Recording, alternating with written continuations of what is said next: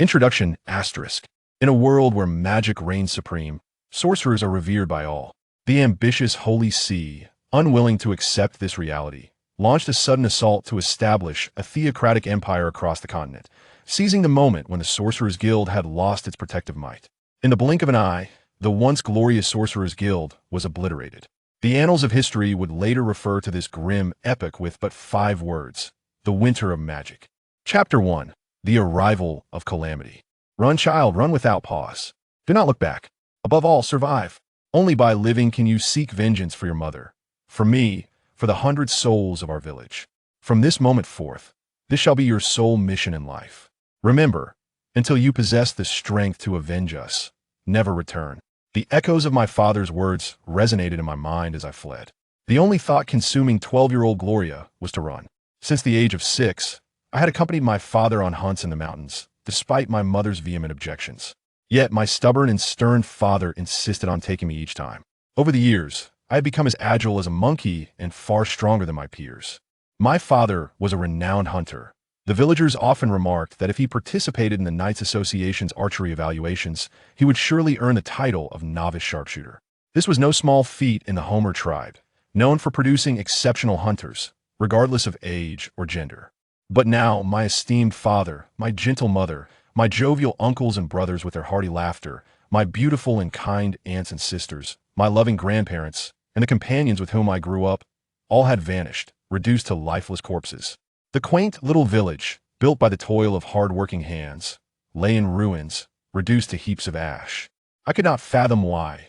Upon returning from a hunt with my father, I witnessed the knights of the Holy Temple, clad in gleaming white armor symbolizing justice and sanctity, collaborating with the black-armored warriors of the Heglou Empire to slaughter the kind-hearted villagers. Yet my father's last words lingered in my ears. I must survive. This unwavering conviction propelled me forward. I lost track of time, whether it was 3 or 2 hourglasses that had passed. I was utterly exhausted, knowing that if I took even one more step, I would collapse from fatigue. At last, the 12-year-old boy succumbed to his weariness and fell to the ground, unconscious. Ah, the succulent roasted meat, the exquisite steamed fish, the sweet wild fruits, the refreshing spring water. Oh, mother, little Gloroni is so hungry. I, alongside my father, hunted a wild boar, and you, my dear mother, could transform the beautiful feathers of splendid mountain chicken into exquisite adornments with your nimble hands. The delectable chicken, seasoned with spices and honey, roasted to a golden hue, would surely fill the village with its enticing aroma, causing the uncles to drool at home, lamenting that their wives could not replicate such culinary delights. Ultimately, it would be my father who carried the wild boar to the village square, roasting it over a bonfire while feasting with uncles, enjoying the songs and dances of the lovely aunts and sisters. What a simple and joyous life it was. Why is my face wet? Is it raining? No, it is tears, my own tears. Why do I weep? Ah, I remember now. All of that is gone, forever lost. I recall my father's words, and I also remember my mission. I am no longer little Gloroni. I am Gloria. I shall survive. With great effort, I opened my eyes. The night had fallen, a perilous sign. In the depths of the forest, various beasts prowled. Not to mention tigers and wolves. Even a wild boar would be beyond my current capabilities. Struggling to move my aching body, I took a few hearty gulps from my water pouch and retrieved the jerky my mother had painstakingly prepared, forcing myself to eat. Thoughts of my mother, pierced by a blade, and my father, who had drawn the attention of the assailants while urging me to flee, brought tears to my eyes. No, I must not cry. I, Gloria Damon, am the son of the illustrious Cheryl Damon and Agnes Kelly. I will survive. I will avenge my father, mother, and all the people of our village. After finishing the jerky and resting for a moment, I felt my strength gradually returning. Suddenly, a cacophony of footsteps echoed from a distance, accompanied by a suffocating stench of blood. Frowning, I thought, who is foolish enough to make such a ruckus in the forest at night, without washing away the scent of blood? Drawing my knife, I bit down on it and stealthily climbed a tree, crouching on a branch to observe the source of the sound.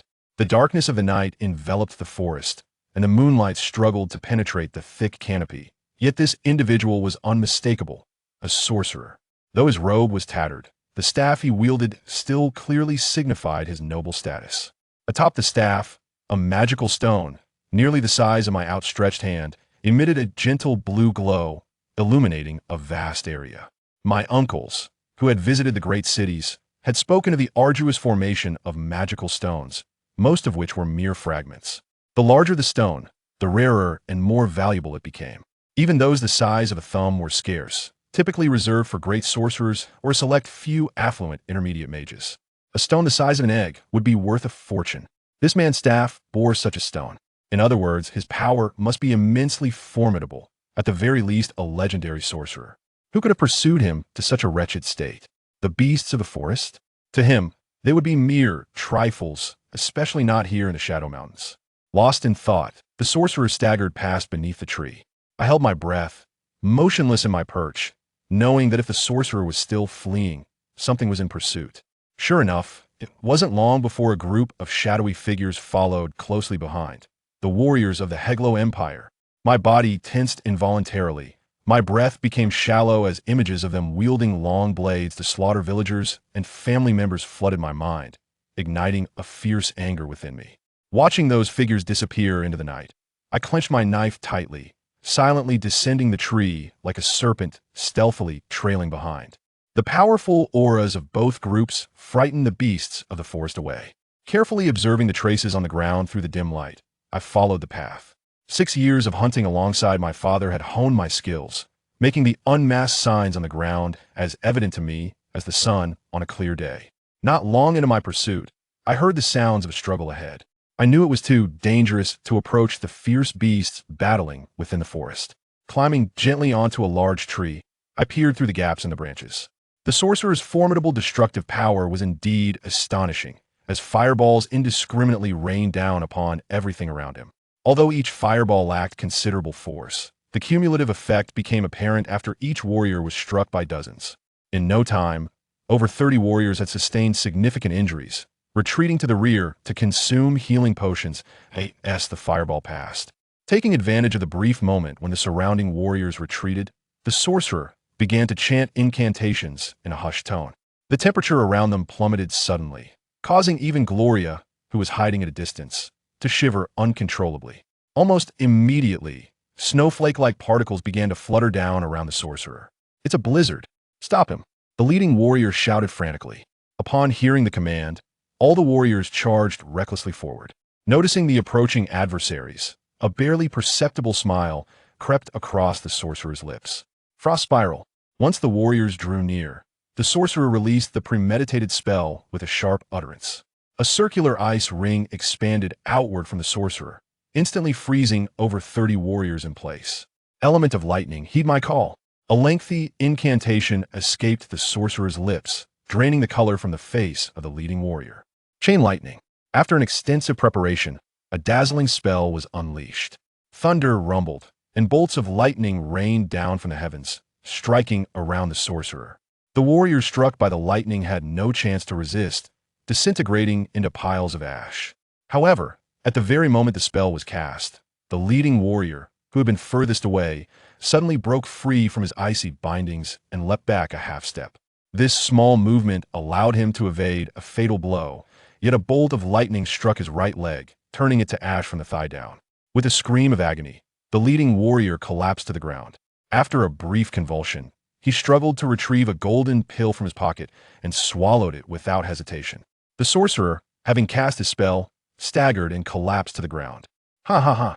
How delightful it is to think that the great Archmage Hendrick might die without ever knowing who betrayed him, the leading warrior said, his face contorted in pain and revenge-fueled excitement as he approached Hendrick. After several attempts, he finally managed to stand, using his sword for support, and slowly moved closer to Hendrick. "This knife is for my leg." He twisted the blade in Hendrick's right arm, relishing the screams. "How exhilarating it must be for you, Archmage, to be at the mercy of someone you once deemed insignificant." Now was the opportune moment for Gloria, hidden in the distance, to act. She gently removed her hunting bow from her back, drawing forth a black arrow crafted by her father, the only silent arrow he had made. This arrow was designed to silently eliminate magical beasts, and after much pleading, her father had finally granted it to her. Drawing the bowstring taut, Gloria concentrated all her mental energy on the arrow, guiding it with her utmost skill. With a gentle release, the arrow flew silently, and she disregarded the retreating scenery, focusing her remaining energy on directing the arrow toward the neck of the leading warrior. That spot was the sole vulnerable point in his armor, exposed only when he looked down. Perhaps he felt assured of victory, or perhaps the sight of his high-standing enemy beneath his heel filled him with joy. Whatever the reason, the leading warrior failed to notice the arrow approaching from behind. The arrow pierced through his neck, emerging just below his throat. Shocked, he clutched his throat, collapsing weakly to the ground. Gloria's vision darkened as she fell from the tree. Time passed, and Gloria slowly regained consciousness. "Child, you are awake," a gentle and kind voice reached her ears. Struggling to open her eyes, she beheld an elderly man with white hair and beard. "Are you the great Archmage Hendrick?" she managed to ask, enduring the pain coursing through her body. Hendrick gently pressed her back down, smiling. "Do not rise, my child. You need rest. I have given you a calming elixir. Your strength will return soon. However, it seems you have exhausted yourself severely. In my laboratory, I could provide you with remedies to hasten your recovery, but for now, you must rely on rest." "Thank you, Archmage," Gloria replied politely. "Thank me? No, it is I who must thank you, for you saved my life. From now on, you need not call me Archmage, just call me Grandfather," Hendrick said, tenderly stroking her head. "Grandfather, Grandfather," Gloria whispered, tears streaming down her cheeks. "What troubles you, my child? Speak to your grandfather," Hendrick urged, noticing her tear-streaked face. Suddenly, Gloria threw herself into Hendrick's arms and sobbed uncontrollably. "They are all gone. My father, my mother, everyone in the village. They were all killed by those black-clad warriors and the church's knights," she cried, her words punctuated by gasps. Understanding the boy's grief, Hendrick stroked his head softly. "It is our fault. Cry, my child, let it all out." After a while, as the weight of sorrow was released, Gloria murmured softly and drifted off to sleep.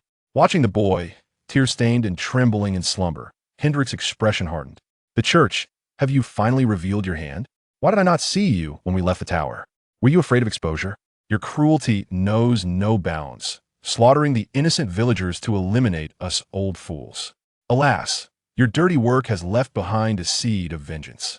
I shall cultivate this seed into a vine, an indomitable vine that will tighten around your throats." With that, Hendrick gently laid the boy on the ground, touched a ring on his finger, and a soft glow enveloped it. A crystal orb materialized in his hand. Had the boy been awake, he would have been astonished to see an incredibly precious space magic ring.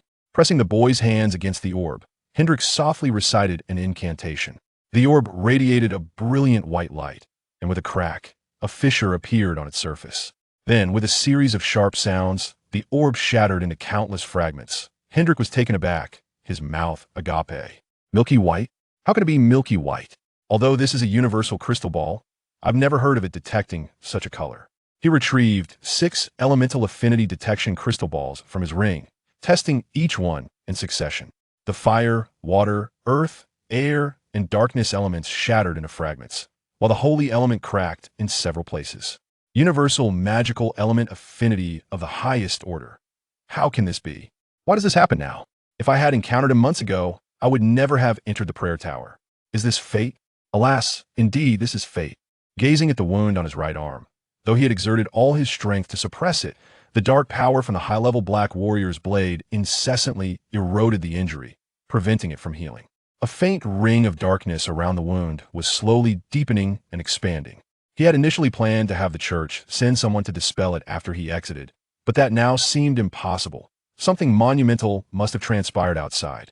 "Since I cannot leave, I shall remain." He glanced at the slumbering Gloria, a gentle smile gracing his lips. Gritting his teeth, he softly intoned a spell, and a blade of fire materialized in his left hand. With a quiet command, "Flame Blade," the fiery blade swiftly sliced through his right arm above the wound, severing it cleanly, while the intense heat immediately cauterized the blood vessels. A muffled groan escaped him as beads of sweat poured forth like a spring, soaking his garments. In an instant, Hendrick appeared considerably aged. After a brief pause, he retrieved a new robe from his ring and donned it. Looking down at the great mage's emblem on the ground, he realized he no longer possessed the power of a grand mage. With a resigned smile, he muttered, "There is no longer a grand mage Hendrick in this world." After hastily setting up a barrier to protect Gloria within, he picked up his discarded clothing and emblem. Hendrick returned to the battlefield from the night before, dressing the lead warrior in the clothes he had changed out of. He then took a moment to arrange the scene, obliterating the lead warrior's corpse with a bolt of lightning, deliberately leaving behind remnants of the clothing to create the illusion of an exhausted mage succumbing to a magical mishap. After a moment's hesitation, he discarded his staff as well. With the emblem and staff present, anyone discovering the scene would be inclined to believe the narrative before them. After meticulously checking to ensure all was in order, Hendrick turned and walked back. As he gazed at the still sleeping Gloria, Hendrick suddenly felt as though he was no longer the venerable leader of the magical guild revered by many. He was now merely a lonely, pitiful old man, devoid of family or children, with even his few remaining friends having departed. Looking at the magical notes left by his friends in the ring, 2 streams of murky tears trailed down his cheeks. Rest assured, my dear friends, your sacrifices will not be in vain. Your glory shall continue to endure. I have found a worthy successor for us, and our dreams and aspirations shall surely come to fruition. As he spoke, Hendrick's gaze grew resolute. Wiping away his tears, he cast a levitation spell to survey the surroundings, only to find dense canopies of trees, making it impossible to ascertain a suitable place for temporary habitation. Perhaps I should wait for this child to awaken and inquire. After all, he was born and raised here and should possess greater knowledge. With that thought, he rubbed his protesting stomach, deciding to first seek sustenance. Hunting proved relatively simple. Hendrick, having concealed his aura, appeared to be nothing more than a frail, elderly man, a sight commonly seen in the mountain villages where hunting was the primary means of sustenance. Soon, a few wolves took interest in him, encircling from various directions. He effortlessly dispatched 2 with fireballs, while the remaining ones fled in terror. Gathering the wolf carcasses into his ring, he considered his still recovering mental fortitude and refrained from casting further spells, slowly making his way back. Along the journey, the out-of-breath elder couldn't help but lament the frailty of a mage's body. From a distance, he spotted Gloria stirring within the barrier. Hendrick quickened his pace to dissolve the barrier, and the boy scampered to hide behind a nearby tree. Before long, he returned after resolving his business. "Grandfather, what happened to your arm?" Gloria asked eagerly, gripping Hendrick's empty sleeve. "Ah, it's nothing. I was injured earlier, and if it couldn't be healed, it had to be severed to prevent greater danger." "Enough of that. Come help your grandfather prepare a meal." "Cooking is not my forte," Hendrick replied, tossing the wolf carcass towards him. Gloria unsheathed a knife, cutting off a piece of the wolf, skinning it before rinsing it with water from his flask. He placed it over the fire to roast. Soon, it turned golden brown. He retrieved a small cloth pouch from his pocket, sprinkling some salt over the wolf leg before cutting a generous chunk and offering it to Hendrick. "Here, have some. The wolf meat isn't particularly palatable, but I'll catch mountain chickens and wild boars for you in the future." Chapter 1, Section 3. A new beginning. Hendrick accepted the meat and took a bite, only to be met with a strong, unpleasant odor. Although he was not particularly finicky about food, having been accustomed to delectable dishes, he could not help but frown slightly. After chewing a few times, he begrudgingly swallowed and turned to the boy, inquiring, "Can you tell your grandfather your name and how old you are?" "My name is Gloria Damon. I am 12 years old. I began learning archery at 4 and started hunting with my father at 6. Grandfather, will you teach me magic? I wish to avenge my father, mother, and the people of our village. My father said this is my only mission. I can endure hardship. If I do not learn well, you can scold or hit me," Gloria replied, gazing intently into the elder's eyes. "Very well, my child. Even if you hadn't asked, I would still teach you. However, before we begin, we must first find a suitable place to settle down. Think of a location that would be appropriate for us to live, one that is not easily discoverable," Hendrick responded, unable to suppress his excitement upon hearing the boy express a desire to learn magic. Gloria pondered for a moment and said, "I remember a deep place in the forest. A couple of years ago, my father and I went hunting, and after 2 days without success, he led me further in. Eventually, we found a large cave with a small, concealed entrance, and there was a spring inside. My father and I spent the night there." As she spoke, Gloria's eyes glistened with unshed tears. Hendrick set down the meat, gently ruffled the boy's hair, and said, "Enough of the tears, my child. Let us go and see this place. We must settle quickly, for I intend to nurture you into the greatest sorcerer, ensuring that those murderers pay dearly for their deeds." With that, the duo packed their belongings and concealed their traces before venturing deeper into the forest. After a day and a half of arduous travel, they arrived at a pool nestled among the mountains. One side of the pool was bordered by a sheer cliff rising nearly 100 meters, with a mountain spring continuously pouring into the water below. Gloria led Hendrick to a moss-covered boulder at the base of the cliff, behind which lay a narrow crevice barely wide enough for a single person to pass through. Carefully navigating the slippery stones, they entered the crevice, which twisted for about 10 meters, its widest point approximately 2 meters, and its narrowest less than 1 meter. They emerged into a vast cavern. Hendrick retrieved a spare wand from his ring and cast a light spell, meticulously examining the cave. The cavern bore evident signs of human alteration, suggesting that it had been excavated and enhanced from its natural state. The ground was remarkably level, and the cave itself had an irregular circular shape, measuring over 300 meters in diameter and standing around 20 meters high. Surrounding the main chamber were several clearly hewn rooms, each furnished with stone beds, tables, and benches. A small underground river flowed through one side of the cavern, and upstream, there was a somewhat larger room that appeared to be used for cooking. Downstream lay a slightly smaller room, laid out clearly for convenience. After a thorough search, Hendrick cast several reconnaissance spells, but found no hidden mechanisms or secret chambers. Nor did he uncover a second exit. He casually retrieved a few magical stones from his spatial magic ring and placed them strategically about the cavern, which soon shimmered with a kaleidoscope of colors. He also set up several barriers at the cave's entrance. Excellent. This place is most suitable. My child, henceforth, we shall reside here. Rest early today, for tomorrow I shall begin teaching you the art of magic, he said to Gloria after arranging everything. The weary boy chose a room at random, lay down fully clothed on the stone bed, and quickly drifted into a deep slumber. At some unknown hour, the cave was enveloped in silence. Fortunately, Gloria had never been one to indulge in late slumber since childhood. After a sufficient rest, she awoke on her own. Rising and performing a simple morning wash, she noticed Hendrick meditating in the room, so she quietly exited the cave. In the surrounding woods, she hunted a few delectable wild chickens and rabbits, and at the pond near the entrance, she caught 2 plump fish, returning to prepare a meal. Once everything was ready, and seeing that Hendrick was still engrossed in his meditation, she dared not disturb him and instead practiced on her own. Following her father's teachings, she completed her physical training, then picked up her bow and arrows. Focusing all her mental energy onto the arrow, she aimed at the faint glimmer of light visible in the winding passageway. With a low command, she released her grip, and the arrow soared forth. The scenery on either side retreated rapidly, as if she were the arrow itself. Under Gloria's full guidance, the arrow narrowly grazed the boulder at the entrance before she continued to direct it, holding on just a little longer. She persevered until the arrow lodged itself into a great tree outside the cave, at which point she finally collapsed in exhaustion. Well done, my child. It is remarkable that you, at such a tender age, can wield such advanced skills.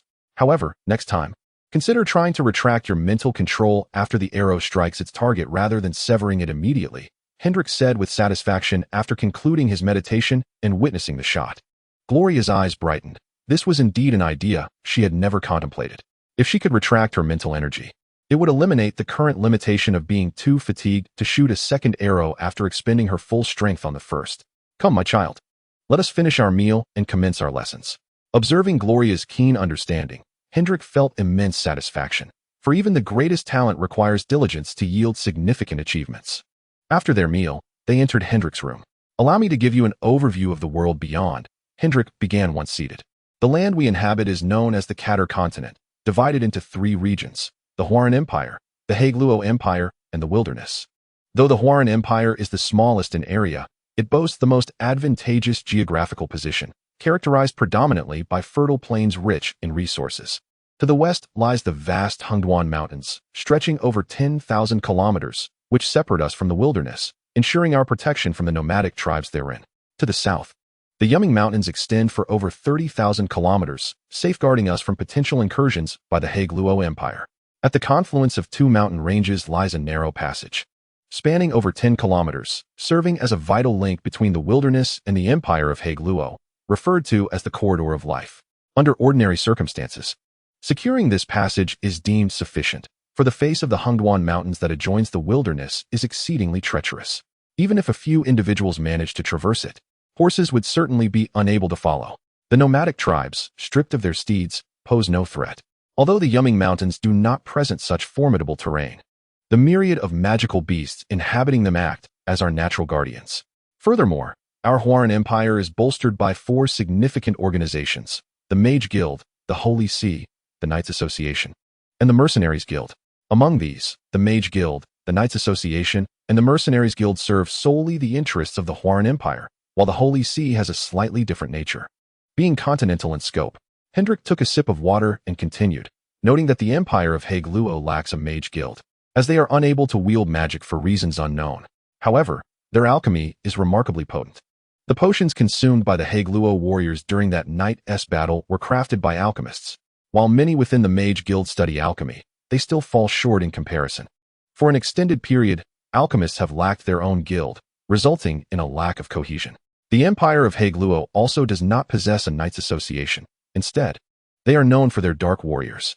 As for the nomadic tribes of the wilderness, they primarily excel in archery and horsemanship, which contributes to the disdain both empires hold towards archers. It is widely believed that only uncivilized peoples resort to the use of bows and arrows, while true civilized individuals engage in honorable combat with swords. However, Father stated that hunting in the forest requires one to preserve their own life while dispatching their prey. Is it not foolish to leap before a bear, brandishing a knife in combat? Gloria scratched her head in inquiry. Your ability to contemplate this brings me solace. Do not allow such foolish notions to bind you. In battle, there exists only life and death. It is the surviving party that possesses the right to discuss right and wrong, and only by living can you avenge your family, Hendrick replied, gently patting Gloria's head. Before we commence formal lessons, I must impart some foundational knowledge of magic. First and foremost, the formidable power of magic does not stem from the mage themselves, as one might presume. Rather, a mage merely gathers the magical elements of the world and arranges them according to the requirements of various spells for casting. The disparity in strength among mages relates to their affinity for magical elements and the strength of their mental prowess. The higher one's affinity for magical elements, the easier and more abundant the manipulation of these elements becomes. As one's affinity and proficiency in magic increase, one may eventually discover that incantations are no longer necessary for casting lower-level spells. Conversely, the greater one's mental strength, the higher the level of magic one can cast, and the more frequent the casting becomes. Therefore, the affinity for magical elements is fundamental and crucial in becoming a mage. While an ordinary individual may perceive magical elements through prolonged practice, significant achievement remains unattainable. Do you comprehend my explanation? Upon seeing Gloria nod, Hendrick continued to elaborate on the manipulation of magical elements, asserting that no individual could fully command all magical elements. He glanced at Gloria and noted that under normal circumstances, it is indeed improbable for an ordinary person to harness all magical elements completely. Generally speaking, if one is attuned to the fire element, the water element will tend to repel them. Similarly, if one is in harmony with the air element, the earth element will correspondingly resist them, and vice versa. However, this does not imply that a practitioner skilled in fire magic is entirely incapable of utilizing water magic. Once a mage attains a certain level of proficiency, they may wield spells from different schools, albeit at a greater cost of mental energy and with significantly reduced efficacy. Thus, under typical circumstances, they resort to employing some basic spells to facilitate their daily lives and research. For instance, a water mage might occasionally conjure a fireball to ignite a flame. Moreover, the distribution of magical elements is not uniformly balanced across different regions. In deserts, for example, water elementals are exceedingly scarce, while fire elementals are similarly rare in oceans. Chapter 1, Section 4.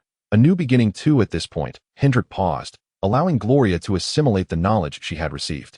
What, then, is the process of casting magic? It begins with the incantation of a spell.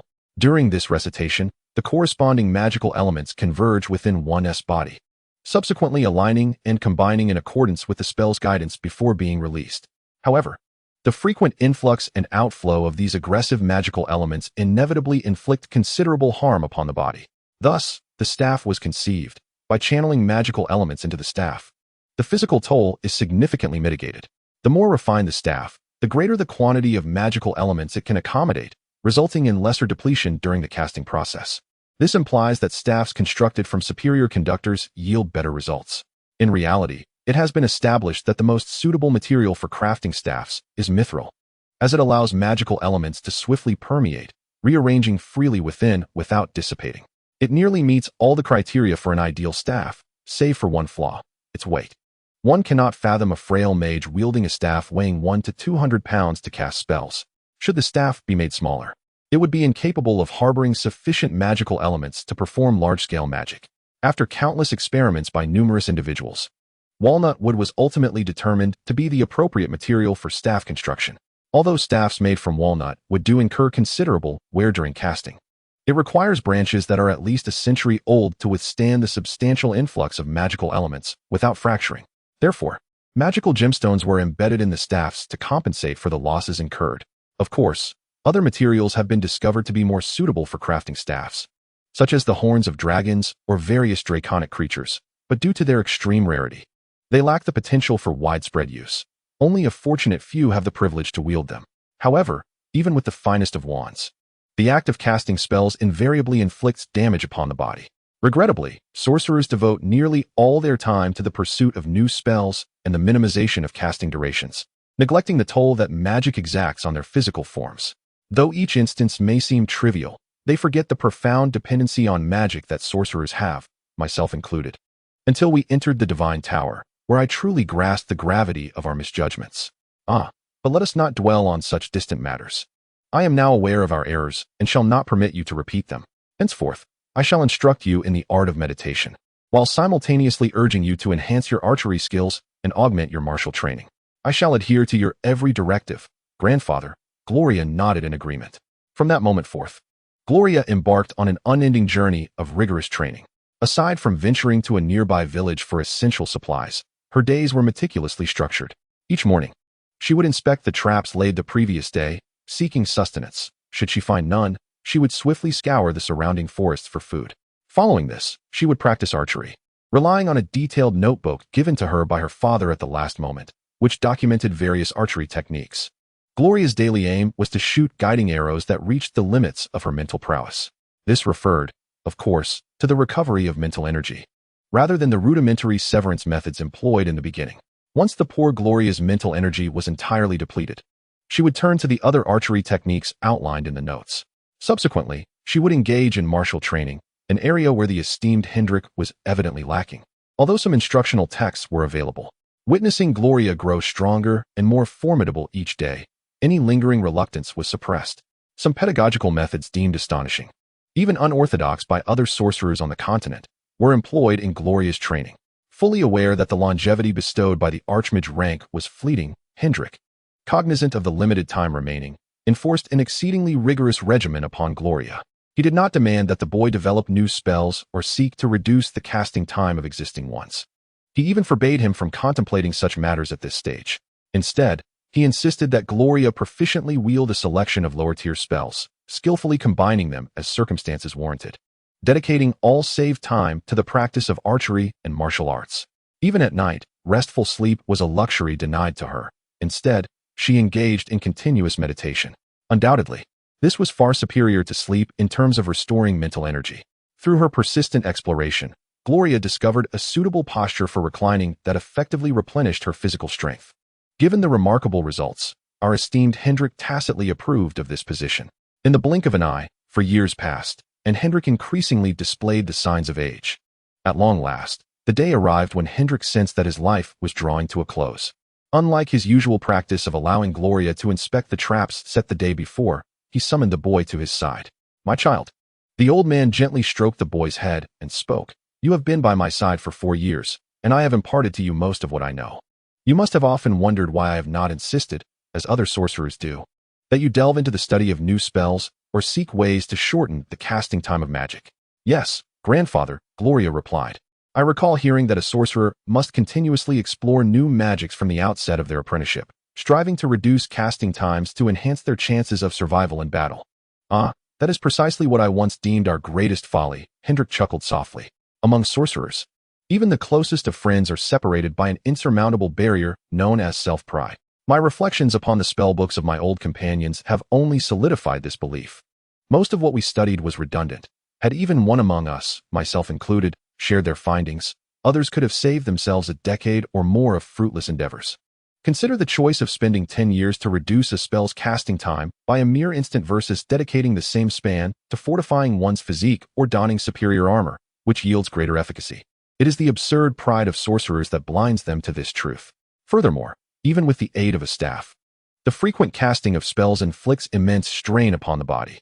Without reinforcing physical training, one cannot wield more potent magics, for the body simply cannot endure it. Moreover, Upon reaching higher echelons, a sorcerer devoid of a robust constitution will be exceedingly vulnerable.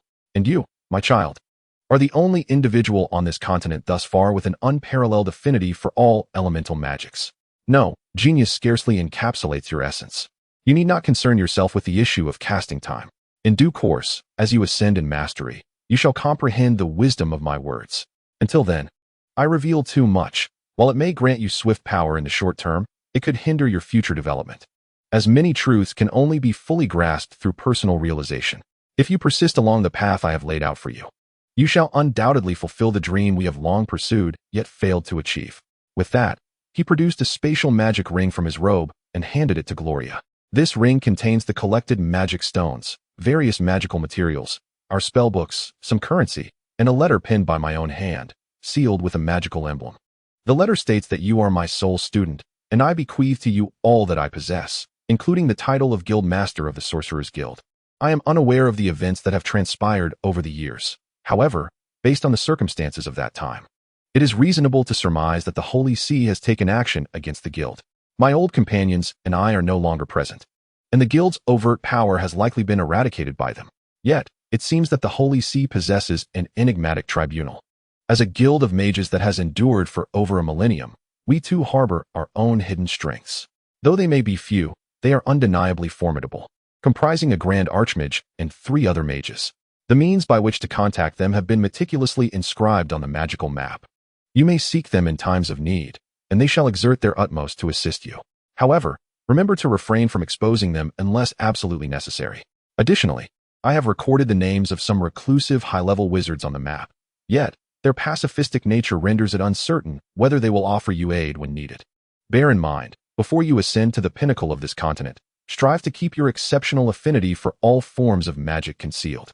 Protect yourself. It is advisable to present yourself merely as a dual practitioner of martial and magical arts, and refrain from revealing your archery skills to anyone. The world's disdain for archery may prove to be your greatest asset in seeking vengeance. With your strength, if you dedicate a few more years to rigorous training and acquire suitable weaponry, even during my prime, I and the Pope would find it challenging to preserve our lives against your ambushes. Now, my child, I have imparted all that I can. Go forth and brace yourself for the trials that lie ahead. Without enduring hardship, one can never evolve into a formidable force. Nor can one seek retribution for your parents and the villagers. Always remember the words your father imparted to you. Chapter 1. Section 5. Embarking on a journey. Gloria stood in a daze, momentarily perplexed by Hendrick's words. Grandfather, are you bidding me farewell? Indeed, my child. Take this ring. I have erased my spiritual imprint. You need only add yours. Go forth. There is little more I can teach you. The path ahead relies solely on you. My life is nearing its end, but do not mourn, my child. There are many ways to prolong life on this continent. Soon you shall discover them. I will seal myself away here, awaiting your return once you have found the means to extend life, so that I may be awakened once more. Go now, my child. With that, Hendrick pressed the ring into Gloria's hand, waved her away, and collapsed the entrance with a burst of flames, sealing it shut and erecting several barriers. Finally, he cast a sealing spell upon himself. Persevere, my child. I await the day of your transformation. In the final moments before consciousness faded, Hendrick silently bestowed his blessings.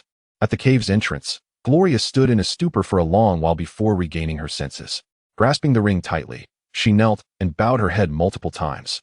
Grandfather, rest assured, I will swiftly discover the means to prolong life and will not allow you to remain here alone for long. With those words, she secured the ring around her neck with a sturdy cord and turned to venture into the forest beyond.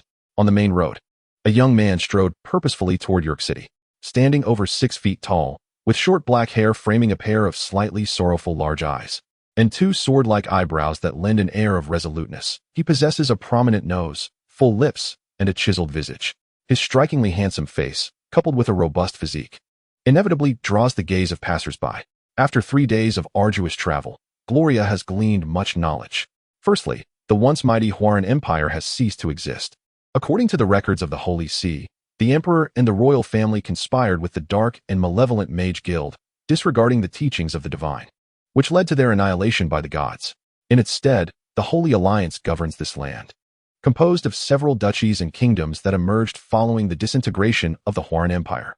The calendar, which had been in use for nearly a millennium, has been replaced by the Sacred Era, marking today as the 9th day of the 4th month in the 3rd year of the Sacred Era.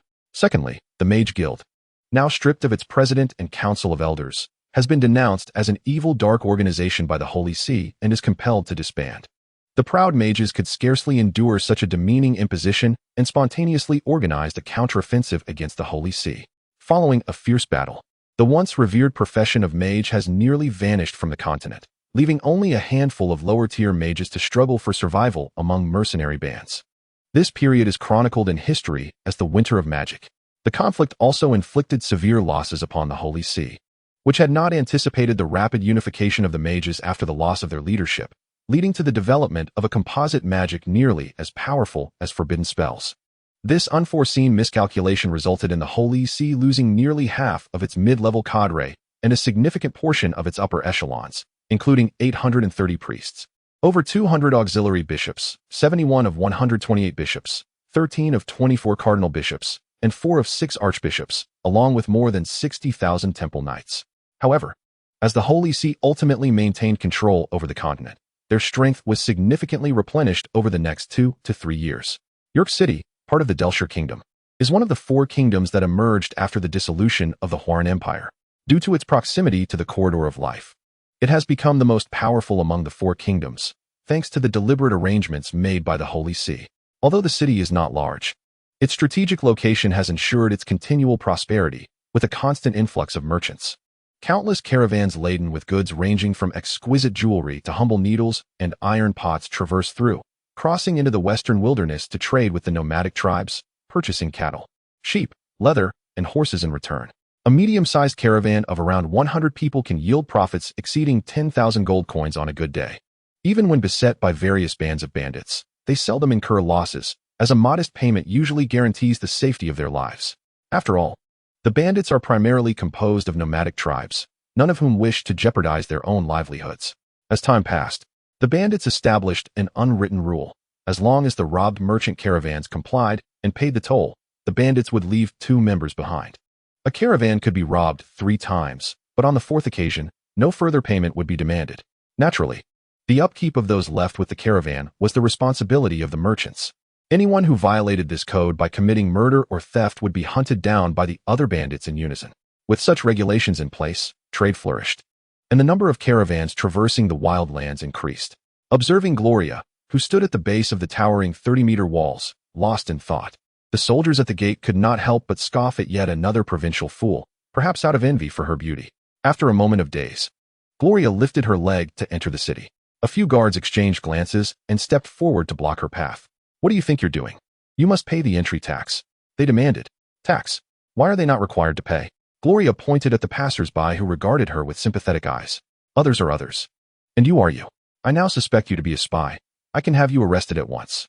The soldiers, irritated by her lack of deference, grew more agitated.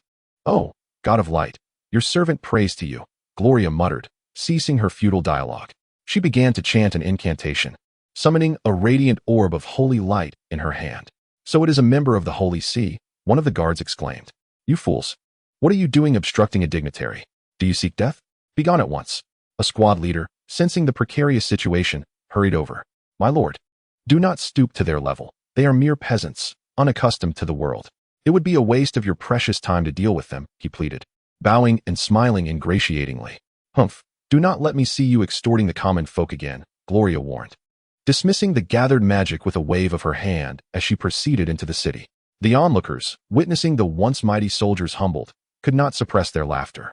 Strolling further, Gloria found the city bustling with life, the streets teeming with pedestrians, and the air filled with the sounds of vendors hawking their wares. Freight wagons continuously navigated through the city, and even the laborers carrying goods wore smiles of satisfaction. The streets were lined with various shops, showcasing an array of enticing products that attracted eager customers, culminating in a gratifying exchange of haggling. In the distance, a grand white building silently proclaimed the presence of the Holy See. After a brief hesitation, Gloria made her way towards the temple. "I have come to participate in the clergy's rank assessment. May I request your guidance?" She calmly addressed the armed guard at the entrance. The guard scrutinized her before responding. "Follow me." He led Gloria inside, guiding her past the prayer hall to the administrative area. "Wait here. I will fetch the priest," the guard instructed. Moments later, he returned, accompanied by a portly priest in his 50s, clad in white vestments and wearing a ceremonial crown. "This is the candidate for the rank assessment, my lord," the guard announced, pointing at Gloria. "Very well, my child. You may go about your duties. I shall take care of this," the priest said with a smile, dismissing the guard. "Come with me, child. You seem quite young. Have you participated in a rank evaluation before?" The priest beckoned to Gloria. "Not yet, esteemed priest. I am only 16 years old," Gloria replied, trailing behind the priest. "Ah, 16, such tender youth. When I was your age, I was merely an acolyte. How the decades have swiftly passed. I must first inform you of the assessment regulations. Non-clerics wishing to participate in the evaluation must pay a fee of 5 gold coins, which is non-refundable regardless of the outcome. This measure is to prevent frivolous requests for participation in the assessment. Should you meet the minimum standards for clerical status, you will have 2 options. One is to become a resident cleric, serving in the Sacred Hall, which offers a stable monthly stipend, along with favorable conditions and opportunities for learning. This is the choice of the vast majority of clerics. Alternatively, you may opt to become a traveling preacher, journeying across the continent to spread the divine light to remote areas. This path is considerably more arduous and lacks the benefits of a conducive learning environment. Yet the Holy See offers a higher salary for such endeavors. That is the general outline. Are you certain you wish to proceed with the assessment, child?" As they spoke, they arrived at an expansive courtyard, surrounded by an array of swords and weapons. "Yes, esteemed priest, I am certain." Gloria retrieved 5 gold coins from her pocket and handed them over. Accepting the coins, the priest produced a crystal orb and instructed, "Place your hands upon it, child." Once Gloria complied, the priest softly chanted an incantation. In an instant, the crystal orb erupted with a blinding white light, shattering with a resounding crack. Supreme, supreme, supreme, supreme. Extraordinary affinity for the sacred magical elements. The priest stared in astonishment, momentarily speechless. "Child, unleash the most powerful spell you have mastered." "Oh my God! Your servant requests your aid," she murmured as she cast the spell. With a forceful exclamation, a sphere of light shot from her hand, obliterating a target several meters away. Gloria had intentionally cast a spell of slightly lesser caliber. Very impressive. At 16, with extraordinary affinity for magical elements and the ability to wield offensive sacred magic. "It won't be long before I must address you as my lady. Ha ha ha. My child, pray tell, what is your name, and from whom did you learn magic?" The priest inquired with great warmth. "I am Gloria Damon. I do not know my teacher's name. I only know he is a hermit. When I was 6, my parents and I were ambushed by robbers. They took my parents' lives, and just as they were about to take mine, my teacher saved me. I have followed him ever since, until recently when he told me that his life was nearing its end and urged me to come to the Holy See for the evaluation, to become a cleric who spreads the divine light to the world. He has gone in search of the final meaning of life." As thoughts of her grandfather surfaced, Gloria's eyes began to glisten with tears.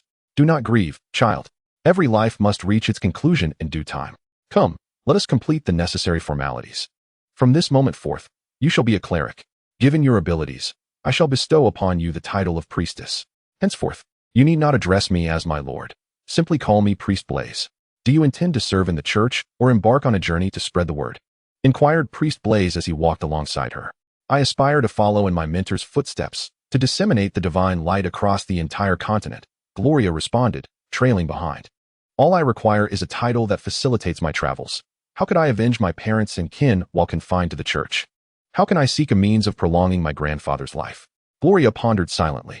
Turning with a beaming smile, Priest Blaze remarked, "That is a magnificent decision. I believe your mentor will take great pride in your choice." "You old fox, are you concerned I might usurp your position?" Gloria mused. "You flatter me." "This is merely what a cleric ought to do," she replied, and they exchanged pleasantries before swiftly completing the necessary formalities. Gloria received a white robe, a staff devoid of magical stones, and a preaching badge inscribed with a spiritual emblem. She was informed that with this badge, she could claim a monthly stipend of 150 gold coins from any church, a considerable sum, especially when one considers that a city guard earns merely 3 coins a month, and 2 coins in York City can sustain a family of 3 comfortably. With these items in hand, Gloria departed the church accompanied by Priest Blaze. The guard at the entrance silently rejoiced at having refrained from any disrespectful remarks upon seeing Gloria donned in her clerical robe. After a leisurely stroll, Gloria settled into a seemingly respectable inn, where the proprietor graciously assigned her the finest room, complimenting it with a sumptuous dinner. Post repast, Gloria cast a simple barrier and removed the ring from around her neck, having not scrutinized its contents meticulously in recent days. The ring was filled to the brim. Among the treasures was a handwritten letter from Hendrick, sealed with a magical emblem. Additionally, there were 6 tomes of magical notes, the most valuable of items, representing the lifelong research of 6 archmages, albeit with significant redundancy. A few staffs adorned with colossal magical stones, and a collection of various elemental magical stones, each worth several thousand coins. There were also numerous herbs, whose uses she did not recognize, along with peculiar metals, and several hundred coins. Lastly, there was a magical map crafted by Hendrick, which, when unfurled, revealed dozens of luminous points of varying sizes, the largest likely corresponding to the Archmage Hendrick had mentioned. After tidying up her possessions, Gloria left one book of magical notes on the bed, perusing it. This particular tome belonged to a fire mage, detailing the meticulous research process of each spell. A wry smile crossed her face as she shook her head, just as her grandfather had said. Mages squandered too much time on redundant tasks. Had they shared their findings from the outset, the realm of magic would have undoubtedly reached unparalleled heights. Aside from alchemy, most of the knowledge within the tome had already been imparted to her by Hendrick, and alas, she lacked the means to study alchemy at present. Gathering her notes, Gloria closed her eyes and began to meditate. Gradually, she entered a wondrous realm of the spirit, where vibrant magical elements danced joyfully around her like sprites. She commanded them with effortless grace, arranging and moving them in accordance with her imagination, and began to experiment with the fusion and mingling of different elements. Suddenly, a flash of insight illuminated her mind.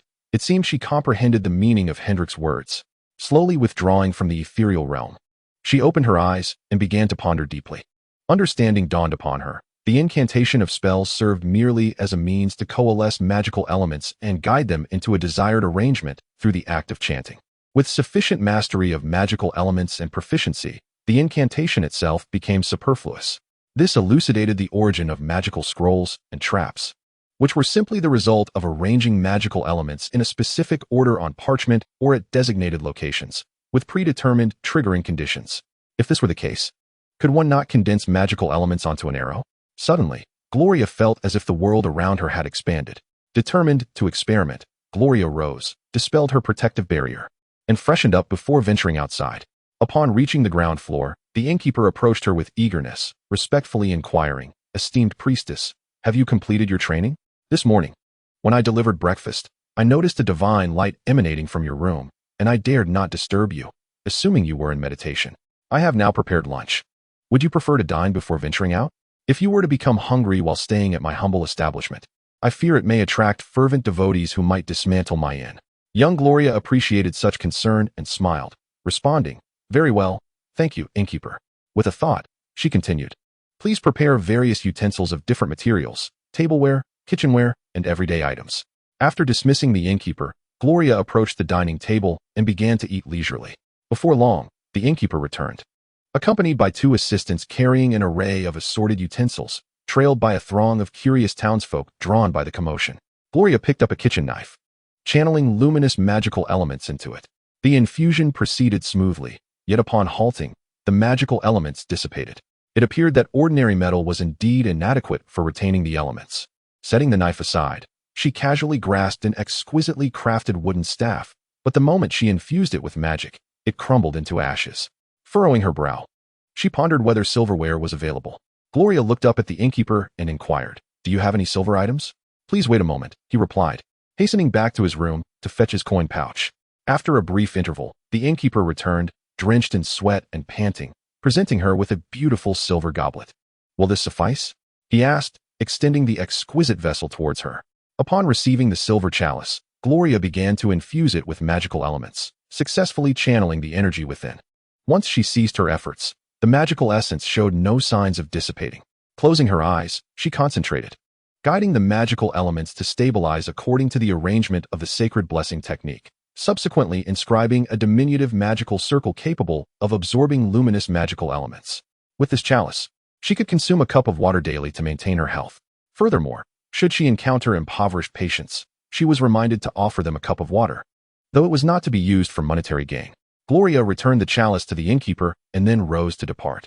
The innkeeper, trembling with excitement while cradling the chalice, was taken aback by how this seemingly casual experiment had transformed the latter part of his life. Henceforth, While he continually aided the destitute, his business flourished remarkably. As Gloria meandered outside, her attention was captured by a towering edifice, the Mercenary Guild. Although she appeared somewhat naïve, staring blankly at the sign, the two guards stationed at the entrance did not dare to show any disrespect towards the young priestess clad in ceremonial robes. They were certain she was a student of some esteemed figure from the Holy See, embarking on a journey of exploration. The guards speculated silently as they observed Gloria stepping into the grand hall. The hall bustled with activity, despite the merchants traversing the wilderness being unconcerned about marauders. It was indeed prudent to temporarily hire mercenaries to fend off beast attacks. The roaming wolf packs and the occasional magical beasts emerging from the Shadow Mountains posed significant threats to the caravans. Directly opposite the entrance, a colossal bulletin board was densely filled with an array of tasks. Although many individuals crowded before the board, the presence of the young priestess in white robes prompted the throng to part and grant her a narrow passage. The tasks listed on the board were varied, with escort missions being the most prevalent. Each task detailed its duration, route, required number and rank of mercenaries, and the corresponding reward. Chapter 1. Section 7. Magical Scrolls. After perusing the tasks for a while, Gloria found them to be of little interest.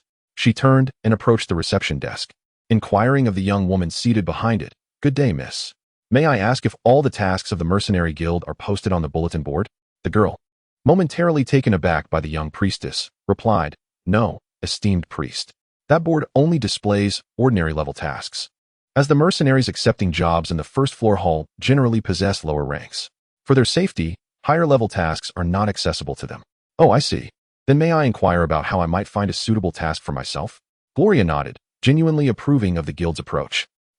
You wish to become a mercenary, esteemed priest?" the girl asked, astonished. Gloria smiled and replied, "Indeed, is that not permissible? I recall the Holy See does not prohibit priestly figures from taking on mercenary roles." "Surely not. That is certainly not the case," the girl said, her tone tense. "Individuals of your standing typically do not consider the mercenary profession. After all, you are unlikely to be in want of money, wouldn't you agree?" Gloria smiled and remarked, "I am not particularly in need of money. My mentor encouraged me to venture out and gain experience. I believe it would be quite an enjoyable endeavor to roam the roads as a mercenary alongside some companions." "Oh, I see," the young girl responded, her expression brightening with understanding. "To accept tasks, you must first join the Mercenary Guild. Based on your professional rank, you will be assigned a corresponding mercenary level, allowing you to undertake tasks that match your level. There are no restrictions on accepting tasks below your mercenary rank. For instance, if you are a level 5 mercenary, you may freely accept tasks of level 5 or lower, provided the employer seeks a mercenary of your caliber or if you are willing to lower your compensation. However, the guild does not recommend this approach, as it would be unfair to lower-ranked mercenaries. As for tasks above your mercenary level, they cannot be undertaken solo. You must form a team with other high-ranking mercenaries to proceed. If you lack familiar partners, the guild will assist you in finding a suitable team at no cost. Once you have completed a sufficient number of tasks or your professional rank increases, your mercenary level will also rise. If you are certain about joining the Mercenary Guild, you may register here. Given your status, I believe the branch president will make an exception and directly grant you the title of level 5 mercenary."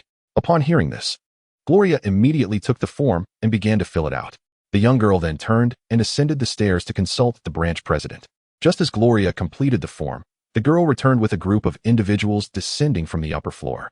She approached the robust, middle-aged man clad in ornate armor, addressing him as the branch president. "This is the esteemed priest who wishes to join our mercenary guild." Turning to Gloria, she added, "Esteemed priest, this is President Dolores of the York City branch of our mercenary guild." Dolores extended his hand to Gloria, welcoming her with warmth. "Welcome to our family, young priest. Regardless of your reasons for joining, we are now united. Based on your strength and profession, I hereby bestow upon you the title of level 5 mercenary. I will promptly forward your information to the headquarters, and soon you will be able to accept tasks across any branch on the continent." Gloria politely shook his hand and smiled. "I apologize for any inconvenience caused, President. While my primary goal in joining the guild is for training, I will do my utmost to assist whenever needed." "With your words, I am reassured. Please do not hesitate to express any requests," Dolores replied with a hearty laugh, embodying the characteristic boldness of a warrior. Gloria, inspired by his openness, suggested, "Since you mentioned that, I happen to have a matter where I could use your assistance. Would you be available to discuss it in a more private setting?" "Certainly. Let us retreat to my room upstairs to converse. I shall also prepare your mercenary badge." My dear priest Gloria, Dolores replied, glancing at the registration form. With that, the two ascended the stairs, while the others tactfully remained in the hall. Upon entering the room, Dolores casually closed the door behind her. The two sat at the table, gazing at Gloria. Dolores began, since it's just the two of us here, I shall dispense with formalities. Speak, my brother, what do you require? Pouring herself a cup of tea, Gloria took a sip before responding, indeed. I am in need of a quiet and secluded place, a considerable amount of parchment, and 2 or 3 dexterous individuals who are tight-lipped. After a moment of contemplation, Dolores inquired, are you able to directly disclose your intentions to me? To be candid, what you seek is rather straightforward. Not only can someone of your stature acquire it within the Holy See, but even an ordinary person could procure it with a bit of expenditure. I wish to create some magical scrolls, Gloria explained. As you are aware, our priests possess limited offensive magic, and our healing spells require considerable time to cast, making us vulnerable to harm during battles. Hence, I need to prepare some scrolls in advance for ease of use in combat. However, due to certain peculiar circumstances, I cannot allow my teacher or the Holy See to know that I am utilizing scrolls externally. Of course, I shall not burden the guild without recompense. I intend to donate a portion of the scrolls I create to the guild, but the guild leader must assist me in maintaining discretion, Gloria added with a chuckle. You mean to say you can create magical scrolls, and are willing to give some to the guild? Dolores exclaimed, taken aback. Yes, you have heard correctly. My mentor has taught me the art of scroll creation, but I require some time and materials to conduct my experiments. As long as you provide the necessary space, materials, and assistance, I can offer a portion of the scrolls to the guild. Nodding, Gloria affirmed, I understand. However, Dolores quickly interjected, No. Don't consider it a gift. We shall purchase them, whatever the cost. To be frank, you may not realize the significance of magical scrolls to us. Whether for healing, support, or offense, they can save the lives of many during critical moments. When the Mage Guild was operational, we could occasionally exchange magical materials with high-ranking mages. Since the dissolution of the Mage Guild, our access to magical scrolls has been utterly severed. Had we possessed a few scrolls last month, my old comrades would not have suffered such grievous fates on their mission. Dolores's expression turned somber. I understand that magical scrolls are quite convenient, but perhaps they are not as formidable as you suggest, Gloria replied, astonished. Dolores shook her head with a smile. That is merely the perspective of you priests. Have you considered that danger is an inevitable aspect of undertaking missions? If we had healing scrolls, we could swiftly mend the injuries of our key personnel, allowing them to rejoin the fray. Often, the difference of a little more or a little less power can determine the fate of the entire team. With support scrolls, we could enhance our offensive capabilities, and agility boosts could reduce our chances of injury. As for offensive scrolls, the majority of mercenaries are melee fighters, and skilled archers are a rare breed. Ordinary archers find their attacks utterly ineffective against formidable foes such as high-level magical beasts. In the present era, devoid of formidable weaponry and advanced martial skills, archers are generally relegated to combating mere bandits and beasts. Upon hearing this, Gloria could not help but lament the plight of a profession that was once deemed immensely powerful. Initially, high-level archers posed a significant threat to frail sorcerers and clergy, resulting in suppression by the Mage Guild and the Holy See. Subsequently, the so-called chivalric spirit led to their ostracization by martial practitioners. Consequently, apart from hunters, the military seldom allocated archers, and crossbows were regarded as weapons employed only by the most despicable of individuals, shunned even by hunters themselves. No craftsmen were willing to invest considerable effort in crafting superior bows and arrows, leading to the widespread loss of ancient archery techniques that few chose to study. Yet, Gloria secretly rejoiced in her possession of a relatively advanced archery skill. After offering some solace to Dolores, Gloria proceeded to the room prepared for him to commence her preparations. Meanwhile, Dolores swiftly arranged for the procurement of a substantial quantity of parchment.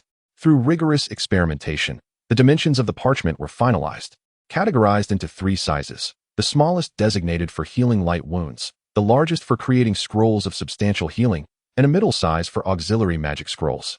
2 assistants meticulously cut the parchment according to specifications, which was then entrusted to Gloria for the infusion of magical elements. After an afternoon and a night of diligent research, the magic scrolls, later known as civilian scrolls, were born. They eschewed the use of rare century-old walnut wood for storing magical elements or the costly powdered magical stones for delineating symbols. Instead, they simply utilized 2 layers of parchment, infusing the magical elements between them, sealing the edges securely, and finally rolling them up, tied with a slender string. Remarkably, The entire cost of these magical scrolls was less than a single silver coin. Yet their efficacy was indistinguishable from the opulent scrolls that once commanded hundreds or even thousands of gold coins. Furthermore, they were simpler to use, with healing and enhancement scrolls requiring only the untying of the string and tearing of the parchment. Gloria, however, decided against creating attack magic scrolls, as it was noted that clergy were particularly inept at wielding offensive magic. After 4 days of relentless crafting, Gloria had completed over 400 scrolls, ultimately succumbing to exhaustion and collapsing into a deep slumber, the first restful sleep she had experienced since embarking on her formal training with Hendrick. Chapter 1. Section 8. New Companions Upon Awakening. Gloria felt a significant enhancement in her mental acuity and her proficiency in manipulating magical elements. After refreshing herself, she beheld the ecstatic Dolores, whose eyes sparkled with enthusiasm as he guarded a pile of scrolls, stirring a pang of bittersweet emotion within her. What she had effortlessly created bore a significance to others akin to the essence of life itself. Had such rudimentary magical scrolls truly eluded the grasp of previous sorcerers? Certainly not. For any mage of a higher echelon, with their intellect and capability, this feat was undoubtedly achievable. Yet, in their pursuit of maintaining the mystique of magic and the nobility of scrolls, they chose to stand idly by as others perished. The downfall of the Mage Guild may well serve as an opportunity, a chance to make magic accessible to all. At present, the only obstacle hindering this realization is the Holy See. Indeed, the Holy See now presents yet another compelling reason for its overthrow. These scrolls should suffice for the guild's temporary needs. I will take just a few for emergencies.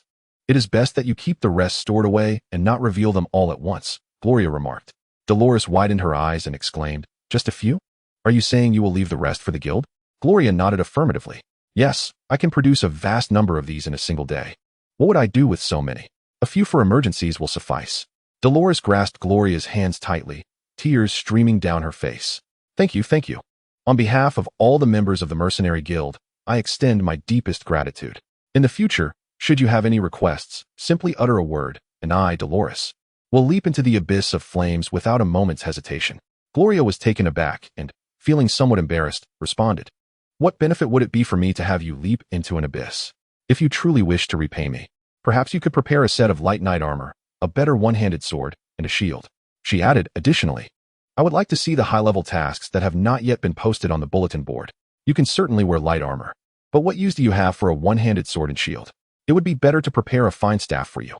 Besides, why do you need to undertake tasks? Do you require money? If so, do let me know. Our mercenary guild may not be wealthy, but we do have some funds." Dolores inquired with a look of surprise. Gloria waved her hands, saying, No. I am not in need of money, and I already possess a staff. What you prepare may not even match mine. I am proficient in both magic and combat. I can wield a one-handed sword quite well. My purpose in venturing out is primarily for training and the search for ancient relics. Dolores suddenly realized, right. You mentioned that from the very beginning. If you seek training and ancient relics, there is only one suitable location, the Nether Mountain Range. It is said to be the battleground of the Divine Demon War a millennium ago. Originally, there were no magical beasts in the Nether Mountain Range, but following the war, the residual magical energy transformed the beasts into magical creatures over time. However, it is exceedingly perilous. When the Mage Guild was still operational, we frequently organized elite mercenary teams to hunt magical beasts for their cores or to seek magical stones in exchange for scrolls. If you truly wish to go, I can petition the main guild to issue a task in the guild's name to gather some elite mercenaries for safety. Gloria contemplated and responded, "While that would certainly enhance safety, traveling with strangers could also pose many inconveniences. I hope to find some unique items. In that case, I will consult a few old companions and see if I can procure suitable armor and weaponry for you. Feel free to explore at your leisure." With that, Dolores turned and dashed out. Watching her retreating figure, Gloria was reminded of the cheerful laughter of the uncles back in her village. After calming her mind, Gloria returned to her chamber, erected a barrier, and began her meditation anew. Drawing from her previous experience, she quickly re-entered that mental realm. She commenced her explorations, experimenting with various combinations of magical elements. Through her trials, Gloria discovered an intriguing fusion. When one part of fire element was combined with one part of water element, it transformed into one part of air element.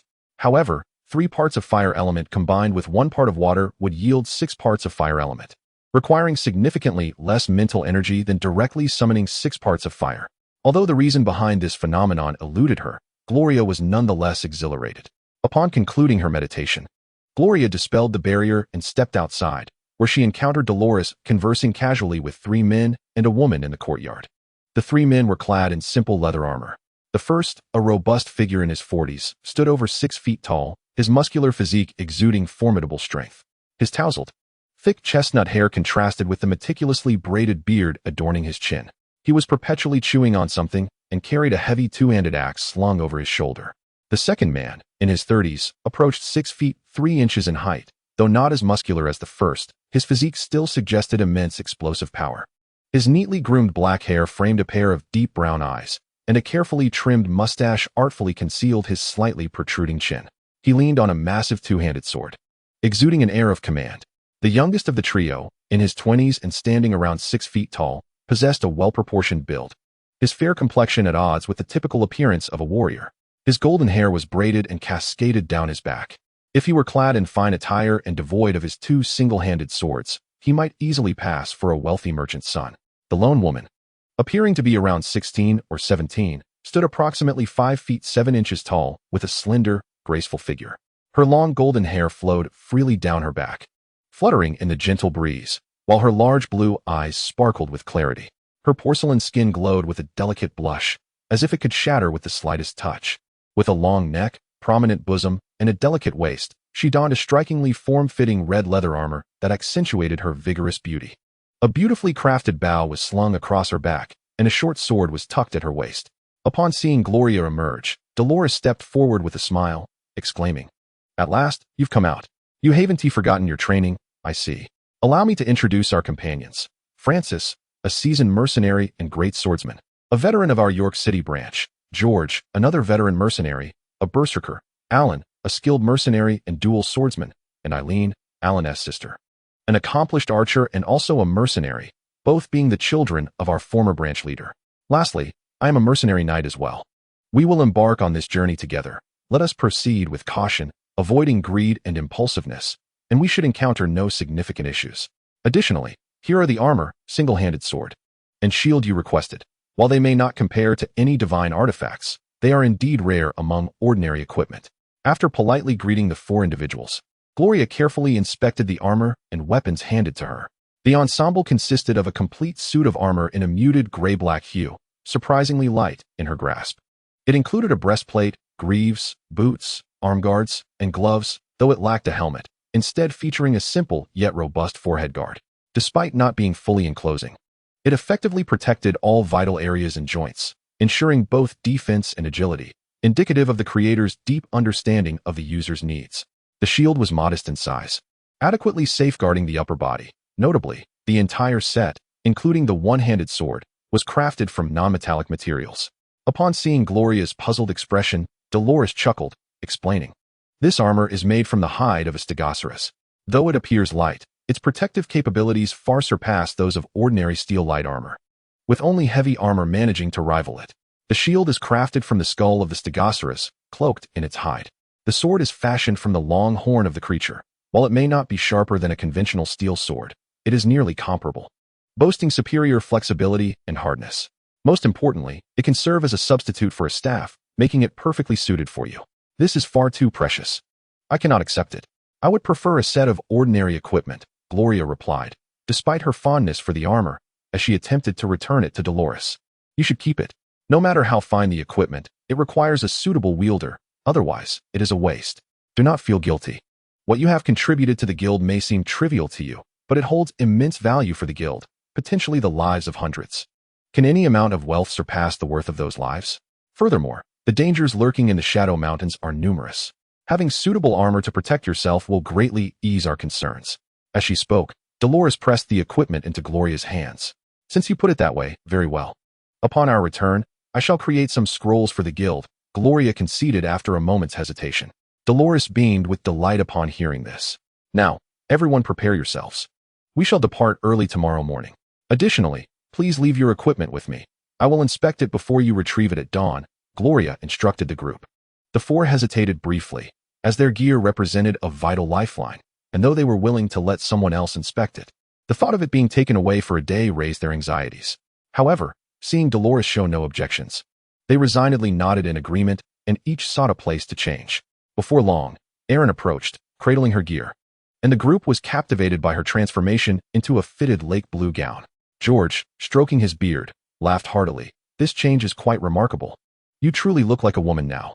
In response, Erin shot him a glare and playfully waved her fist, though the gesture lacked the ferocity to be intimidating, inciting laughter among the group. All right, enough teasing my sister. I've never seen her in a dress at home. She must have borrowed this from that girl up front on short notice. Let us quickly set our things down and head out for a drink, Alan interjected, sensing his sister's frustration and swiftly attempting to diffuse the situation. A few individuals set aside their gear, laughing as they made their way outside. Erin cast a fierce glare at Gloria before turning to follow her brother. With a resigned smile, Gloria called for some food, casually nibbling before she began contemplating how to imbue their equipment with magic. After toiling until midnight, exhausted, Gloria finally concluded her work, stretching slightly before settling down to meditate. Chapter 1, Section 9. The Abyssal Mountains. The following morning, as dawn gently broke, Gloria finished her meditation, rising invigorated to freshen up. Upon opening the door, she discovered 5 individuals waiting anxiously outside.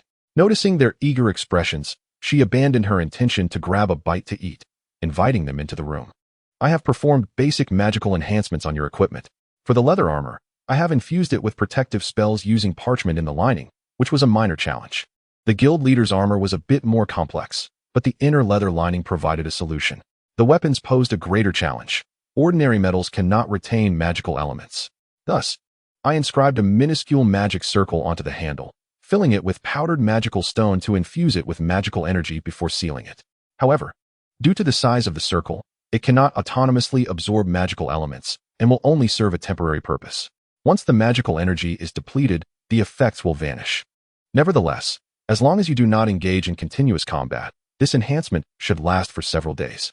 The enhancements focus on strengthening your power. It would be ideal if you possessed weapons containing silver or even mithril. We shall see in the future. As for Miss Erin's bow, the enhancement was considerably simpler. I bestowed upon it a permanent wind magic circle, allowing the arrows to fly farther, more accurately, and with greater force. One point I must clarify is that, due to my current limited magical capabilities, while the protective spells are permanent, they only offer a certain degree of protection. Should the limits be surpassed, the magic circle will collapse. Hence, I urge you to consider these enhancements as supplementary measures rather than relying on them entirely, Gloria explained, gesturing towards their equipment. Upon hearing this, the group erupted in joyous excitement, seizing their gear and rushing outside to find a place to change. Meanwhile, Gloria donned her own equipment, fastening the badge of a level mercenary on her left chest and stowing her priestly robe within the ring at her breast. Once attired, they reconvened, gazing at Gloria with newfound admiration. Clad in her gray-black armor, she exuded a striking presence. The years of training in martial arts and archery had sculpted her physique, which remained somewhat obscured beneath the voluminous priestly robe. However, in the armor, her towering height of 6 feet, complemented by her sun-kissed skin, compelled even the typically indifferent Erin to steal glances at her. When Gloria smiled and nodded in her direction, a blush graced Erin's fair cheeks. Witnessing this scene, George chuckled, stroking his beard, and was about to speak when he was met with a fierce glare from Erin, prompting him to swallow his words. In the courtyard, everyone tested their weapons, expressing satisfaction with the enhancements, though the effects were not starkly evident.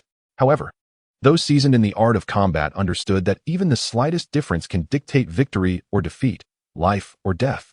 After a modest breakfast, Dolores outlined the day's tasks, assigning a team of elite mercenaries to pack 300 civilian scrolls into crates for delivery to the Mercenary Guild headquarters. Apart from Gloria, Dolores generously provided each individual with 5 healing scrolls, 2 cure scrolls, 5 agility scrolls, and 5 strength scrolls. With their burgeoning resources and the advantage of having the scroll's creator at hand, Dolores exhibited a newfound largesse. The 4 companions, clutching an abundance of scrolls, were struck by an overwhelming sense of unexpected fortune. Upon discovering that the scrolls were crafted by Gloria, they could not help but express their awe once more, to the point where the lovely Miss Eileen would often steal glances at him. With everything prepared, the 6 of them were ready to depart. As they gazed at the 6 magnificent steeds carefully selected by Dolores, Gloria felt a twinge of discontent. It was all the fault of their esteemed Lord Hendrick, who had imparted so many profound teachings to the charming, oh no, now handsome, Gloria, yet had neglected to teach him the widely known skill of horseback riding. Oh, At least I can take solace in the fact that I excel in one aspect over him, thought Eileen, who, while perched atop her horse, playfully held a slender stick between her teeth. You ride worse than I do, she teased, shooting a glare at her brother. Stifling a laugh, Eileen approached the awkwardly positioned Gloria, who seemed unsure of how to mount the horse. Grabbing the reins, she stepped into the stirrup and swung herself onto the horse. See, it's simple, just don't be nervous, she encouraged, dismounting and handing the reins to him. Gloria took the reins and, recalling Eileen's earlier movements, managed to mount the horse. Impressive. You're much better than my brother. When he first tried to ride as a child, he fell off immediately and took ages to recover. He was too scared to mention riding again for a long time, Eileen remarked, observing Gloria with admiration. Laughter erupted among the group, and Alan, feigning dismay, placed a hand on his forehead. Ah, the folly of my wisdom has been laid bare by such a sister. Eileen shot her brother a challenging look. Thank you, Miss Eileen, Gloria said softly. Oh, not at all, Eileen replied, her face reddening as she cast one last glance at Gloria before hastily retreating. Is this truly our little sorceress, Eileen? Why is her face so flushed? George laughed heartily. Stop teasing her. If you continue, you might lose that beard of yours by nightfall, added the usually quiet Francis with a smile. Seemingly recalling something, George stroked his beloved beard. All right, enough of the antics.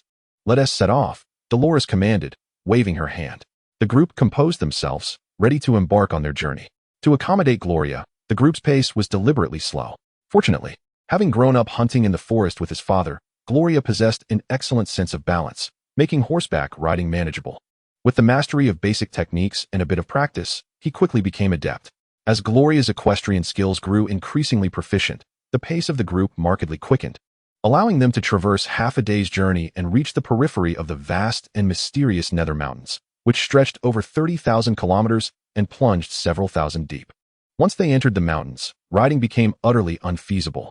The 6 companions took a brief respite, abandoning their steeds to trek deeper into the wilderness, confident that their trained horses would return unassisted. Not long after venturing into the Nether Mountains, the light began to wane, shrouded by the dense foliage that obstructed the sun's rays. A faint mist enveloped the surroundings, and the air was thick with the pungent scent of decay. The ground, blanketed with thick layers of rotting leaves, felt soft yet treacherously slippery underfoot, inducing an indescribable discomfort. Each member of the party grasped their weapons, ever vigilant for potential threats. George muttered incessantly. The oppressive environment vexed the berserker's spirit, as the rugged warriors favored dry, solid ground and expansive spaces.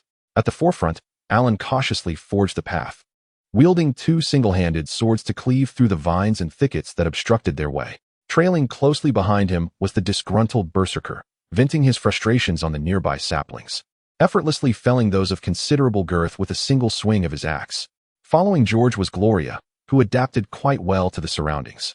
Although the underbrush here was denser, darker, and more humid than that of the Hungduan Mountains, her years of living in the wilderness rendered her the most adept among the group. Walking forth was the lovely Miss Aileen, who was evidently nearing her breaking point in this alien environment.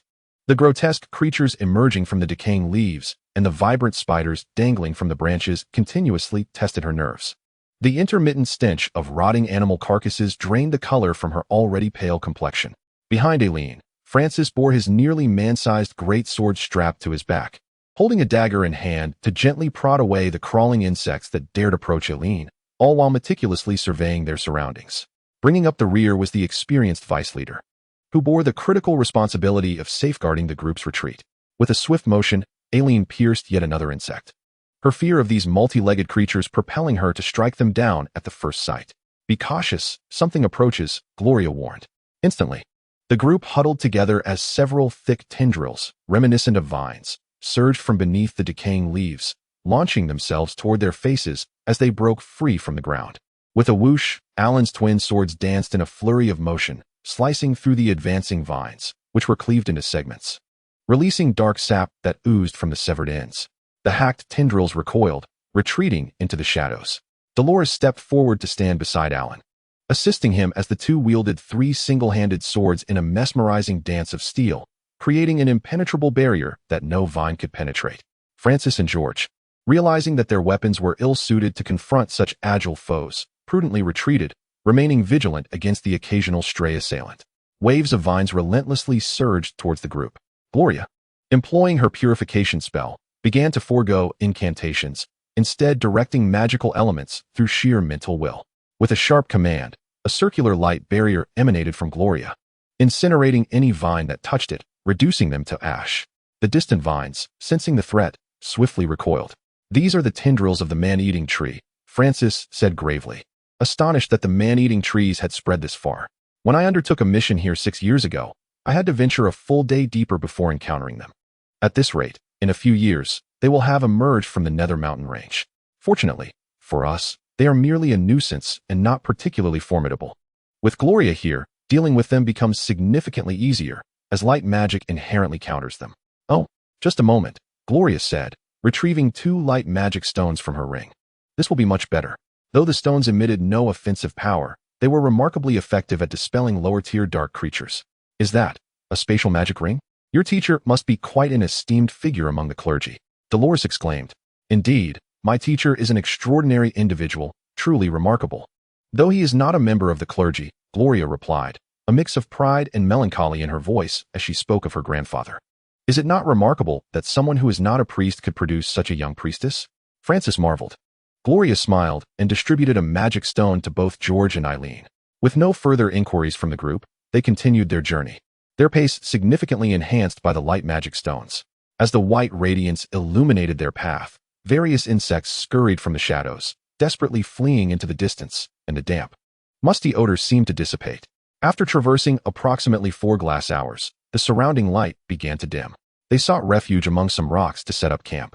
"I estimate that continuing forward will render us unable to rely solely on the magic stones, as we have already detected second-tier magical beasts, the corpse-eating rats. Their reaction to the stones is diminishing," Dolores remarked as she munched on her food. Francis nodded in agreement. "I have noticed this as well. It seems the magical beasts have rapidly expanded beyond the mountains in recent years. Just a few years ago, even first-tier magical beasts were a rarity here. Alas, it is a consequence of that great war. Humanity has suffered tremendous losses, and the frequent expeditions led by mages or priests to hunt magical beasts for various materials had significantly curbed their proliferation. Now that the sorcerers have vanished, the demand for these materials has diminished significantly. In a few years, should the magical beasts swarm out of the abyssal mountains, life for the common folk will become increasingly arduous. Given our current capabilities, how many levels of magical beasts do you think we could potentially confront? To what extent could we advance?" Gloria pondered before posing her question. Dolores reflected for a moment and replied that it was rather difficult to ascertain. "Frankly, it is primarily due to my uncertainty regarding the limits of your capabilities. As for our quintet, we could handle solitary 4th-tier magical beasts without issue. 5th-tier creatures would pose little challenge unless we encounter a thunder leopard, which would be quite strenuous. As for 6th-tier beasts, regardless of type, we would suffer casualties. 7th-tier creatures would leave us without a chance to flee. This assessment considers our use of scrolls and your supportive role. Based on what Francis mentioned earlier, we could only advance for a day and a half to 2 days at most. Of course, this is contingent on the actual circumstances. Perhaps the situation is not as dire as it seems. With that in mind, how about we proceed southward, but refrain from entering areas inhabited by 6th-tier magical beasts?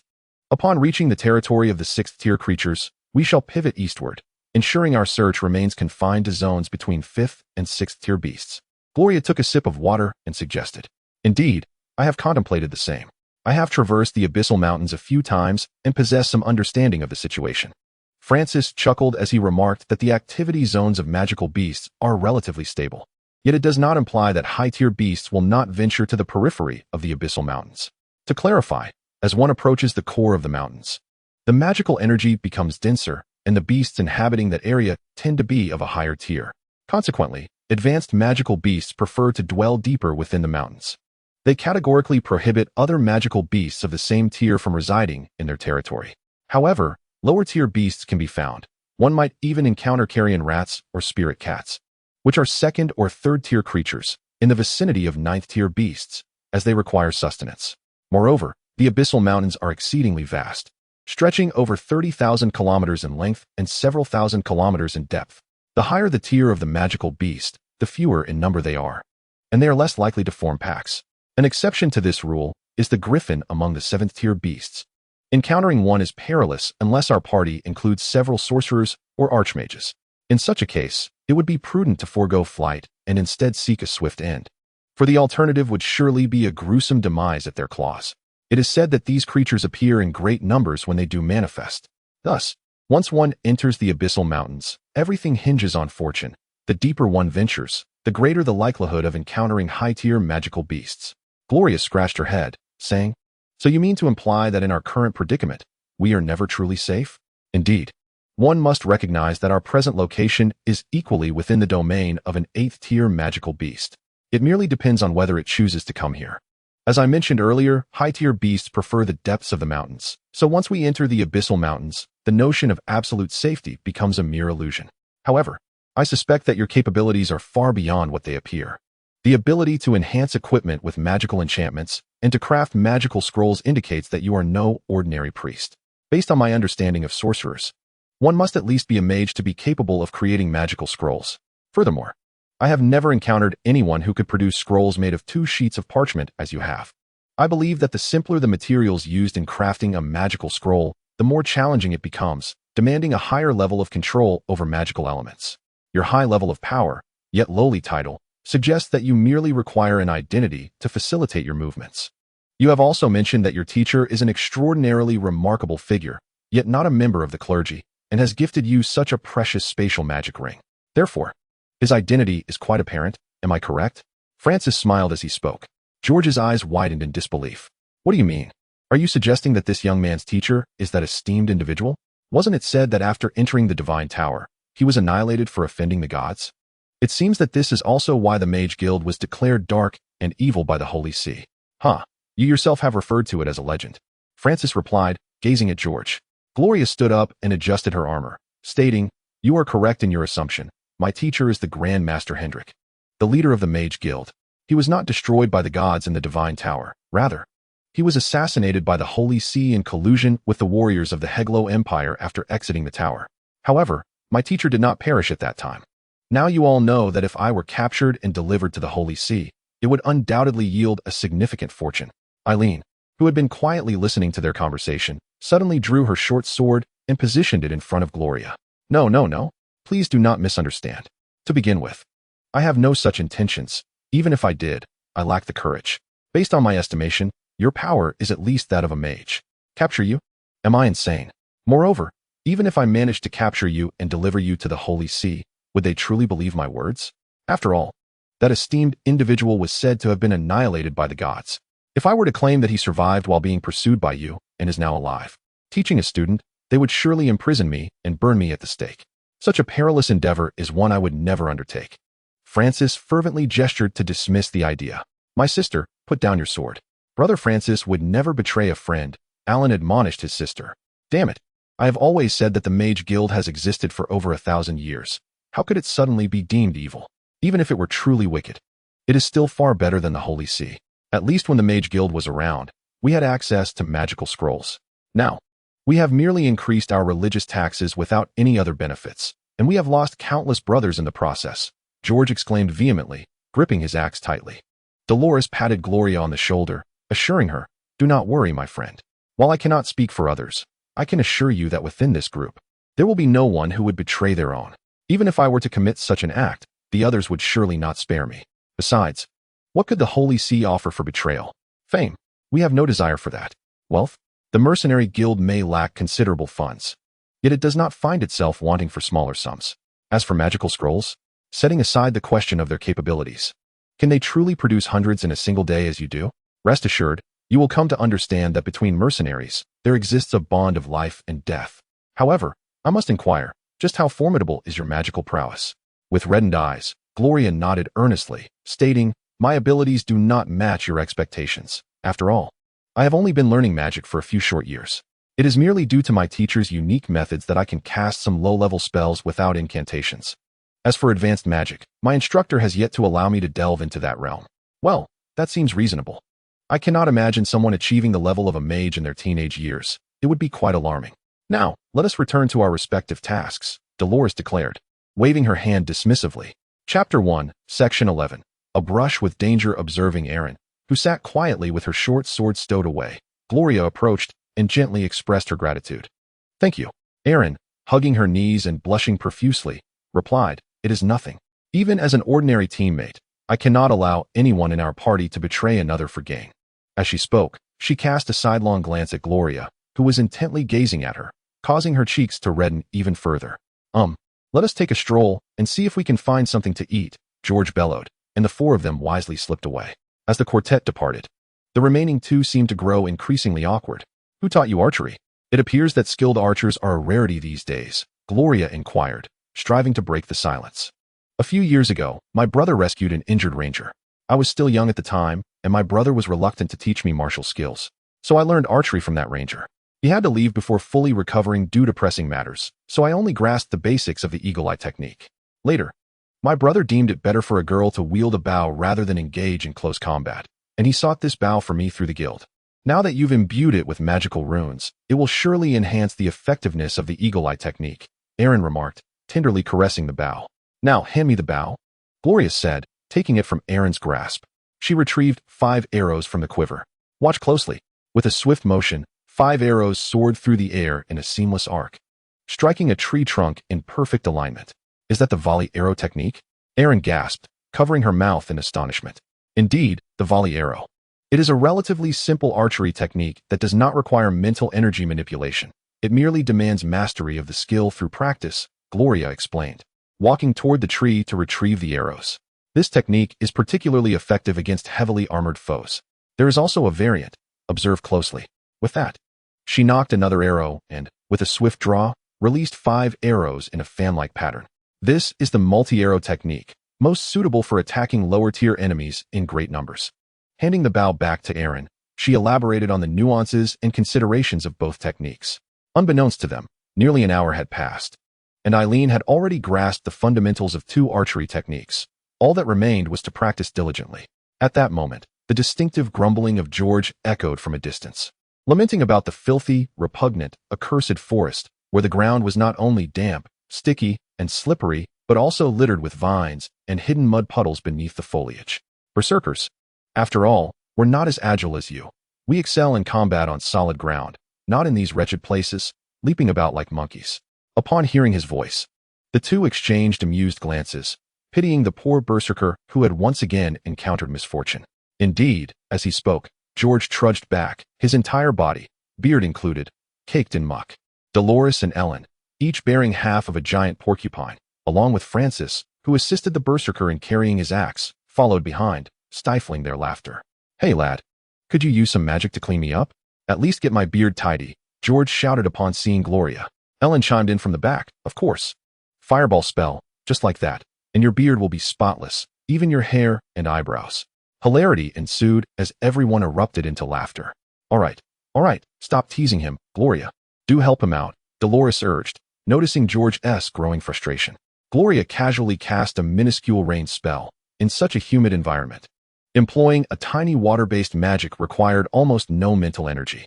Thanks to the berserker, everyone felt invigorated after the brief shower. Once refreshed, they collectively set to work, skinning and cleaning the enormous porcupine, which they then placed over the fire to roast.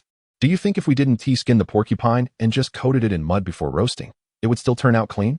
Ellen remarked, eyeing George. He quickly jumped aside. Ah, you brat. Don't let me catch you, or I'll tear your mouth apart. The berserker shouted as he chased after Ellen amidst the laughter of the group. Careful, something is approaching us from the north, numerous and fast. Gloria warned urgently.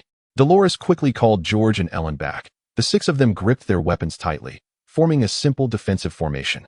Before long, the chilling howls of wolves echoed through the air as a large pack of demonic wolves encircled them in a crescent formation. This is bad. Our retreat is blocked. They're trying to drive us further into the mountains, Dolores said anxiously. Francis surveyed the encroaching wolves and stated, we have no choice but to head into the mountains.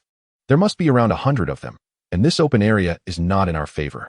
In this perilous situation, facing over 100 4th-tier magical beasts, with the risk of being surrounded, was exceedingly dangerous, and no one could ascertain whether reinforcements were trailing behind the wolf pack. With no other options, the group hastily retreated deeper into the shadowy mountains. In the forest, on the treacherous, slippery ground, it was impossible for humans to outrun the demonic wolves.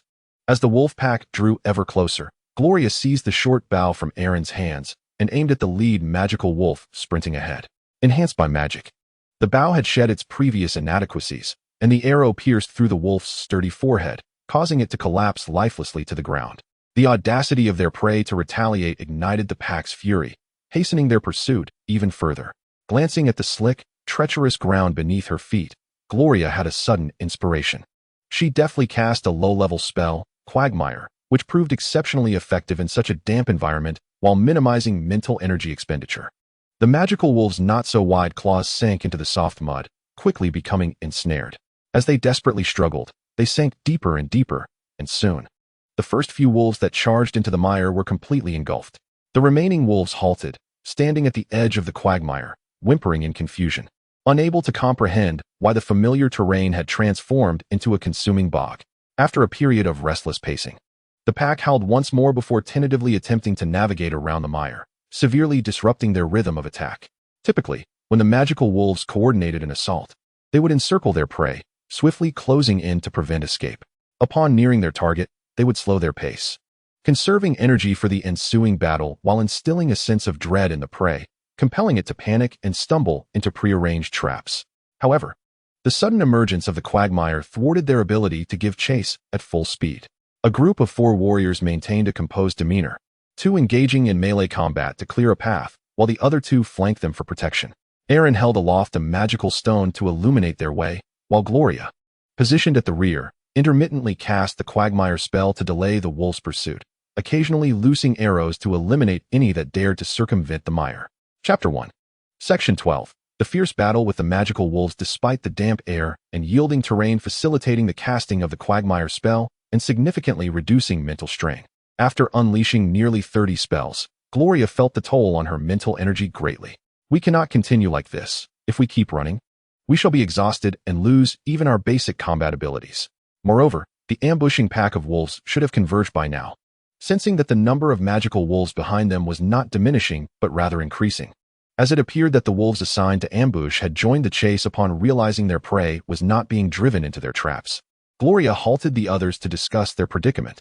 Upon hearing her words, the expressions of her companions darkened. Then we shall confront them. It is better to fight now than to exhaust ourselves only to perish at the end. Perhaps there is still a glimmer of hope, even in death. We could take down a few of these wolf pups. The berserker, clearly unwilling to run any longer, viewed retreat as a dishonor, even in the face of overwhelming odds. Acknowledging the futility of escape, the group nodded in agreement. Let us rest briefly and replenish our strength with some food, Dolores instructed. Seizing the opportunity while everyone was preoccupied with their meal, Gloria extracted several magic stones and carefully embedded them into small hollows she had carved into the surrounding trees. The radiance of the stones extended only about 20 meters, yet they faintly illuminated a substantial area designated for battle. Subsequently, she cast a ring of mud pits around the perimeter, each spanning over 50 meters in diameter, forming the sole barrier for her team. How many arrows do we have left? Bring them all out, Gloria commanded. At her words, several individuals unfastened their packs, each, except for Aaron, carrying 3 bags of arrows. They complied with her instructions, drawing forth the arrows and placing them beside Gloria before kneeling on the ground. The wolf pack advanced slowly, the green eyes of the magical wolves particularly striking against the darkness. As the 2 groups converged, their numbers swelled to 300 or 400, creating an overwhelming sense of pressure that quickened the breaths of the gathered warriors. Gloria remained vigilant, awaiting the moment when the wolves would draw near enough. At last, a magical wolf stepped into the light cast by the magic stones. This grotesque creature, larger than an ordinary wolf, bared its teeth and growled. Viscous drool dripping from its jaws, its dark fur bristling ominously. One by one, more magical wolves entered the illuminated area. With a resounding howl, the pack surged forward in a frenzied charge, yet many fell into the mud pits. Undeterred, the following wolves trampled over their fallen comrades, continuing their relentless advance. Gloria, with a sharp command, unleashed a volley of arrows. They flew in a seamless line towards the wolves leaping over the pits, each arrow finding its mark, sending wolf after wolf crashing to the ground. Despite the increasing rapidity of her shots, the number of wolves vaulting over the pits continued to rise. The warriors crouched on the ground gripped their weapons tightly, their palms slick with sweat, eyes fixed on the approaching horde, poised to rise and engage at a moment's notice. Finally, the wolves closed in, mere 5 meters away. This was the final hunting distance for the magical wolves. A few had already leaped into the fray when the 5 warriors sprang to their feet, weapons raised, and a brutal melee ensued. Though the mud pits had claimed nearly 100 magical wolves and Gloria had downed a significant number, over 100 still charged forward. George wielded a massive two-handed axe at the forefront. Once swung, this formidable weapon could shatter bones and sever tendons with the slightest contact. Conversely, Francis stood at the opposite end. His nearly man-high two-handed sword, though lighter than the axe, was far sharper, cleaving magical wolves in twain with each stroke. Dolores and Alan positioned themselves inward, steadfastly protecting Gloria and Aaron. At this moment, Gloria returned the short bow to Aaron, drawing forth the dragon horn sword and brandishing her shield as she advanced a few steps. With 3 warriors shielding her, Aaron began to unleash arrows under Gloria's guidance, targeting the magical wolves poised to assault George and Francis from behind. With a piercing cry, a wounded demon wolf, still clinging to life, sank its teeth fiercely into George's calf, nearly tearing away half of the muscle. In an instant, Alan dashed forward, delivering a swift strike that severed the beast's head. Almost simultaneously, 2 more demon wolves lunged at Alan from either side. Reacting with instinct, Alan rolled on the ground, narrowly escaping their jaws. Though his back bore several deep gashes from their claws, George quickly retrieved a healing magic scroll from his pocket, tearing it open and applying it to his wound. The injury visibly began to mend, and after wiping the cold sweat from his brow, George rose, face pale, swinging his axe with furious curses as he charged back into the fray. Meanwhile, Alan, still nursing his wounds, found himself under attack again as the 2 demon wolves turned back, lunging at him once more. With a series of swift arrows, Aaron pinned the 2 wolves to the ground.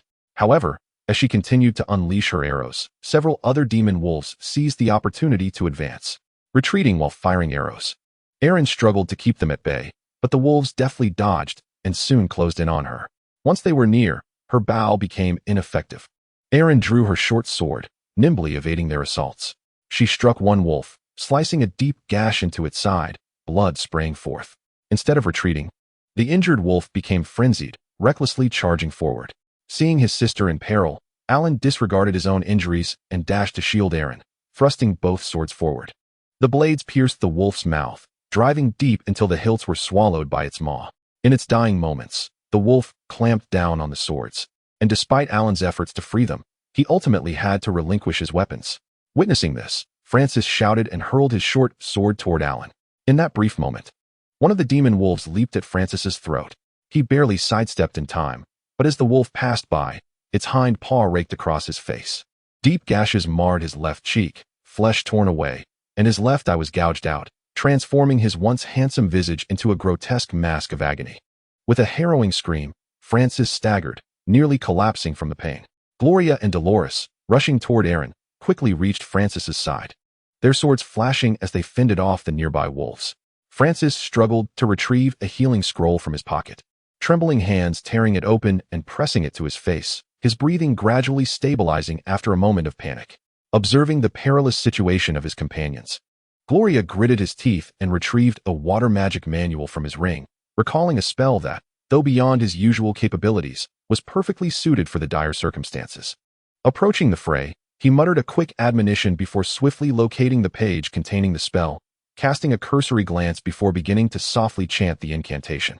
The magic itself did not significantly surpass Gloria's capabilities, yet he had forgotten the toll of his previous spellcasting. The moment the incantation resonated, Gloria felt his mental energy rapidly deplete. Halfway through his chant, his spirit was entirely exhausted. Gritting his teeth, Gloria endeavored to push his body to its limits. It felt as though countless steel needles were piercing his brain, as if innumerable hands were incessantly squeezing and tearing at him. The excruciating pain gradually clouded his senses. After an interminable chant, the lengthy incantation reached its conclusion, and a low command escaped Gloria's lips: Frost Nova.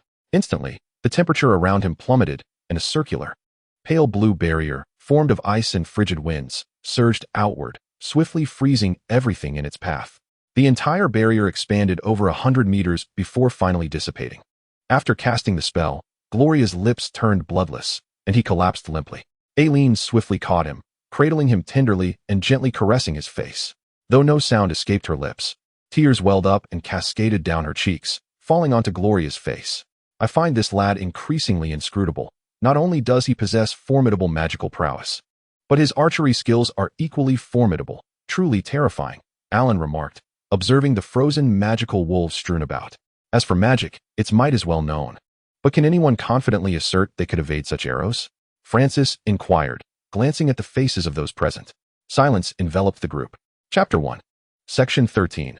A new path observing Eileen, who silently wept while clutching Gloria. George opened his mouth, yet found no words. He raised his axe and struck fiercely at a magical wolf frozen in place, shattering it into fragments. Gritting his teeth, George strode purposefully towards the dense pack of wolves, hacking away with wild abandon. Francis seized Alan, who attempted to intervene and stop George. Let him vent his fury, once he acknowledges them as allies. He cannot bear to see them harmed, and right now, his wrath must be considerable. I will protect the two of them here. You and George tend to your wounds, and then scout for any potential survivors, Dolores instructed, waving her hand. After Francis retrieved a healing magic scroll to tend to Alan's wounds, the two split up to search. After a thorough examination, they were assured there were no issues, and each returned with a substantial collection of arrows. Alan also reclaimed his two one-handed swords. Gloria remained unconscious, noticing the torn healing magic scroll beside his sister. Alan clicked his tongue but refrained from voicing his thoughts. At that moment, George approached, dragging a magical wolf nearly twice the size of a typical one, barely clinging to life. This pup tried to flee despite its injuries. After a thorough beating, I say we feast on it, boss. The berserker, now calmed, remarked to Dolores. Very well, if you wish to eat it, we shall. However, remember to first split open its skull to check for a magic core. This wolf king should be at least level 5, Dolores replied, shaking her head. Alan swiftly drew his long sword, aimed carefully, and with a single stroke, dispatched the demon wolf king. From its lifeless form, he extracted a brown magic core, no larger than a fingertip. How peculiar, he mused. How could such a stone possibly grow inside a perfectly sound head? This phenomenon arises from the abundant residual magical energy left in the entire Nether Mountain range. Remnants of the battles between gods and demons. In such an environment, magical beasts gradually absorb this energy, and once it accumulates sufficiently, it crystallizes into a magic core. With a magic core, these beasts can wield magic, and the more advanced the creature, the larger and more powerful the core, Dolores explained, her gaze fixed on Alan. As for why it forms in their heads, it's because even someone as dim-witted as you must think with their head. For us, this has little value beyond monetary exchange, but for mages, it serves a different purpose, as it can be used to restore mental energy, she concluded. Upon hearing this, Eileen immediately extended her hand towards her brother. With a resigned expression, Alan handed over the magic core, sighing, They say women are outwardly focused. I used to doubt it. But now I am a firm believer. Did you even kill it? Eileen scoffed, rolling her eyes at her brother. How could that not be the case? You all witnessed it. I struck it down with a single blow. Alan exclaimed, eyes wide with disbelief. That Wolf King was already wounded by Gloria and nearly finished off by Brother George before you swooped in for the final strike. You truly tarnished the warrior's reputation. Eileen retorted. Well said. I love hearing that. George shouted, his voice booming with approval. Alas, misfortunes at home coupled with poor choices in friends make life unbearable, Alan lamented. Francis clapped Alan on the shoulder, encouraging him. Enough of the lamentations. Come help prepare some food. It would be good to have something ready when Gloria awakens. The two set about butchering 2 large wolf hind legs, skinning and cleaning them before roasting them over the campfire.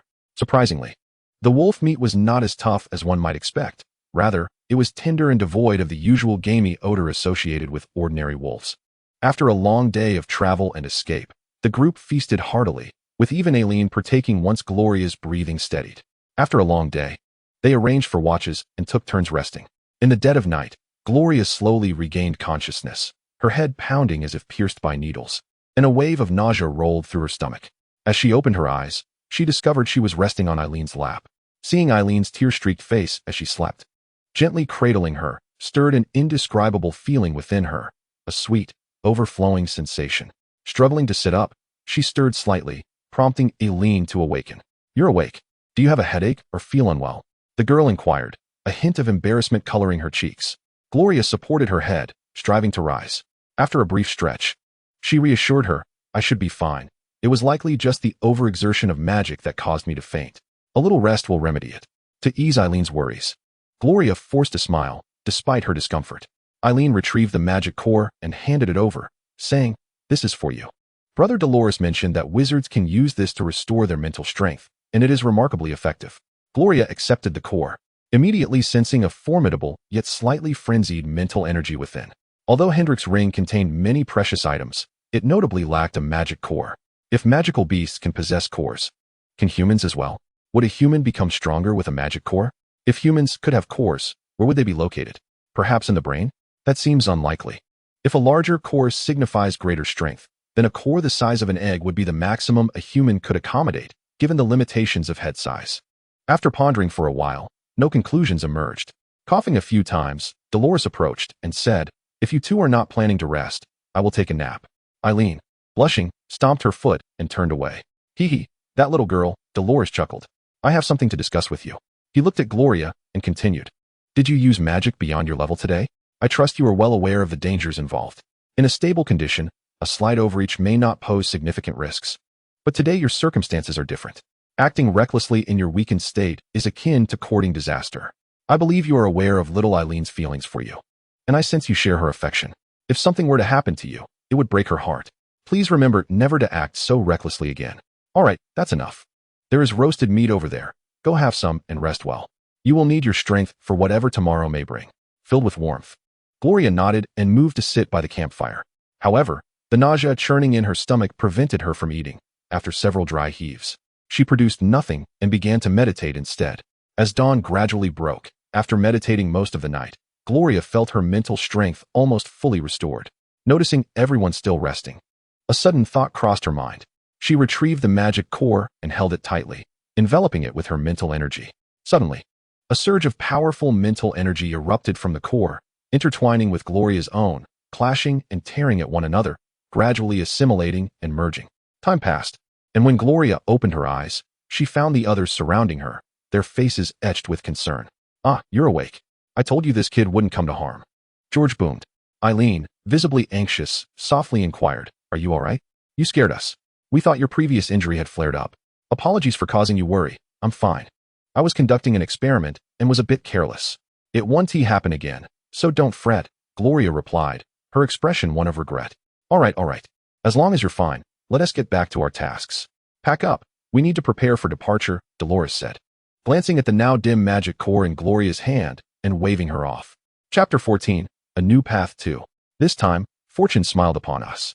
Gloria pondered quietly to herself that if a mage of the highest caliber were present, they would undoubtedly advise her to make contact with only the tiniest fraction of the magic core, using her mental energy, never enveloping it entirely. Of course, this was contingent upon the comparative strength of both parties. If Hendrick were to use this fifth-tier magical beast's core, he could easily encase it entirely, absorbing its energy in an instant. However, if a mere apprentice were to attempt the same, the overwhelming force of the core's mental energy would likely result in a catastrophic explosion of their mind.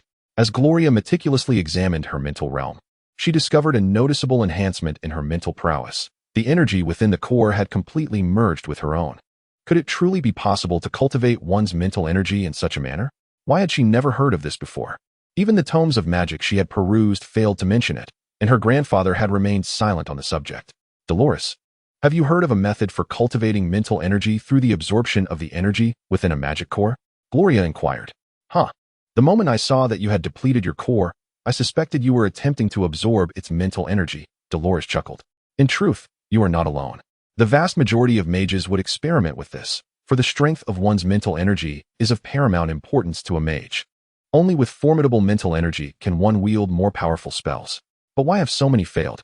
It is because the energy within the core does not belong to you. Thus, you cannot integrate it. Without integration, there can be no retention, and it will swiftly dissipate. Therefore, mages primarily utilize magic cores to temporarily replenish their expended mental energy during combat," Dolores explained with a smile. "Is there any way to merge with this mental energy?"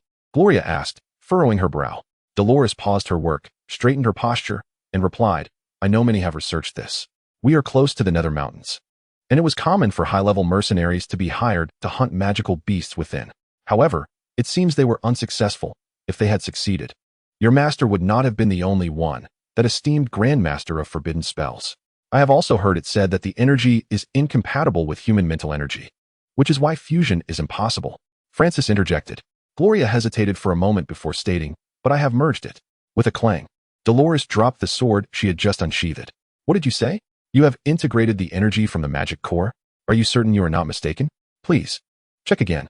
Dolores grasped Gloria's shoulders firmly. I am absolutely certain, Gloria affirmed after another thorough examination of her mental energy.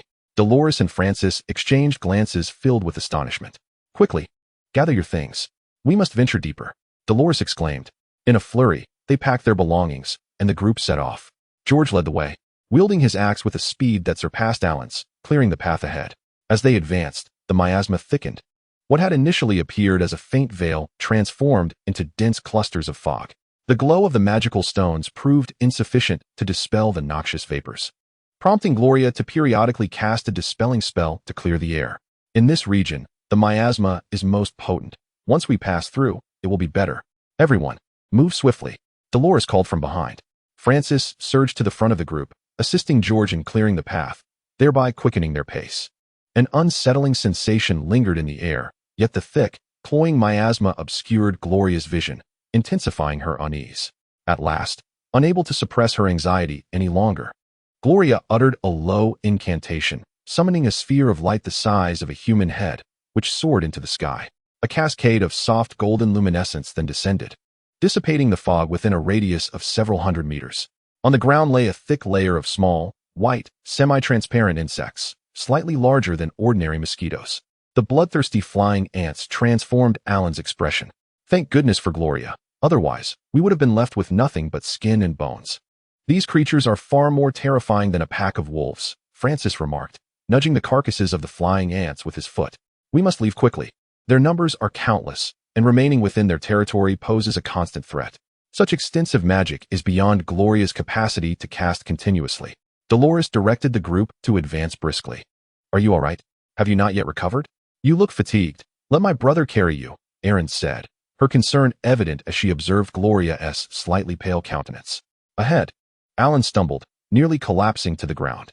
Noticing the anxious expression on the girl's face, Gloria smiled reassuringly. I'm fine. The magic did not take much of a toll.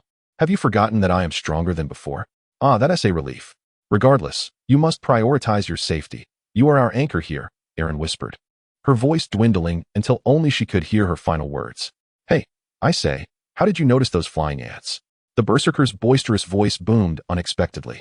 The boss and Francis have been here several times and never spotted them. We all thought it was merely the miasma. Gloria pondered for a moment, replying, I didn't actually see them. I just felt an overwhelming sense of danger, an oppressive weight. When it became unbearable, I unleashed that spell. That's the instinct for danger, a trait only seasoned warriors possess. Yet, why did we not sense it while you reached such a state of distress? Francis inquired, swinging his great sword. Your intuition exceeds ours by leaps and bounds. Could it be due to your fusion with the Wolf King's spirit? Humph, she is inherently formidable. Unlike certain individuals in our party who merely slink around during combat and lag behind while clearing paths. If he were even half as skilled as she, no, a third, or perhaps a fifth as capable, he wouldn't still be searching for a wife, Erin declared loudly from the rear. Alan collapsed with a thud, prompting a wave of laughter from the group. That was brilliantly said. Ha ha ha, my stomach aches from laughing. George chuckled, rubbing his belly. The group, amidst their laughter, swiftly traversed the miasma-laden area. As noon approached, they selected a relatively safe spot to rest briefly and partake in some sustenance before embarking once more. Having traversed the miasma zone, we have truly entered the depths of the Nether Mountains. The group became increasingly cautious. Even the brash berserker spoke little. Leading the way was now Alan, with George gripping his axe closely behind. The party cautiously advanced for 2 days, encountering nothing more than scattered human remains, devoid of further peril. According to Francis's estimation, the team had now reached an area teeming with 5th to 6th tier magical beasts. After nearly 4 sandglass hours of searching, they discovered a splendid location suitable for a campsite, a vast rocky expanse featuring a small cliff about 20 meters high, beneath which lay a modest cave. Although the entrance was somewhat large, Gloria utilized her levitation spell in conjunction with George's brute strength to maneuver a massive boulder, effectively sealing off most of the cave's entrance. Once the cave was properly arranged, Gloria began to set various magical traps around the campsite, laboring tirelessly until darkness enveloped the surroundings. Exhausted, the group consumed a hasty meal before lying down to rest. Due to the multitude of magical traps outside and the barrier at the cave's entrance, Dolores opted not to assign anyone for night watch. Chapter 1, Section 15. Encounter with a formidable foe. The night was tranquil in the depths of the Nether Mountains. The sounds of creatures indicated the presence of food. Gloria had now mastered the ability to effortlessly enter that wondrous realm of the mind. Immersed in tranquility, magical elements danced joyfully around him. Instead of arranging the magical elements as was customary, Gloria directed them to drift into the distance. As his control became more adept, he gradually perceived the surrounding scenery through these magical elements, akin to casting a guiding arrow. Elated, he carefully maneuvered the magical elements as far as possible, observing various unseen magical beasts quietly hunting or being hunted along the way.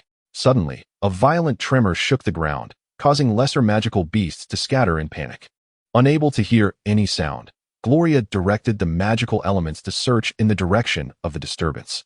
Soon, he identified the source of the commotion, a towering humanoid creature. Approximately 4 meters high with green skin, wielding a large club and engaged in combat with a 6th-tier magical beast, the Iron Song Bear. Is this a troll? Gloria pondered, recalling that such malevolent beings were thought to be extinct. Although the 3-meter-tall Iron Song Bear was shorter than the troll, it evidently matched the troll in strength, continuously augmenting its defenses with magical barriers.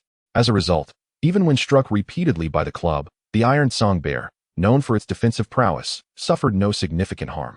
In stark contrast, the troll bore deep wounds from the bear's claws, green fluid oozing from its body. At that moment, the troll executed some unknown maneuver, its muscles rapidly swelling, transforming from a hunched and seemingly frail figure into a formidable powerhouse. With its left hand, it seized the claws of the Iron Song Bear, while its right hand swung a club in a sweeping arc, striking the bear upon its head, causing it to stagger and collapse to the ground. Observing the Iron Song Bear lying on the ground with blood frothing from its mouth, the troll raised its club with both hands, preparing to deliver a final blow. Just then, the Iron Song Bear abruptly opened its eyes and lunged forward with its right claw, piercing straight into the troll's abdomen. The troll, grievously injured, let out a roar and retaliated with a club strike to the bear's head, knocking it down. Yet, unsatisfied with its vengeance, it continued to rain blows upon the bear until its head was utterly reduced to a pulp.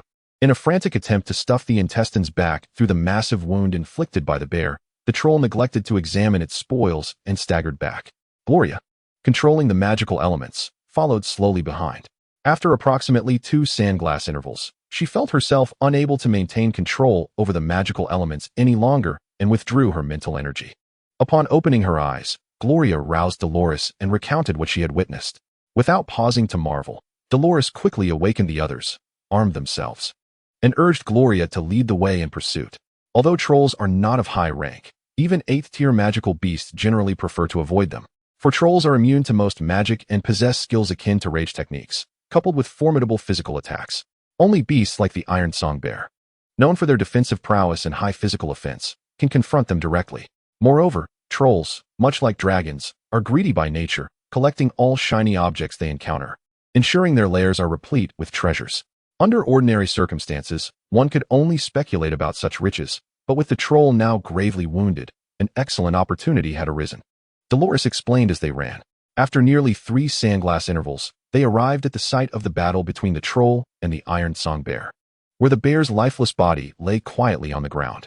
After a brief pause to collect the magic core, the group resumed their journey until they reached the point where Gloria had retracted her mental energy. Dolores examined the traces on the ground, determining the direction of the chase, and the group pressed on. After some time, Dolores signaled everyone to slow down.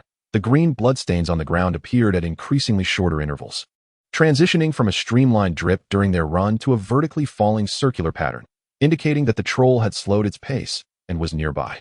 Indeed, not far ahead, a massive cave entrance loomed before them. Gloria, try to see if you can lure it out.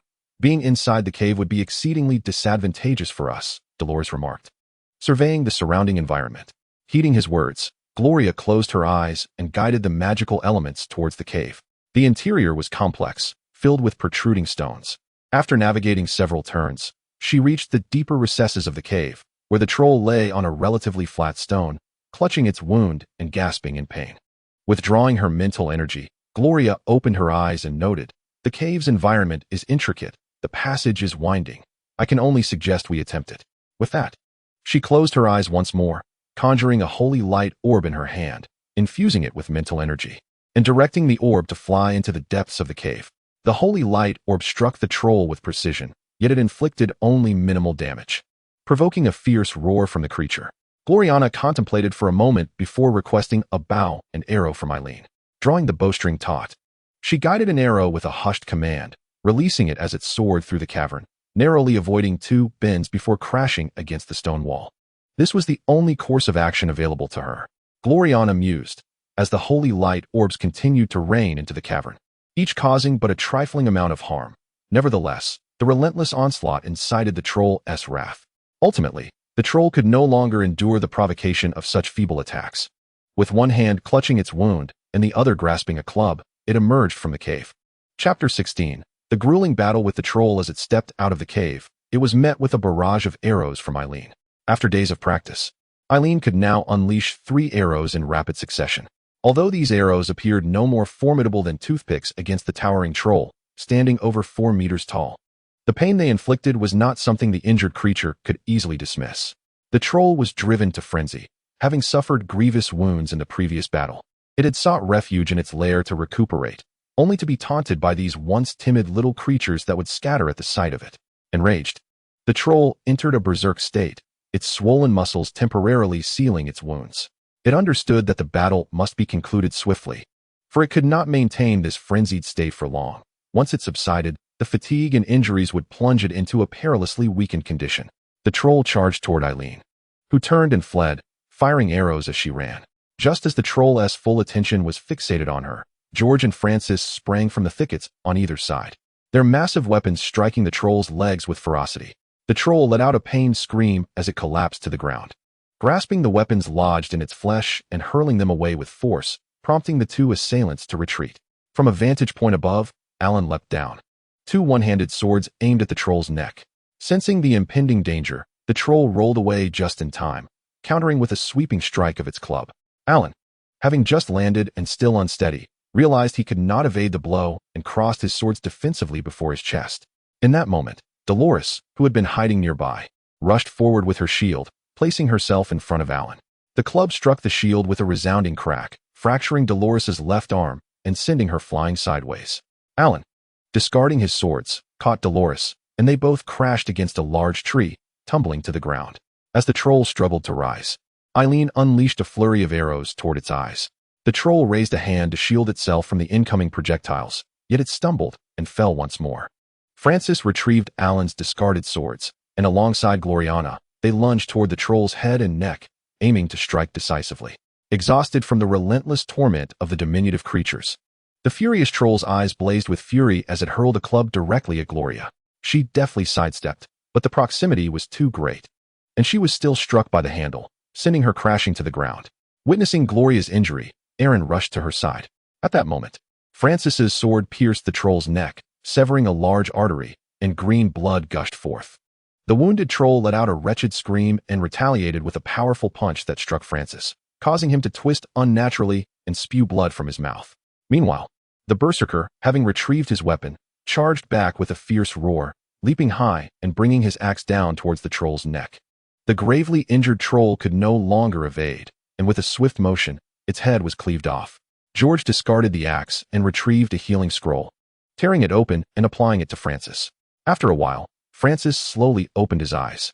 At this juncture, Aaron supported Gloria, while Dolores and Alan assisted each other as they approached. Observing the devastation wrought by the wounded troll upon their party, Dolores could not help but let out a bitter laugh. Gloria cast a healing spell upon everyone, and after a brief respite, they all regained their strength. Fortunately, the healing scroll had been brought along. Otherwise, they would have perished in those 2 battles. Let us take a moment to rest before we investigate what spoils await us, Dolores suggested as she stood. The group, filled with exuberance, made their way towards the troll's lair. Upon entering the cave, a foul stench assaulted them. Good heavens! Now I understand why trolls are green, one exclaimed. Even a moment longer in this wretched cave, and I would surely turn green myself. After hastily retreating, the berserker let out a loud roar. Gloria cast several dispel and wind spells into the cave. Although the dispel had little effect, the berserker insisted that the odor was undoubtedly toxic and urged Gloria to continue her efforts until the cave was barely tolerable. With that, the group, except for Aaron, braved the lingering stench and began a thorough search of the cave. After meticulously sifting through the space, primarily because individuals frequently ventured out for fresh air, they had thoroughly scoured the cave, bringing forth all items of interest to the outside for examination. The first to burst into laughter was George, who held a double-handed axe that, although unremarkable in appearance, gray and circular, caught his eye. Gloria inspected it, but could not discern its material. Is it truly so exaggerated to claim this is an ancient standard battle axe? Alan scoffed. George widened his eyes and retorted, what do you know? This is no ordinary battle axe. It has been reforged with mithril and imbued with magic. Francis took the axe for a closer look, nodding in approval. Not bad. The individual who acquired this axe sought out a craftsman of remarkable skill for the reforging. The ratio of mithril added is quite appropriate, and it has retained the axe's original form. The advantage of this approach lies in the fact that during combat, the adversary is easily misled by the appearance of the battle axe, leading to their detriment. The individual who imbued the weapon with magic is undoubtedly a master, possessing profound knowledge of the arcane.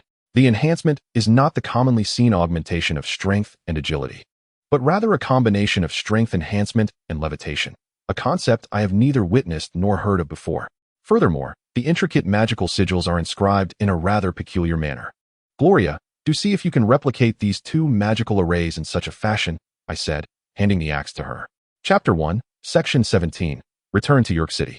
Upon receiving the axe, I felt it was considerably lighter than I had anticipated. A closer inspection revealed a fascinating phenomenon. The two magical arrays overlapped perfectly without causing any interference.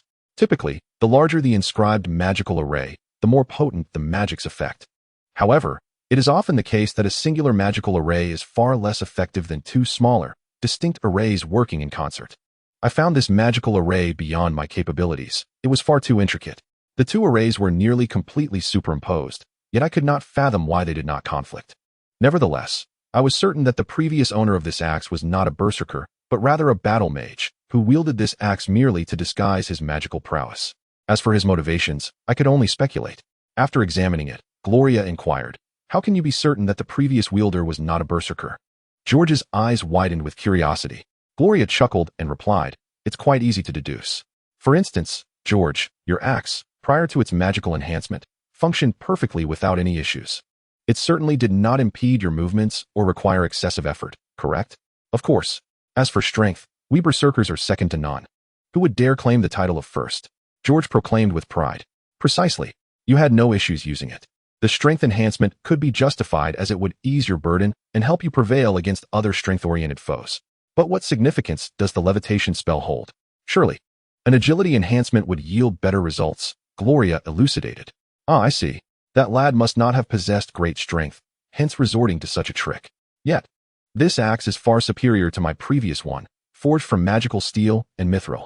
As for the magical array, I shall not complain, the rough-hewn berserker remarked, before dashing off to familiarize himself with his new weapon. The others resumed their selections with a sense of resignation. Ultimately, aside from a rather decent short sword and a uniquely designed, yet exquisitely crafted space magic ring, still bearing the owner's spiritual imprint, they found nothing else of merit. The short sword was entrusted to Erin, as her previous one was too mundane. The ring piqued everyone's curiosity. The lingering spiritual imprint indicated that its owner was still alive. If that were the case, why had they not come to reclaim it? After all, with the spiritual imprint, locating it would be effortless. It is worth noting that there are only a handful of known space magic rings on the entire continent, each belonging to individuals of immeasurable status, and generally, the ring contains nearly all of the owner's wealth. After an extensive discussion that yielded no conclusive results, the unusable ring and the gold coins were ultimately entrusted to Gloria. It was deemed impractical for others to bear the burden of thousands of coins, as it would render them exempt from combat. Once the distribution was complete, a team hastily made their way back to the camp. When dawn broke, the team finally returned. And after partaking in some food and resting, Alan proposed that, for the sake of efficiency and safety, Gloria should control the magical elements to scout for suitable targets outside before the group set out. This suggestion was met with unanimous agreement, save for Eileen. Gloria had no objections. Indeed, it served as an excellent opportunity for her training. However, poor Alan endured several days of receiving slightly burnt food from Eileen as a consequence. In the days that followed, the pace of the team's hunting markedly accelerated. They no longer ventured out blindly, which significantly enhanced their safety. Over the course of a month, they successfully hunted over 40 fifth-tier magical beasts and a dozen 6th-tier ones. The team's cooperation improved steadily, with Gloria becoming increasingly adept at combining different spells and skillfully employing the most suitable magic according to varying circumstances. Meanwhile, under Gloria's generous tutelage, Eileen's archery skills underwent tremendous enhancement, mastering low-level techniques such as rapid-fire arrows and multiple arrows, skills that did not require mental fortitude. After assimilating over 30 fifth-tier magical cores, Gloria's mental prowess approached that of a mage. However, her progress subsequently plateaued, even after merging several sixth-tier cores, yielding no further results. According to Dolores and Francis, this stagnation stemmed from Gloria's relatively short training period. Her rapid advancement had brought her to a bottleneck. Without a breakthrough in her understanding of magic, further progress would remain elusive. Consider it a blessing, Dolores remarked, attempting to uplift her spirits. At merely 17, you stand just a step away from becoming a mage. Reflect on those who have trained for decades yet are still only mere wizards or archmages. You have rendered them utterly embarrassed. He continued, moreover, your path has been remarkably smooth. Rapid growth in power can prove detrimental in the long run. A child wielding the strength of an archmage poses far greater danger than an adult with the same prowess, as the former lacks the wisdom to control such power. Observing Gloria's slight dejection, Dolores offered words of comfort. Indeed, those fifth-tier beasts you can typically dispatch with 2 spells, while we require several of us to engage them for an extended period. Your discontent is utterly perplexing, the berserker exclaimed jovially. Gloria scratched her head and smiled sheepishly, acknowledging, I suppose I have been too greedy. Brother Dolores is right. Power is a double-edged sword. Without the corresponding mastery to wield it, one risks self-harm. Satisfied that Gloria grasped the essence of his message and did not solely pursue power for its own sake, Dolores nodded approvingly. With that in mind, let us prepare to return. We have been out long enough, and everyone's strength has improved. Aside from Gloria, I believe little Eileen has made the most significant strides. I estimate she is nearing the level of a novice ranger, Dolores inquired. Eileen proudly declared, of course, my brother could never defeat me, a statement that our dual swordsmen chose to overlook. After tidying their belongings, the group embarked on their journey back. With their significantly enhanced abilities, they encountered no dangers along the way and, after 5 days, returned to York City without incident. Chapter 1, Section 18. The Enchanted Longbow. As time swiftly passed, several days slipped by during which Gloria diligently engaged in meditation, yet her mental fortitude showed no sign of improvement. Deep down, she understood that it was time to depart. Remaining in York City would hinder her progress for an extended period. However, the companionship of Dolores, Francis, George, and Alan brought her a long-lost warmth and joy. Each encounter with Eileen filled her with an uncontainable happiness, even if they simply sat silently by the river, gazing at the scenery without exchanging a word. Though reluctant to leave, Gloria recognized the necessity of her departure. For her grandfather, her father, her mother, and the entire village, she must grow stronger. On the path to greatness, she could not afford to pause, for her grandfather had once said that cultivation is akin to rowing upstream. One either advances or regresses, with no third option. She resolved to journey to the Heglou Empire, not solely for training, but also to seek an opportunity for vengeance and to unravel a mystery that weighed on her heart. On the surface, it appeared that the Heglou Empire gained nothing from the overthrow of the Wan Empire. Nearly all benefits were reaped by the Holy See.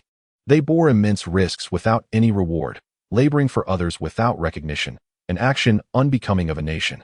After much contemplation, Gloria hastily gathered her belongings, penned a letter to inform Dolores and the others of her hatred towards the Holy See and the Heglou Empire, and quietly departed, leaving behind a method for Eileen to cultivate her mental strength. Riding westward, she traversed the corridor of life before veering south into the Heglou Empire. Her identity as a missionary allowed her to pass unhindered and unexamined. Back in York City, upon reading the letter, Dolores immediately summoned the others, and after circulating Gloria's message, a profound silence enveloped them. They were taken aback by the tragic circumstances surrounding this young man. Such animosity could hardly be overlooked by anyone. Yet, his adversaries were undeniably formidable.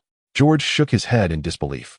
Observing her brother, who seemed to struggle with words of comfort, Eileen, her face streaked with tears, reached for the method Gloria had left her for practicing mental fortitude. Without uttering a word, she resolved within herself, believing he would undoubtedly return. His departure was merely to avoid burdening them.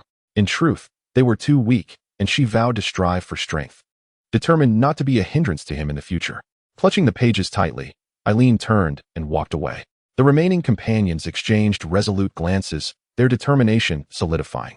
Maluka City, a border stronghold of the Heglou Empire, stands as a veritable fortress. With over 200,000 households and a population exceeding 500,000, it is home to a garrison of 150,000 soldiers. The imposing city walls, towering over 40 meters and nearly 10 meters thick, evoke a sense of grandeur.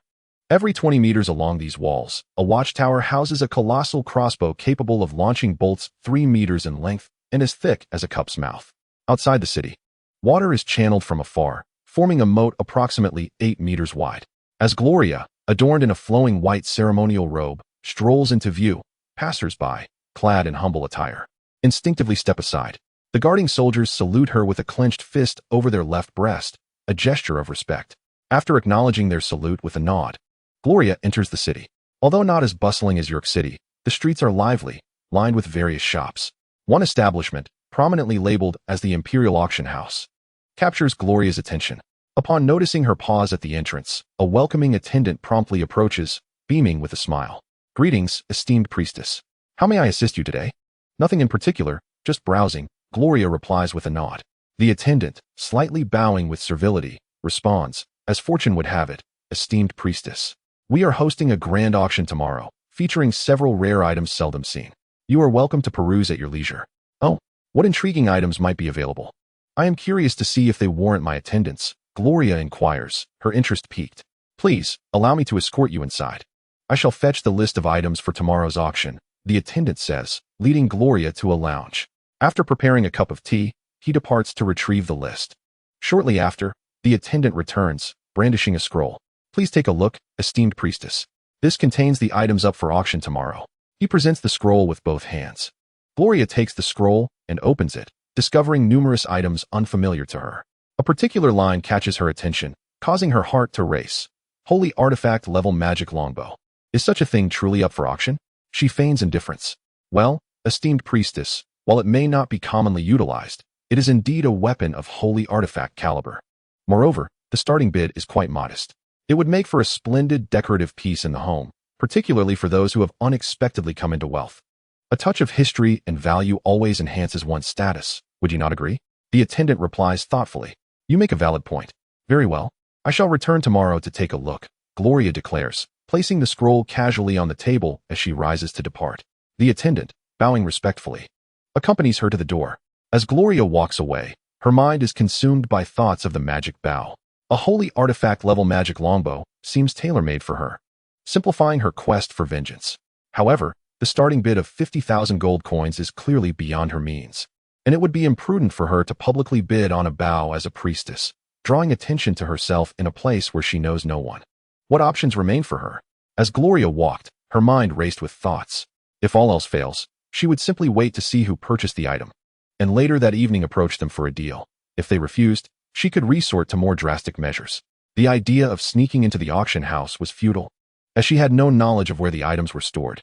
Resolute in her decision, Gloria intended to procure some funds first. Currently, she possessed only a few hundred gold coins left by her grandfather and over 1,000 coins acquired in the Nether Mountains. While this sum sufficed for daily expenses, especially with the monthly stipend from the church, she was significantly short of what was needed to buy the coveted bow. On her way, she had noticed a large casino, which she could explore later that night. With that thought, Gloria selected a modest inn for her stay. Noticing that the sun was still high in the sky, she settled on her bed and commenced her meditation. Time seemed to slip away, and when she finally opened her eyes, darkness enveloped the world outside. She changed her attire, obscured her face, and stealthily leaped from the window. Evading the occasional passerby and patrolling soldiers, she swiftly approached the vicinity of the casino. Despite the late hour, a steady stream of patrons continued to enter, while dejected gamblers occasionally stumbled out, muttering curses under their breath. Quietly circling to the rear of the casino, Gloria found a secluded corner. She closed her eyes, harnessing the magical elements to glide toward the establishment. Through this magical medium, she peered inside, observing that the first and second floors were bustling with activity. Filled with ordinary gamblers who were red-faced over the stakes of mere gold coins, their cheers and curses echoing in the air. The third floor was markedly quieter, populated by respectable businessmen or nobles, wagering hundreds to thousands of gold coins. The fourth floor consisted of individual rooms, where only a handful of individuals gambled, often engaged in light-hearted banter with the beautiful women seated beside them, even as they risked tens of thousands of gold coins. After surveying several rooms, Gloria continued to guide her magical essence toward the 5th floor. Most rooms there served as complimentary suites for high-stakes gamblers, and in a few occupied spaces. Patrons were engrossed in their pursuits with the casino's lovely attendants. Where could the casino's gold be stored? Gloria pondered in her corner when suddenly a light flickered on in a nearby room. 2 figures entered, one, a young man clad in opulent attire, and the other, a middle-aged man in the casino's uniform. This was her opportunity. Gloria swiftly scaled the casino's back wall, reaching the 5th floor, where she hung by the window to eavesdrop on their conversation. I haven't been here in the last couple of days. How has business fared? The young voice inquired. Reporting to you, young master. We have amassed a total of 340,000 gold coins since the day before yesterday. As per our usual practice, 250,000 has been exchanged for the church's unmarked magic crystal cards, each valued at 10,000. The remaining 90,000 will soon be delivered and secured in your room. Here are the exchanged magic crystal cards. Please keep them safe. Another voice, somewhat aged, cautiously responded. Humph. The church. Those zealots are only concerned with how to control us. 340,000 gold coins in 2 or 3 days. Gloria could not help but gasp in astonishment, sensing with her mental acuity that the 2 men in the room possessed no martial or magical skills. She gently leaned in from the window to peer inside. There, she observed a stack of delicate green cards resting on a tray atop a desk, while a young man leisurely sat behind it, savoring a glass of red wine, and a middle-aged man stood at attention before him. At that moment, a knock echoed through the room. The middle-aged man hurriedly turned to open the door, and 2 scantily clad young women entered, pushing a cart laden with gold coins. After positioning the cart before the desk, the young master waved his hand, dismissing the women, and instructed the middle-aged man to lock the door. Rising, he activated a mechanism hidden within the bookshelf behind him, causing a section of it to slide open, revealing a concealed door. The young master removed a key from around his neck and unlocked the door, allowing the middle-aged man to push the cart into the secret chamber. Seizing her short sword from within her cloak, Gloria crashed through the window, and before the young master could react, she plunged her blade upward into his throat, piercing his brain. The young master fell, terror etched upon his face. Without hesitation, Gloria hurled her sword at the middle-aged man, striking him squarely between the eyes. He perished instantly, unable to utter a sound. First, she snatched the stack of magic crystal cards from the desk, and then stepped into the secret chamber, where she was taken aback by the sight before her. The expansive room was lined with shelves brimming with gold coins, while the last shelf displayed stacks of pale green and blue magic cards. Without a moment's hesitation, Gloria gathered all the magic cards into her enchanted ring, and then began to collect the heaps of gold coins. Just as she had secured half of them, a knock resounded from outside. Young master, are you well? Please respond. We heard the sound of a window breaking. Gloria quickened her pace. After 2 calls went unanswered, the voices outside began to pound on the door. Casting a glance at the remaining gold coins, she exited the secret chamber, leaping from the window and vanishing swiftly into the night. Upon returning to the inn, she climbed back into her room through the window. After changing into her ceremonial robes, Gloria made her way to the hall and ordered several dishes to be sent to her room. While dining, she was startled by chaos erupting outside. A troop of soldiers stormed into the inn, searching each room meticulously. Before long, a knock was heard at her door, accompanied by a cautious voice. Revered priest. We are the militia of Maluka City. May we enter? Gloria rose to open the door, finding several militia members awaiting her. What brings you here? She inquired, addressing a captain clad in black armor, adorned with the insignia of a junior black knight. The captain hastily replied, Revered priest. The son of our lord has just been assassinated. We have been dispatched to conduct a search, and we apologize for any disturbance. Gloria nodded, responding, in that case, do come in. It is only fair to treat everyone equally. As he spoke, he exited the room, allowing several guards to enter and inspect the premises. The chamber itself was modest, easily surveyed from the doorway. After a cursory glance, the captain saluted and expressed gratitude, stating, Thank you for your understanding, esteemed priest. There appears to be no issue here. Please continue to rest. I apologize for the intrusion. With that, he turned and departed for the next room. It was then revealed that he was the son of the Lord, which explained why the middle-aged man referred to him as young master. Their search, seemingly aimed at uncovering the perpetrator based on the missing gold coins, was futile, for they had not anticipated my possession of a spatial magic ring. Upon returning to the room, Gloria discreetly closed the door and contemplated her situation. After waiting a while, the guards completed their search of the inn and withdrew. Gloria cast a protective barrier, then retrieved her spoils from the day's endeavors, meticulously counting them. She possessed 234 light green magic crystal cards valued at 1,000 each, 160 light blue cards of unknown denomination, and 24 black magic crystal cards. As for the gold coins, her patience waned after a brief counting session, prompting her to return them to the ring, retaining only a few dozen for expenses. Having organized her belongings, she reclined on her bed and began to meditate. When she next opened her eyes, dawn had broken. After a brief cleansing ritual, Gloria descended to partake in a modest meal before making her way to the central cathedral. For it was customary for a priest visiting the city to offer prayers to the God of Light at the sanctuary. Along the way, the presence of patrolling guards had noticeably increased. She frequently observed individuals being halted for questioning, and many small shops had ceased operations. Before long, she arrived at the cathedral, a structure soaring even higher than the Lord's manor, symbolizing the supremacy of divine authority in this land. Entering the sanctuary, she beheld a statue of the God of Light, towering over 8 meters in height, resplendent in white.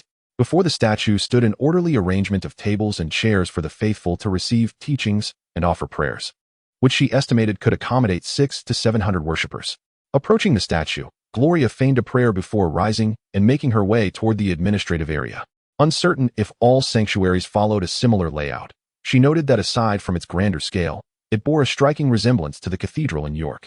Upon reaching the entrance to the administrative section, she announced herself and was escorted by the guards into an office where a man and a woman awaited. The man, in his 50s, was clad in an assistant bishop's robe adorned with gold trim, while the woman, in her 20s, wore a flowing white garment. Upon seeing Gloria, the assistant bishop rose to greet her, saying, "Greetings, my child. You must be the legendary youngest priest, Gloria. Your name has spread throughout the cathedral. Ha ha ha, splendid. The church relies on young talents like you. With diligent effort, perhaps when we meet again in a few years, I shall address you as my lord. Allow me to introduce myself. I am Alexia, and this is Saint Anna."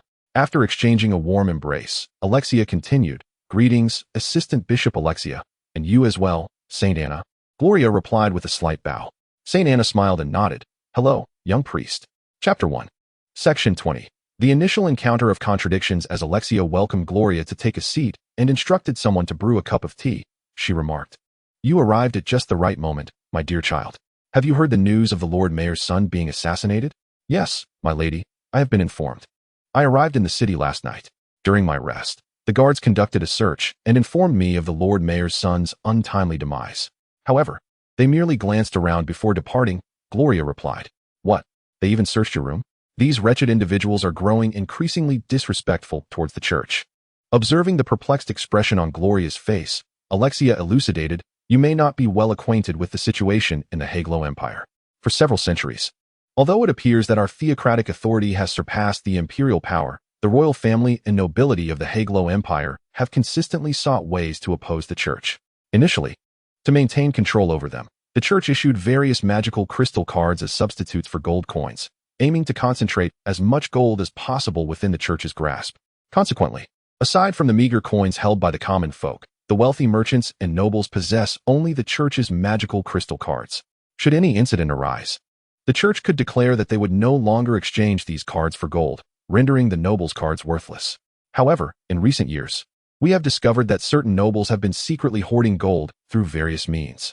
Particularly, the assassination of the Lord Mayor's son within his casino revealed hundreds of thousands of gold coins in a hidden chamber. This was merely what remained after the assassin had taken their share.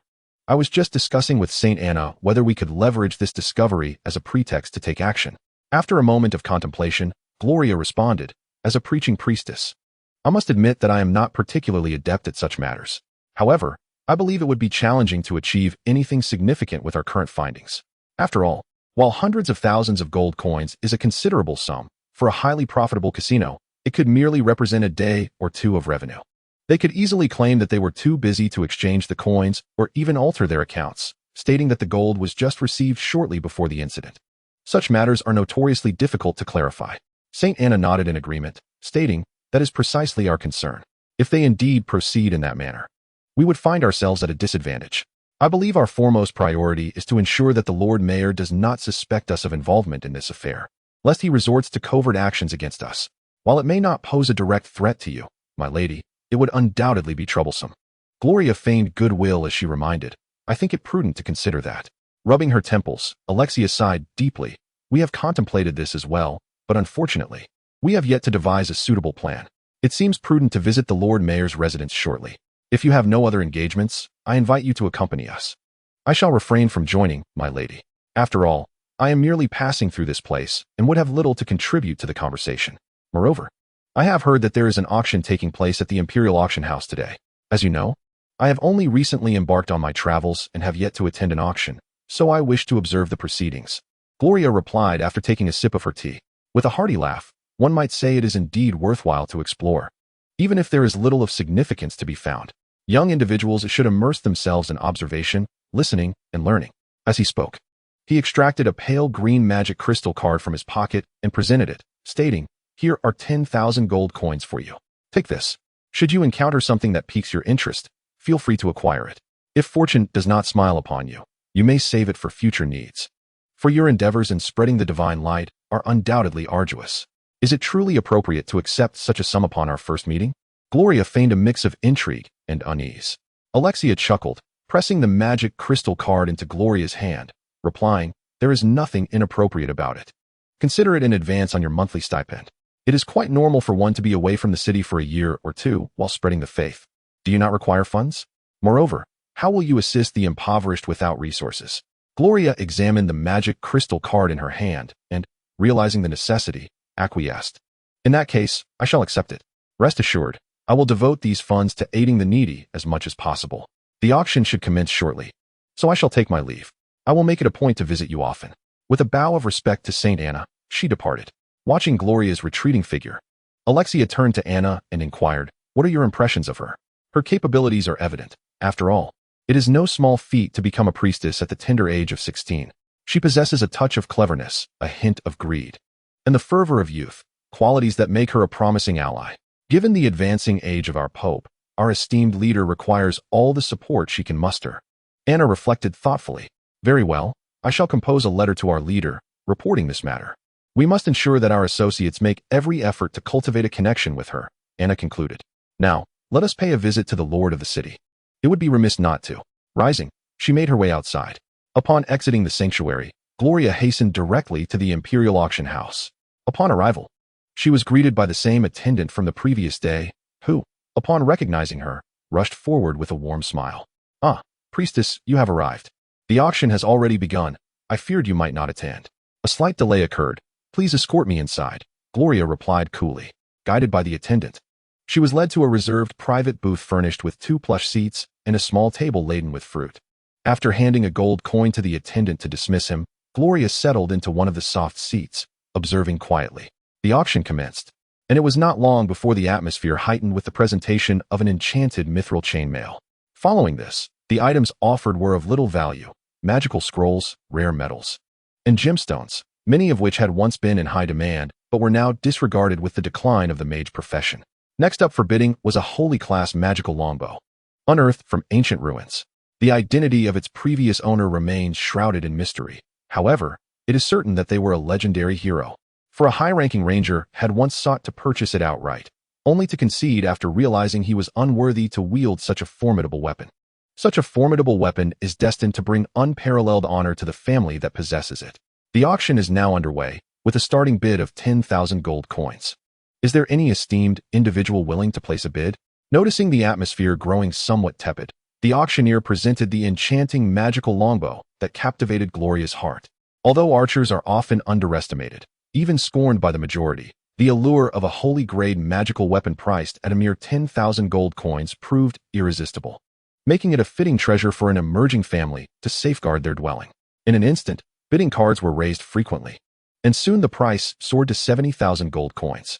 Gloria could not help but admire the auctioneer. Had the bidding commenced at the 5,000 gold coin starting price she witnessed yesterday, the enthusiasm of the crowd would have surely waned.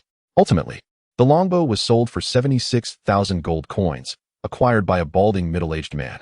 Following this, items of little interest to Gloria were auctioned, including renowned paintings and various works of art. The grand finale was a holy-grade one-handed sword, discovered alongside the magical longbow, which fetched a staggering 190,000 gold coins. The buyer's appearance indicated he was likely a steward of some high-ranking noble. As the auction concluded, attendees gradually dispersed, Gloria discreetly followed the middle-aged man who had won the longbow to an inn. After watching him enter, she sought a secluded corner to change out of her ceremonial robes. After donning several layers of clothing to appear bulkier, she slipped on a coat, quietly waiting outside the inn until nightfall. She harnessed elemental magic to peer through the windows of each room. Soon, she located the middle-aged man in a second-floor room, tenderly caressing the longbow. Gloria ascended to the second floor, skillfully entering through the window. In a swift motion, she approached the man and struck the back of his neck, causing him to collapse instantly. She seized the longbow, stowing it in her ring, and placed 10 1,000-coin magic crystal cards upon the unconscious man's chest.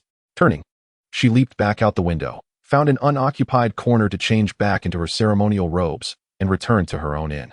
Once in her guest room, she cast a protective barrier and began to examine the magical longbow closely. Measuring approximately 1.20 m to 1.30 m in length, the bow was a deep black, its material indiscernible. Remarkably, the bow was not crafted from a single piece, but rather composed of thin plates riveted together, each engraved with intricate magical arrays. The 30-plus arrays across a dozen plates harmoniously reinforced one another without any interference, a testament to an extraordinary concept and masterful craftsmanship that left Gloria in silent admiration. Both ends of the bow featured cavities, likely intended for the embedding of magical gems. The bowstring was fashioned from some resilient animal sinew, exhibiting remarkable strength. Suppressing the urge to release an arrow, Gloria returned the bow to her ring, calming her thoughts as she contemplated her next course of action. Now that an ample supply of coins has been amassed, the foremost consideration should be to discover a means to prolong grandfather's life. While avenging the grievances of father and mother is indeed a priority, preserving the lives of the living appears, from any perspective, to take precedence. However, the question of how to extend life remains elusive for Gloria. After a moment of contemplation yielded no clarity, she shook her head, temporarily setting aside her melancholia, and closed her eyes to engage in deep reflection, for strength is the foundation of all. At dawn the following day, after freshening up and partaking of a modest meal, Gloria made her way to the cathedral to bid farewell to Assistant Bishop Alexia, expressing her intention to journey into the wilds to spread the divine light. She then mounted her horse and departed from Maluka. To evade any potential pursuit, Gloria initially headed west into the wilderness, donning a new outfit to disguise herself as an ordinary swordsman. In a secluded mountain hollow, she retrieved a magical longbow and embedded 2 similarly sized fire element magical gems into the bow's upper and lower grooves. The magical array inscribed upon the bow glimmered with a faint crimson light. Grasping the longbow with her left hand, she slowly drew back the string with her right, and the surrounding fire element magical essence surged towards her, coalescing into a fiery magical arrow as she released the string. The arrow struck a distant hillock, creating a deep crater the size of a cart, its power comparable to a level 5 single-target fire spell. While not overwhelmingly potent, it sufficed for stealthy ambushes, as no one could remain perpetually guarded against magic. After conducting experiments with various magical gems, Gloria discovered that embedding water element gems produced highly penetrating ice arrows, while dark element gems yielded corrosive arrows of formidable strength, with no reaction from other elemental gems. Furthermore, it became evident that the embedded magical gems merely activated the corresponding magical array, and the conjured magical arrows did not deplete the energy within the gems, indicating that they could be utilized over an extended period. Gloria felt immensely satisfied with this outcome, as the process of conjuring magical arrows required little more than a slight guidance of her mental energy. Should the arrows possess greater power, and should she be able to utilize all elemental gems without the need for mental guidance, this longbow would transcend its status as a holy artifact, becoming a semi-divine weapon. After securing the longbow, Gloria mounted her horse and returned to Maluka before the nightfall, ensuring she arrived before the city gates were closed. Within the city, many donned the attire of swordsmen, for not everyone could attain the status of clergy. Talent is a gift bestowed upon some, while others remain bereft, an attribute beyond mere effort. For the vast majority of ordinary individuals, becoming a paladin or a dark knight becomes their greatest aspiration. Gloria navigated the streets unobtrusively, swiftly reaching the commoner district, where she paused before a modest inn. This establishment was exceedingly unremarkable, lacking opulent decor and distinguishing between upper and lower floors. It comprised a small courtyard with 2 dining rooms facing the street and several guest rooms at the back. Gloria stepped inside. The inn, though exceedingly simple with its blue brick flooring and wooden tables and chairs, was kept impeccably clean and orderly. The shopkeeper, a man in his 50s or 60s, emerged from behind the counter upon noticing a customer entering the store. He addressed Gloria with a warm inquiry. "Are you here to dine or to stay?" "Greetings, dear sir. I am here for both meals and lodging," Gloria replied with a smile. "Ah, then please follow me to the guest rooms at the back," he said, leading her onward while explaining. "Our modest establishment charges 20 silver coins per day, which includes 3 meals, 2 dishes each, 1 meat and 1 vegetable. Although the fare may not be extravagant, it is certainly filling. If you prefer, you may order your own meals for 10 silver coins a day. There is no need for such complications, kind sir. I shall eat whatever you serve," Gloria responded, producing a gold coin to hand to the shopkeeper. "This will suffice for now. I shall provide more when needed." "Very well. Please take a moment to rest while I prepare your meal," he said, accepting the coin before exiting the room. Shortly thereafter, the shopkeeper returned with dinner, a stir-fried vegetable dish, salt-ed meat slices, 2 large buns, and a bowl of soup. He informed Gloria to leave the dishes outside her door when finished, as someone would come to collect them, and mentioned breakfast would be served early the next morning before departing once more. Gloria consumed her meal with great haste, tidied up briefly, and wrapped her clothing around herself before donning her outer coat, which made her appear somewhat bulkier. Once she confirmed that the coast was clear outside, she covered her face and opened the window, making her way directly to the Lord's manor. The exterior of the manor was shrouded in a somber atmosphere. As twilight descended and visitors had departed, the guards and servants within conducted their duties with utmost caution, anxious not to provoke the Lord, who was deeply troubled by the loss of his son. Gloria harnessed her magical elements to search the manor, soon discovering the Lord in his study, bellowing at a group of individuals. Though his words were inaudible, it was likely that he was berating his subordinates for their incompetence in failing to capture the perpetrator. After some time, a steward entered and whispered something in the Lord's ear, prompting the Lord to dismiss the now silent subordinates with a wave of his hand. Moments later, the steward ushered in a cloaked figure draped in a black hooded robe, the hood obscuring much of their face. Noticing the absence of others in the room, the figure lifted the hood, revealing none other than the assistant bishop, Alexia, who had been vocally opposing the Lord. The two took their seats and engaged in conversation, which soon escalated into a heated argument over a disagreement. Suddenly, Alexia slammed her hand on the table, stood abruptly, donned her hood once more, and departed without a backward glance. Watching Alexia's retreating figure, the Lord's expression twisted into a grimace. He beckoned toward the shadows in the study, and 2 armored warriors emerged. After issuing a few brief instructions, the warriors hesitated momentarily before pursuing Alexia. Chapter 1, Section 22. Escalation of conflict. Witnessing this unfolding scene, Gloria promptly altered her plans. Perhaps inciting a more intense conflict between the two sides would facilitate her quest for revenge. Withdrawing her mental focus, she stealthily followed in pursuit. In a secluded corner, 2 warriors brandished their blades and charged forward. Alexia was evidently caught off guard by the audacity of the Lord to dispatch assassins within the city. Despite his formidable abilities as an assistant bishop, close combat was not his forte. Before he could react, he was struck, severing his right arm with a single blow. A scream escaped his lips as beads of sweat erupted on his forehead. Gloria, wielding a short dagger, approached silently like a specter and lunged at one of the warriors, plunging her blade into the nape of his neck. The warrior, feeling the cold steel, was startled into a frantic leap forward, rolling on the ground to narrowly evade a fatal wound, yet sustaining a gash across his neck from which blood gushed forth.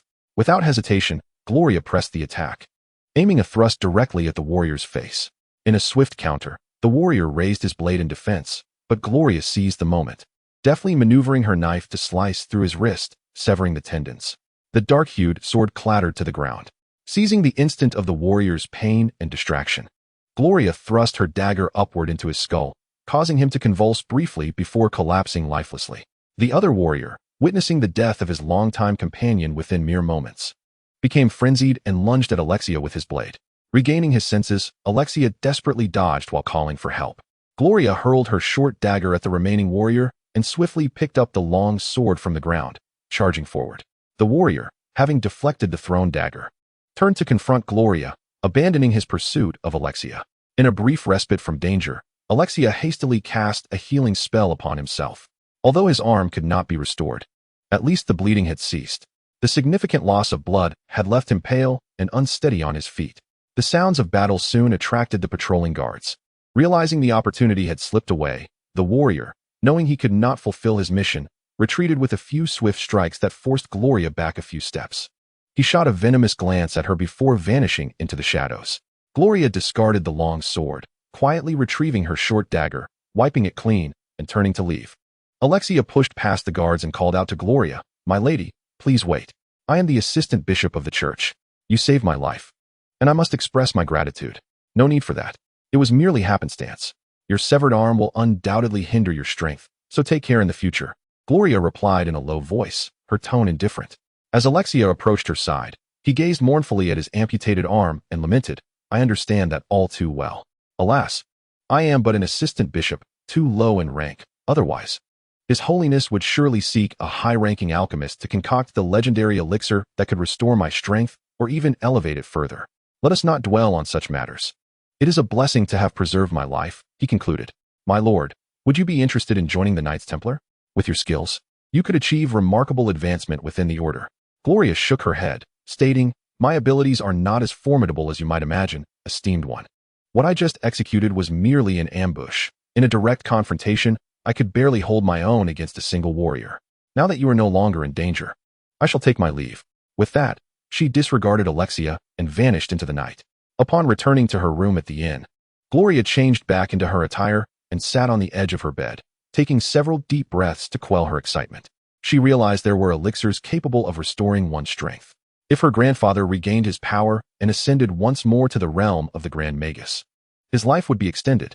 Although the path ahead was fraught with challenges, hope had finally emerged. Henceforth, her primary objective would be to seek out a master alchemist.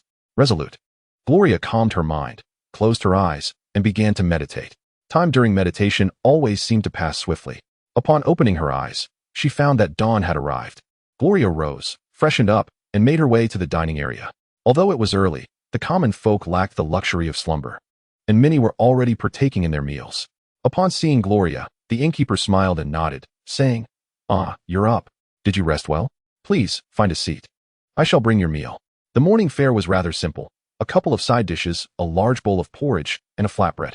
While she was eating, a group of men clad in blue attire, their faces rugged and coarse, entered. They made a beeline for the counter, and the leader, without a word, extended his hand towards the innkeeper. Reluctantly, the innkeeper retrieved several gold coins from the counter and handed them over. After receiving the payment, the men turned and exited the inn. "Old Hans, do not wear such a grim expression. After paying them, you might as well consider yourself without any thoughts for the month. From here on, you'll be working solely for yourself," a familiar patron consoled the innkeeper. "Alas, the month is already more than half gone. How much can we earn? Rising early and toiling late, all we do is enrich them. First, we must pay the religious tax, then the mayor's shop tax. After settling these, we are also required to pay protection fees. If business is good, we might earn around 10 gold coins after toiling for a month. If it's not, we end up losing money." The innkeeper responded with a weary expression. "It is indeed not easy. We, as commoners, are among the fortunate. Those in the slums outside the city fare even worse. Let us be content. Contentment brings happiness." Another customer interjected, "Old man, who are those people? Is there no one to oversee their collection of protection fees?" After overhearing the conversation, Gloria set down her bowl and inquired. The innkeeper sighed, looking at Gloria. "They are from the Gale Gang, one of the 3 major factions in Maluka City. Their leader is a mid-level Black Knight. He could have a promising future in the Guard Corps, perhaps even as a captain. Yet he appears disinterested in such prospects and has formed this gang instead. This entire area is under their control, and they collect fees based on the size of each establishment every month. However, one must ponder, in which city are such individuals absent? They are, for the most part, tolerable. After all, even in the city, they dare not overstep their bounds, and somewhat begrudgingly leave us scraps to eat. Outside the city, however, the plight of the impoverished is dire. They often find themselves having eaten one meal only to face the prospect of starvation before the next. And yet there are still those who demand payment from them. They dare not resist, for should they find themselves with broken limbs, their ability to work is extinguished, leaving them with no hope. Is there truly no one who inquires about such matters? Does the lord of the city and the church remain oblivious?" Gloria's incredulous question elicited a chorus of laughter from those around her. "Young one, is this your first time in the city? How do you not know this? Those impoverished souls can hardly afford a meal, let alone pay taxes. Without taxes, who would concern themselves with their fates? It is best not to inquire further. Even if you did, you would find no answers. If your heart is kind and your purse full, you may purchase some food to offer as charity. If not, simply regard it as a tale. A fellow diner interjected. Gloria nodded and rose to exit. Old Hans, what is the background of this young person? A familiar patron inquired of the innkeeper. Just a traveler lodging here. Let them enjoy their meal. It is not our concern, the innkeeper replied, engrossed in his ledger. Chapter 1, Section 23. The assault on the gold mine. Upon leaving the inn, Gloria made her way toward the impoverished district outside the city. The journey was as serene as ever, as if the assassination that had occurred the previous night had never transpired, leaving Gloria with a sense of bewilderment. It seems I must stoke the flames further, she mused inwardly. Before long, she had exited the city and, as a proficient hunter, quickly realized she was being followed. It was the Black Knight who had escaped the previous night. Seizing the opportunity while asking for directions, Gloria manipulated the magical elements to scrutinize her pursuer. Although his movements would be deemed agile by the average observer, to Gloria, they appeared decidedly clumsy. Luring him to a desolate area devoid of witnesses, she slowed her pace. And indeed, the Black Knight lunged at her with his sword drawn. In the instant he approached from behind, Gloria emitted a low incantation and unleashed the magic she had long prepared. Letting you go last night was not due to an inability to detain you. Rather, there are matters that cannot be revealed to Alexia. Now, enlighten me. How did you recognize me? She inquired, gazing upon the Black Knight, frozen and stricken with terror. Will you grant me a swift end if I tell you? The knight, now composed, asked. Upon seeing Gloria nod, he continued, it is your aura. Discerning auras is a fundamental skill for us Black Knights. Although I am unsure how you altered yours, initially, I was uncertain, but I wish to follow and observe you. Well, I have spoken my piece. Now you may act, he declared, having accepted his fate. With that, he cast his long blade to the ground and closed his eyes. Gloria harbored no excess mercy for her adversary. Drawing her dagger, she stepped forward and plunged it upward from beneath his chin, gazing at the lifeless body before her, which bore a striking resemblance to her own stature. Gloria felt a twinge of emotion, as though fate had delivered her a pillow upon which to rest. She collected the black armor and sword into her ring, incinerated the body into a pile of ashes, and tidied the scene before continuing her journey toward the impoverished district. Although she had mentally prepared herself, the sight of the slums still left Gloria utterly astounded. This was an independent area enclosed by wooden fences, where low and dim shanties sprawled together, leaving only a narrow path haphazardly paved with stones in between. Though the heat of the day had not yet set in, flies buzzed everywhere, and an indescribable acrid stench filled the air.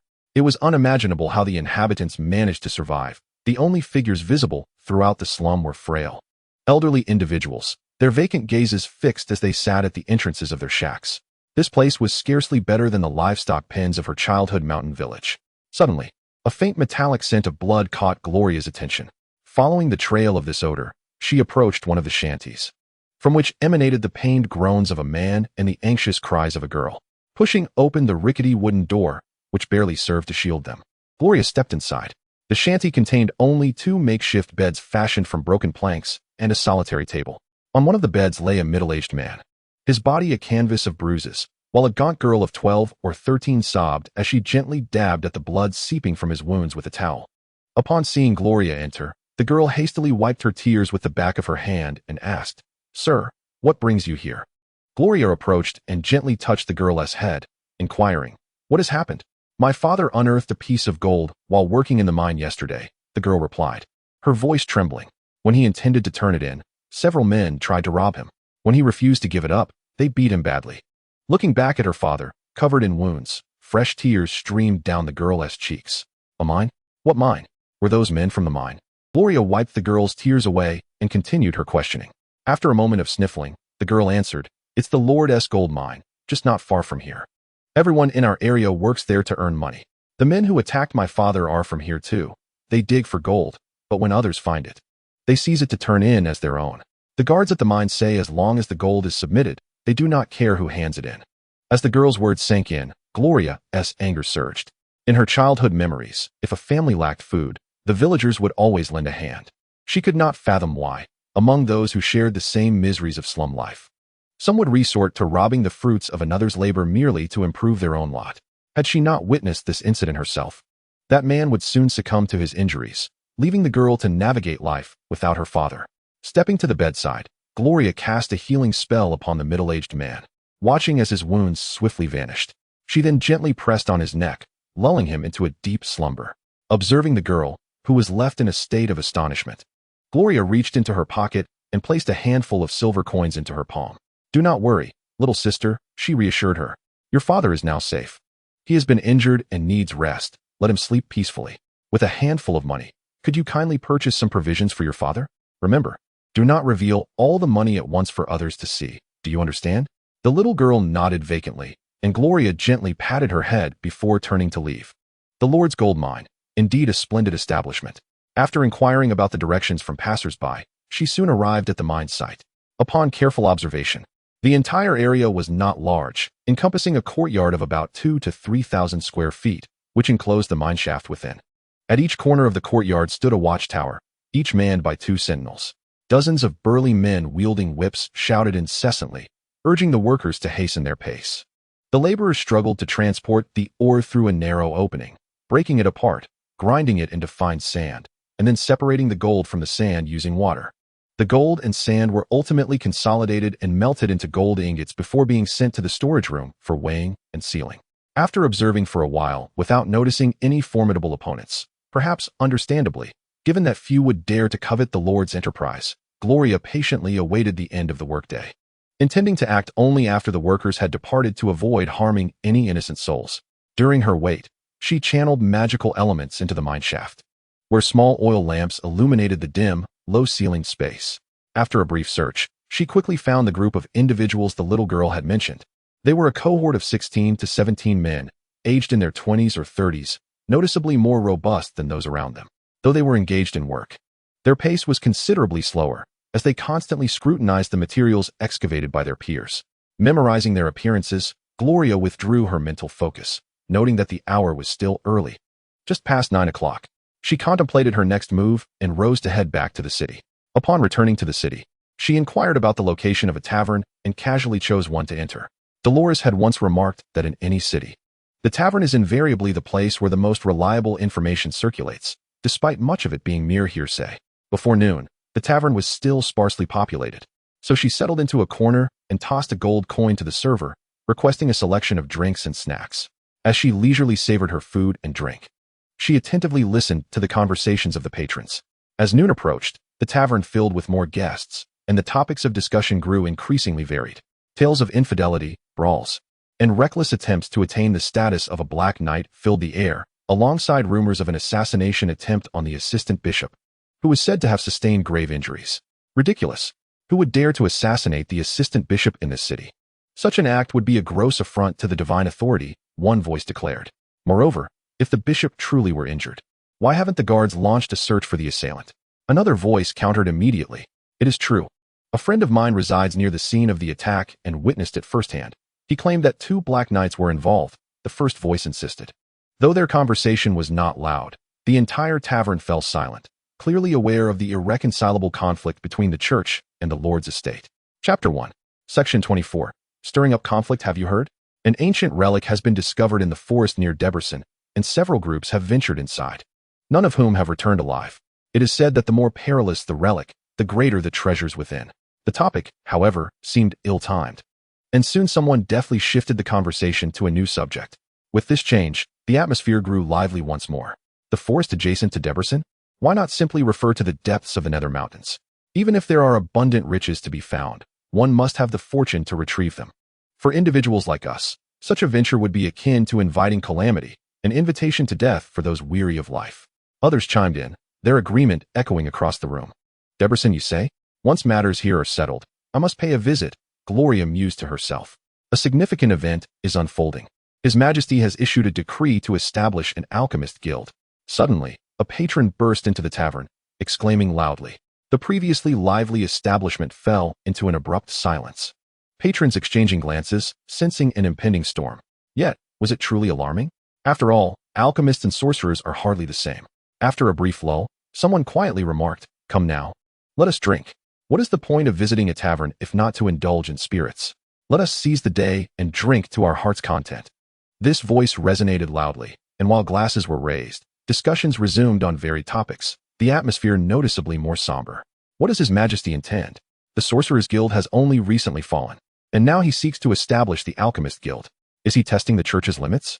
Regardless, the blood debt from those days weighs equally upon both sides. If conflict arises, it will be far simpler to seek revenge amidst the chaos.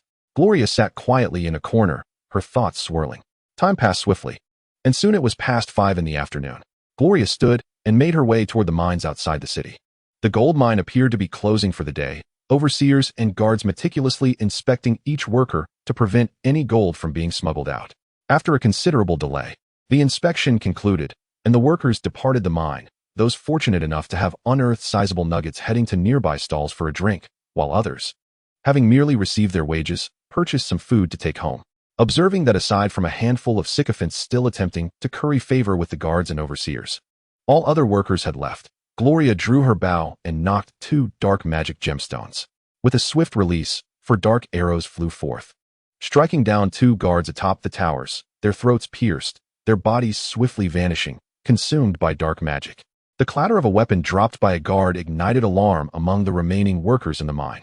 Upon realizing the absence of the guards stationed above, shouts echoed throughout the mine, and soon a throng of armed guards and overseers surged forth, conducting searches in groups. These bullies, who typically preyed upon the impoverished, were in Gloria's eyes scarcely worthy of being considered prey themselves. She effortlessly loosed arrows, methodically eliminating them one by one. As the guards witnessed their subordinates mysteriously vanish in pairs, leaving no trace behind, a sense of panic began to envelop them. They retreated towards the mine, while Gloria remained composed, unleashing arrows one after another. Unlike ordinary arrows, magical arrows could not be fired incessantly. However, observing her comrades struck down by the dark projectiles, dissipating in agony, caused the fleeing crowd to collapse in terror. Those who once relished in the torment of impoverished laborers now turned their blades against their own companions in a frantic bid for survival. In a mere span of minutes, over 40 had emerged from the mine, yet only a handful managed to escape. After assessing the number of individuals still huddled in various corners of the mine, Gloria noted there were still over 30 present. Upon breaching the main entrance, she swiftly dispatched the remaining guards. In the storeroom, she discovered several hundred kilograms of partially refined gold, which she unceremoniously stowed away in her spatial magic ring. Carefully, she set up the mine to leave behind traces of deliberately concealed holy magic elements as clues, ensuring that a thorough examination would reveal the involvement of the church. By the time she concluded her tasks, darkness had fully descended. Gloria returned to Maluka City to finalize her plans. Finding a secluded corner, she waited quietly until the streets were deserted.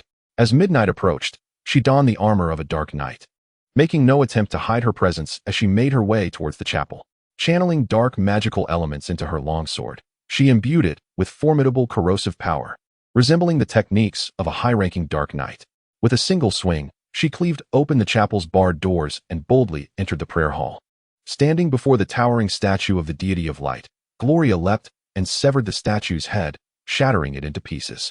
The resounding crash alerted the chapel guards, who rushed in droves under the command of 4 temple knights. Upon witnessing the decapitated statue, the knights were momentarily taken aback. "Heretic, you shall be burned upon the pyre, and your soul will be eternally cursed to unrest." Observing the knights, now consumed by rage, Gloria wasted no time and swung her blade. The knights displayed remarkable coordination as 2 of them engaged her sword while the others lunged from either side. Forced to retract her longsword, Gloria parried the right side attack and nimbly leaped away.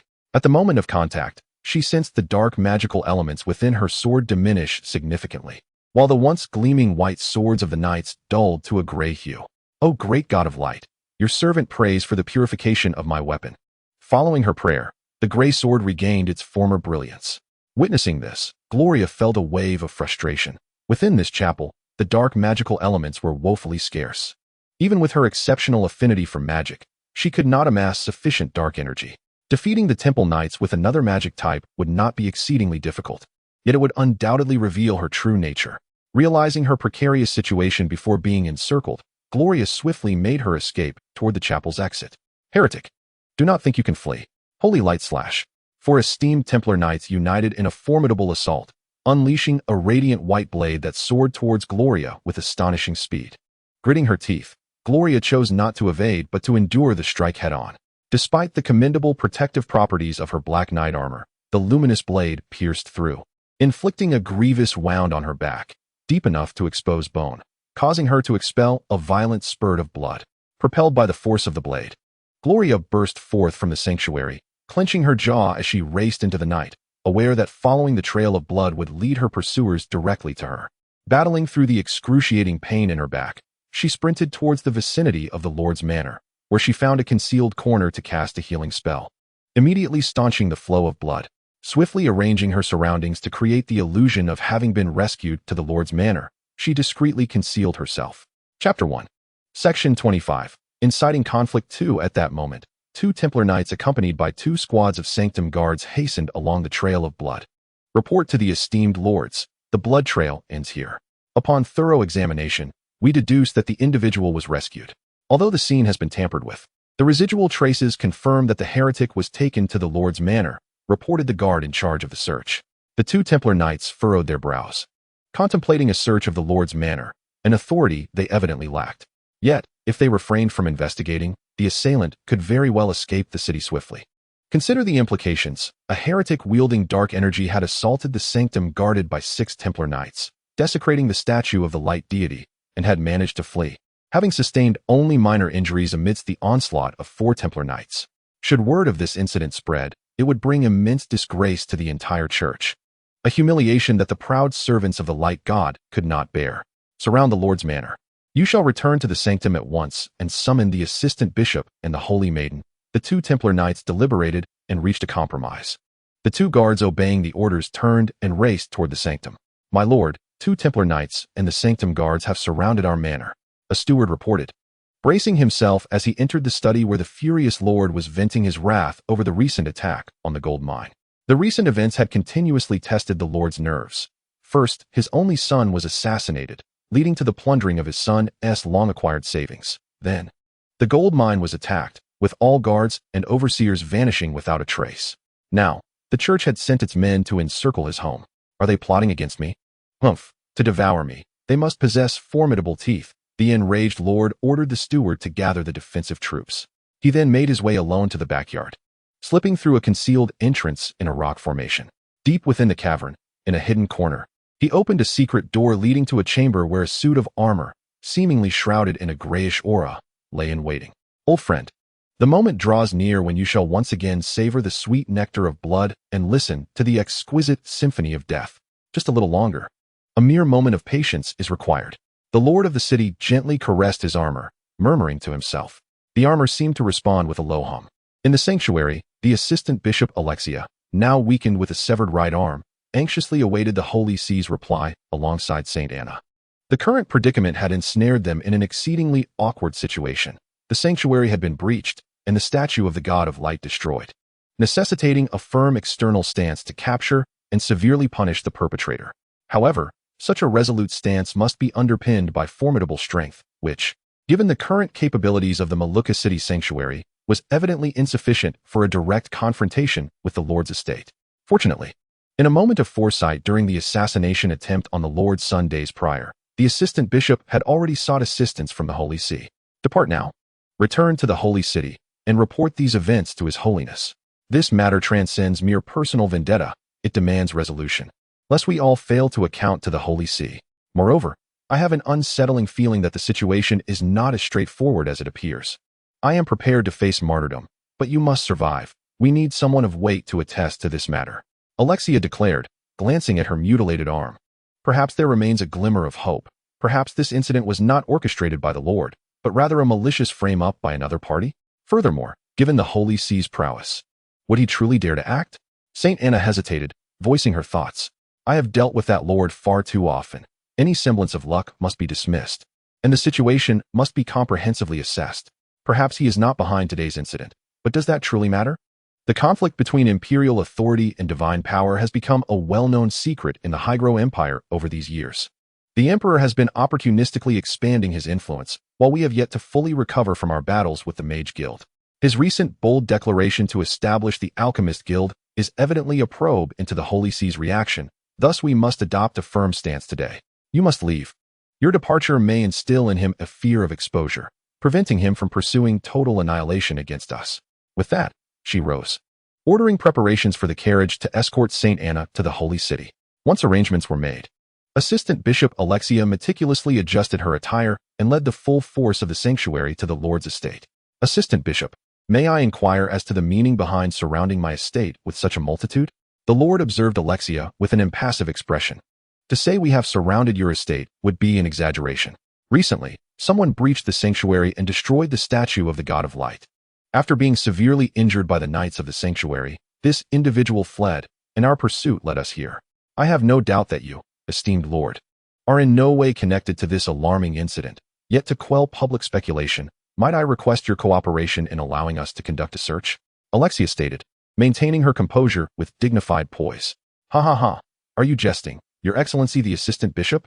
If my memory serves me right, both the Codex of the Holy See and the laws of my esteemed Heglou Empire clearly stipulate that within the boundaries of the Heglou Empire, all military force of the Holy See may only be employed to safeguard its dignity from infringement. Thus, hypothetically speaking, should someone indeed assault the sanctuary, and if you fail to apprehend the assailant on the spot, allowing them to escape, it appears you ought to notify the garrison, who should then conduct the search. Rather than you taking it upon yourselves to hunt them down, let alone attempting to search my Lord Mayor's residence, would you not agree, esteemed Assistant Bishop? The Mayor, with a sardonic smile, addressed Alexia. Under normal circumstances, that would be the case, yet this time is different.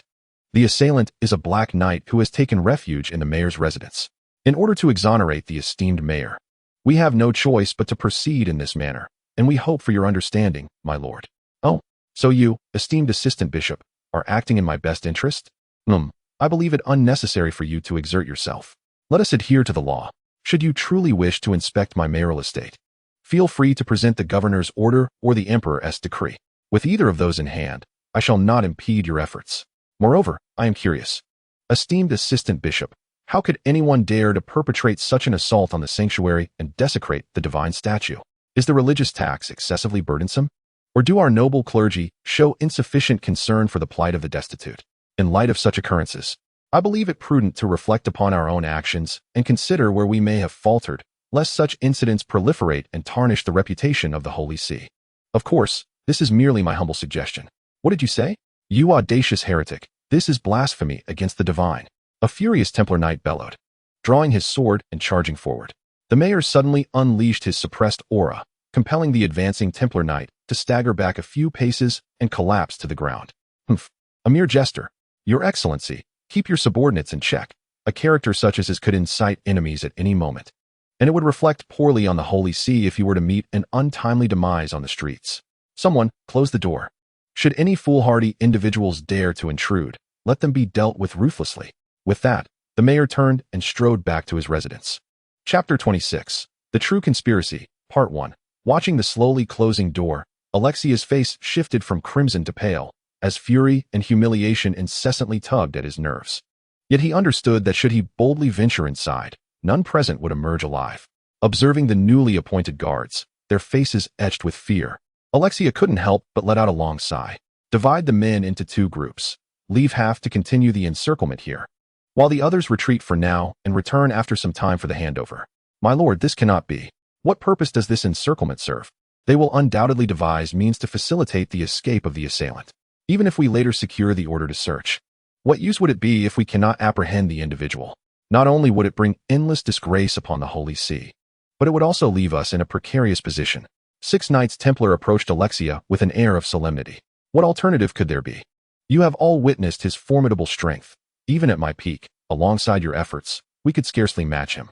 Alas, look at these soldiers, on the surface. It appears the church has regained its strength, but in reality? Alexia spoke with a heavy heart, fully aware of the dire consequences such arrangements would yield. The disparity in power left him unable to command these men to their unwarranted demise. Those who join the church must be prepared to sacrifice everything for the divine. The church does not require those who seek only comfort and prosperity. Those willing to dedicate their lives to the God of Light, follow me. The rest, remove your armor. Lay down your weapons and return home. A Templar Knight, sword in hand, directed his words toward the reluctant soldiers. With a clang, after a moment's hesitation, one soldier cast aside his spear and stripped off his armor. I do not wish to die. I have a wife and children to care for. I joined the church merely to serve as a soldier, not to fight and perish. Another echoed, knowing certain death awaits, with no glimmer of hope, why should we proceed? Let us depart. We can live by pursuing other paths, far better than dying in vain. Who knows if the garrison will turn against our families after we are gone? With one leading the way, the soldiers found their excuses and gradually withdrew, leaving behind only a handful of fervent devotees. Observing that fewer than 1/5 of the soldiers remained, Alexia felt a bitter pang. The number of devoted followers had evidently dwindled over the years. Had this occurred before that fateful battle, he need only raise his arm, and countless believers would have encircled the Lord's manor. Yet now, even the church's soldiers prioritized their own safety. The 6 Knights Templar arranged themselves into a triangular formation, with the squad leader at the forefront, followed by Alexia, and then over 30 remaining soldiers. With a low command of Holy Light Slash, the 6 Knights unleashed a concerted attack, shattering the heavy, fortified doors of the manor. A surge of bodies rushed inside, only to be met by a torrential rain of arrows. Immediately, Alexia unleashed a pre-prepared group protection spell, the arrows striking the pristine barrier and rippling across its surface. He had no time to lament his waning power. As the rain of arrows ceased, he quickly dispelled the magic. For maintaining such a protective spell for an extended period was ill-advised for the current assistant bishop, and began preparing his next protective incantation. The Knights Templar surged forth, closing the distance to the archers who had not yet retreated. Faced with the imminent threat of the knights, the archers found themselves powerless, swiftly dispatched as if they were mere stalks of grain. The church's soldiers surged in right behind, swiftly clearing the remaining archers. In a matter of moments, over 100 archers had been slaughtered without even a chance to flee. The garrison soldiers, now realizing the situation, charged forward, and chaos erupted as both sides plunged into a fierce melee. Though the front courtyard of the Lord's estate was spacious, it could not accommodate the simultaneous assault of nearly 1,000 remaining soldiers. Each squad comprised 10 individuals, led by a squad leader alongside 9 soldiers. A company consisted of 101 members, comprising 10 squads and 1 company leader. A battalion encompassed 1,111 warriors, consisting of 10 companies, 100 archers, and 1 battalion commander. Despite their numerical advantage, the garrison felt immense pressure when faced with 6 formidable temple knights, supported by an assistant bishop. As soldiers fell one after another, the battalion commander, a mid-level black knight, gritted his teeth and charged towards the temple knights with 10 subordinate company leaders, each a novice black knight. While they were among the elite of the garrison, their primary focus had been training their men, rather than coordinating with each other. Against the powerful and well-synchronized temple knights, they appeared weak and vulnerable. In a matter of moments, 3 company leaders lay in a pool of blood. Disperse them.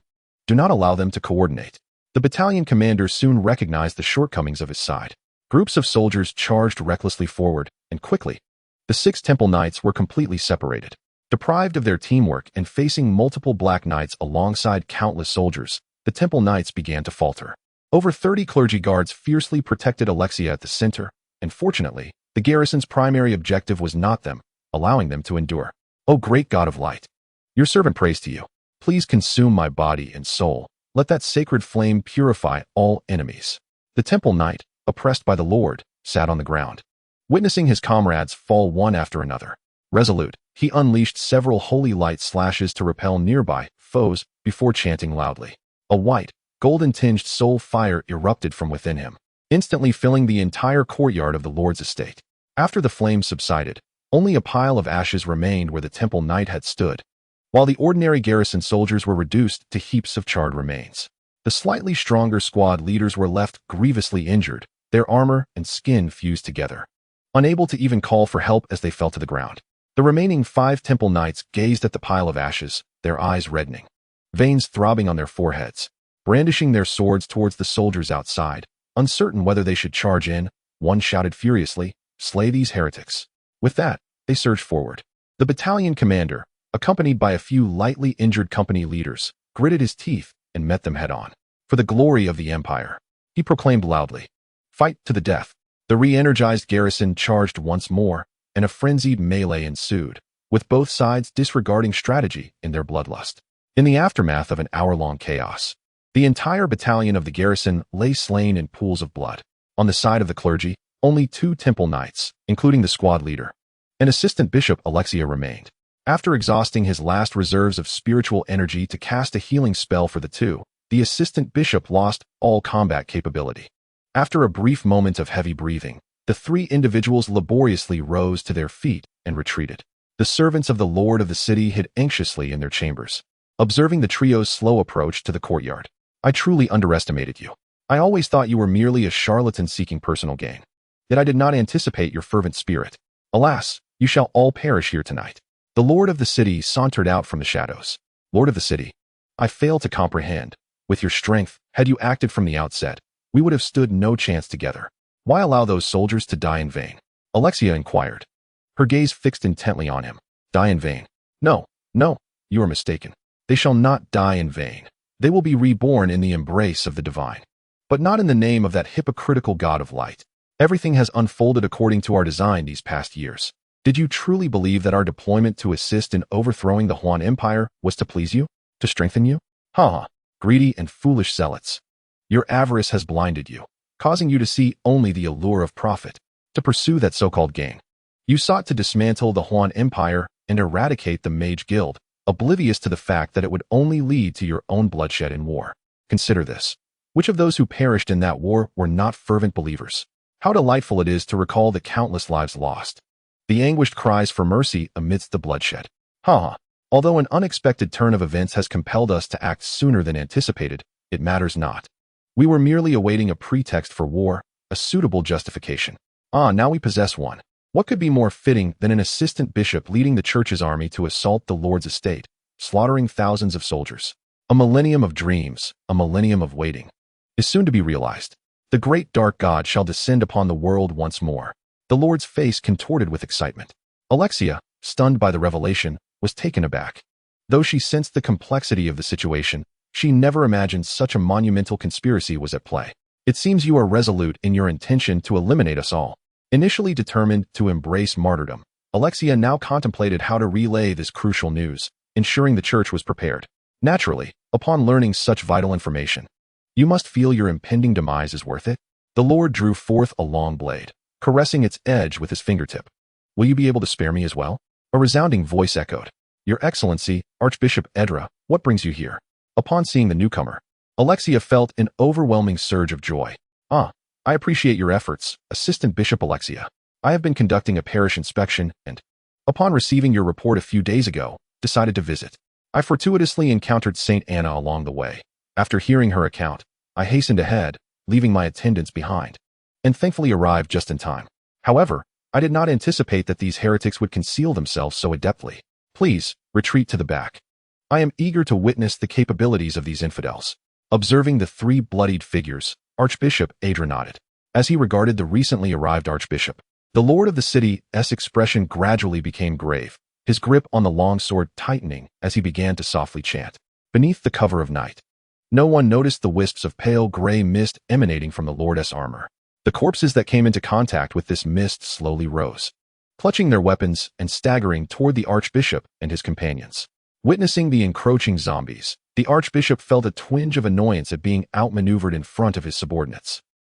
Ball heretics, how dare you perform such despicable dark sorcery before me?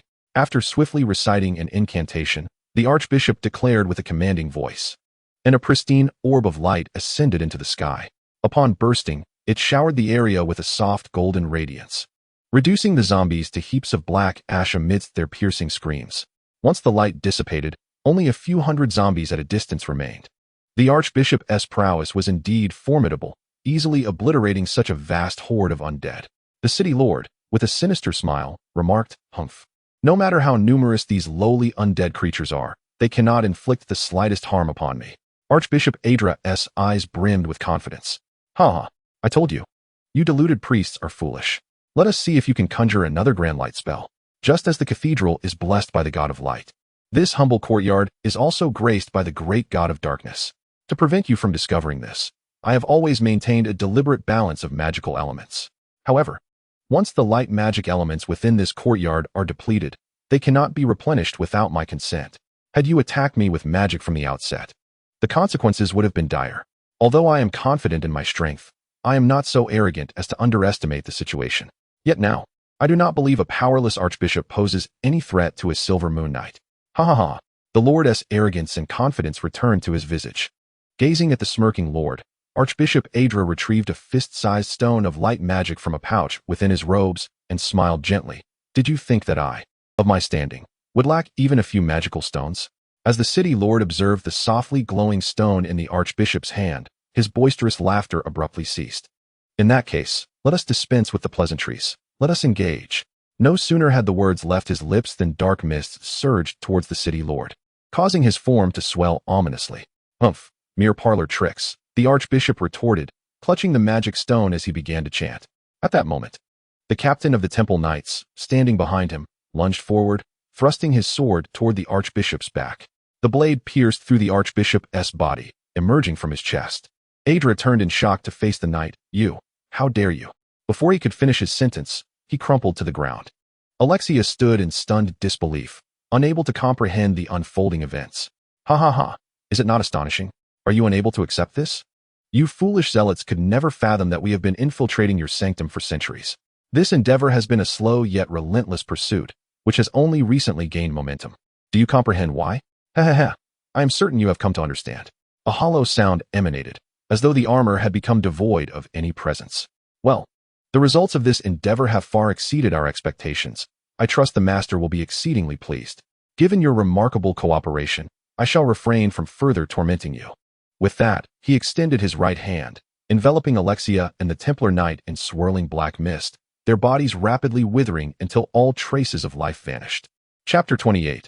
The quest for treasure. Observing the scene unfold in silence, Gloria surmised the events that transpired, despite the absence of sound. After a moment's reflection, she turned and made her way towards the now deserted sanctuary. After a thorough search, she discovered countless gold coins, an array of weaponry and armor, precious herbs, and rare artifacts in the sanctuary's underground storeroom. It wasn't until dawn was approaching that Gloria managed to gather all her chosen items into her enchanted ring, including the majority of gold coins, several sets of diverse armor and weapons, a finely crafted silver longbow that, while inferior to her magical longbow, was nonetheless exquisite. A mithril short sword, a sizable chunk of mithril weighing nearly 100 pounds, and a variety of lesser-known metals, along with all the herbs and aesthetically pleasing artworks. Burdened with her spoils, Gloria seized the opportunity of the early morning with few souls on the streets to stealthily exit the sanctuary. With this chapter concluded, she sought out a livery stable and purchased a sturdy, albeit unadorned, horse-drawn carriage, selecting 2 horses of exceptional endurance upon the proprietor's recommendation. These horses may not have been swift in bursts, but they were ideal for long journeys. Driving her carriage around for supplies, Gloria departed from Maluka City, embarking on her journey to Debrecen. In the sweltering heat of July, Gloria, clad in only a short shirt, found herself drenched in sweat. The summer in the Hungduan Mountains was evidently unforgiving. Fortunately, various villages along the way offered an abundance of fruits and vegetables for sale. The stifling, humid weather rendered Gloria incapable of meditating in tranquility, so she casually perused a tome of magical notes left behind by the water mage, Zach. It meticulously documented all the spells and magical arrays he had studied. Some of the more complex spells still lay beyond her capabilities, and Hendrick had repeatedly cautioned her against the folly of overambition in magic. She should master the spells she had already learned before aspiring to acquire new ones. Mastery of a singular technique often surpasses the knowledge of many. The adept use of lower-tier spells in combination often yields superior results. This lesson had been deeply impressed upon her during her previous venture into the Abyssal Mountains, leading her to skim through most of the spells with simplicity. A simple, diminutive ice magic array caught the attention of Gloria. As a derivative branch of water magic, ice magic differs fundamentally from its primary counterpart, which focuses on restoration and support. From its inception, ice magic has been predominantly offensive. Yet, this modest array barely qualifies as supportive. It is merely a product of the mage's desire for comfort. It effortlessly condenses the elements of water magic, transforming them into ice and dispersing them directly. It requires only a minuscule fragment of water magic stone for guidance. An insignificant concern for someone as affluent as Gloria. Without hesitation, she retrieved a sizable piece of mithril, skillfully carved off a palm-sized section, and inscribed the magic array upon it. After embedding the magic stone for guidance, the surrounding temperature plummeted. Gloria could not help but marvel at the conveniences afforded by magic. Once she settled her mind, she began to admire the ever-changing scenery along her journey while diligently practicing her magical proficiency. No longer needing to chant incantations, Gloria focused on memorizing the sequence of elemental arrangements post-chanting, directing the magic elements into formation using her mental power. Suddenly, a thought struck her. What if she could control the magic elements to arrange themselves in proximity to, or even within her target before casting? Would that not render them utterly defenseless?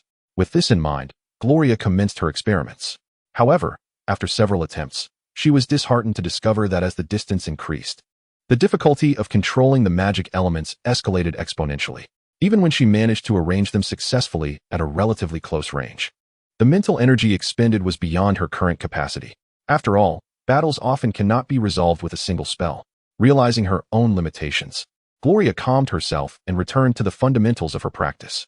After more than 10 days of arduous travel, she finally arrived in Debrecen, a quintessential small town nestled in a small alluvial plain beneath the Obsidian Mountains. The 7 or 8 meter high stone walls, constructed to fend off bandits, seemed to serve little other purpose. A few soldiers lounged at the city gate, perhaps due to the sweltering heat, their armor discarded carelessly aside. Upon seeing Gloria approach in her horse-drawn carriage, they snickered, remarking, "Look, another fool seeking fortune and courting death." Emerging from the carriage with 2 chilled watermelons, Gloria approached the soldiers. "Good sirs, you've worked hard. Please enjoy some refreshing watermelon to cool off." As she offered the fruit, one soldier quipped, "You certainly know how to please. Indeed, it is quite refreshing. Come, lads, try it." He drew his knife, slicing the watermelon into wedges, and eagerly began to eat. "You seem like a young man eager to explore the ancient ruins in search of treasure," one soldier remarked between bites. "I advise you to reconsider. Many have ventured there recently, yet none have returned alive. Everyone dreams of riches, but is it worth sacrificing your life for wealth? After all, one must have a life to enjoy their fortune. Is it truly that perilous? Has our Lord not sent anyone to investigate the situation?" Gloria inquired.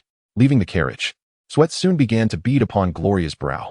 She wiped her forehead and casually picked up a piece of watermelon, taking a few bites before inquiring, "What about that old soldier?" From a distance, he discarded the rind and wiped his mouth. "Well, our town is small. Originally, there were over 400 garrison troops here, but now only a little over 20 remain. With the additional people who joined us, there were nearly 600 or 700 in total. Yet only 2 mid-level Black Knights accompanied us, and none returned.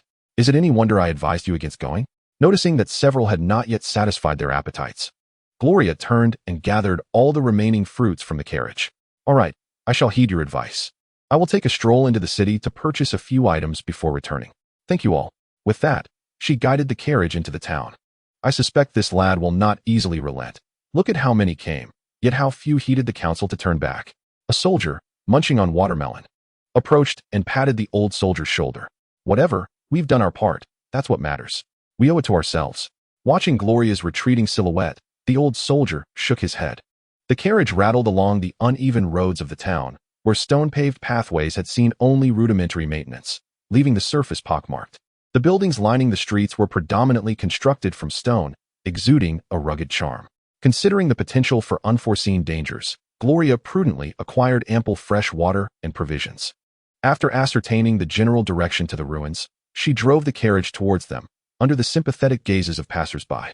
After a prolonged journey, they arrived at the outskirts of the Netherworld Mountains, where twilight gradually enveloped the sky. Gloria resolved to rest for the night, planning to venture into the mountains at dawn.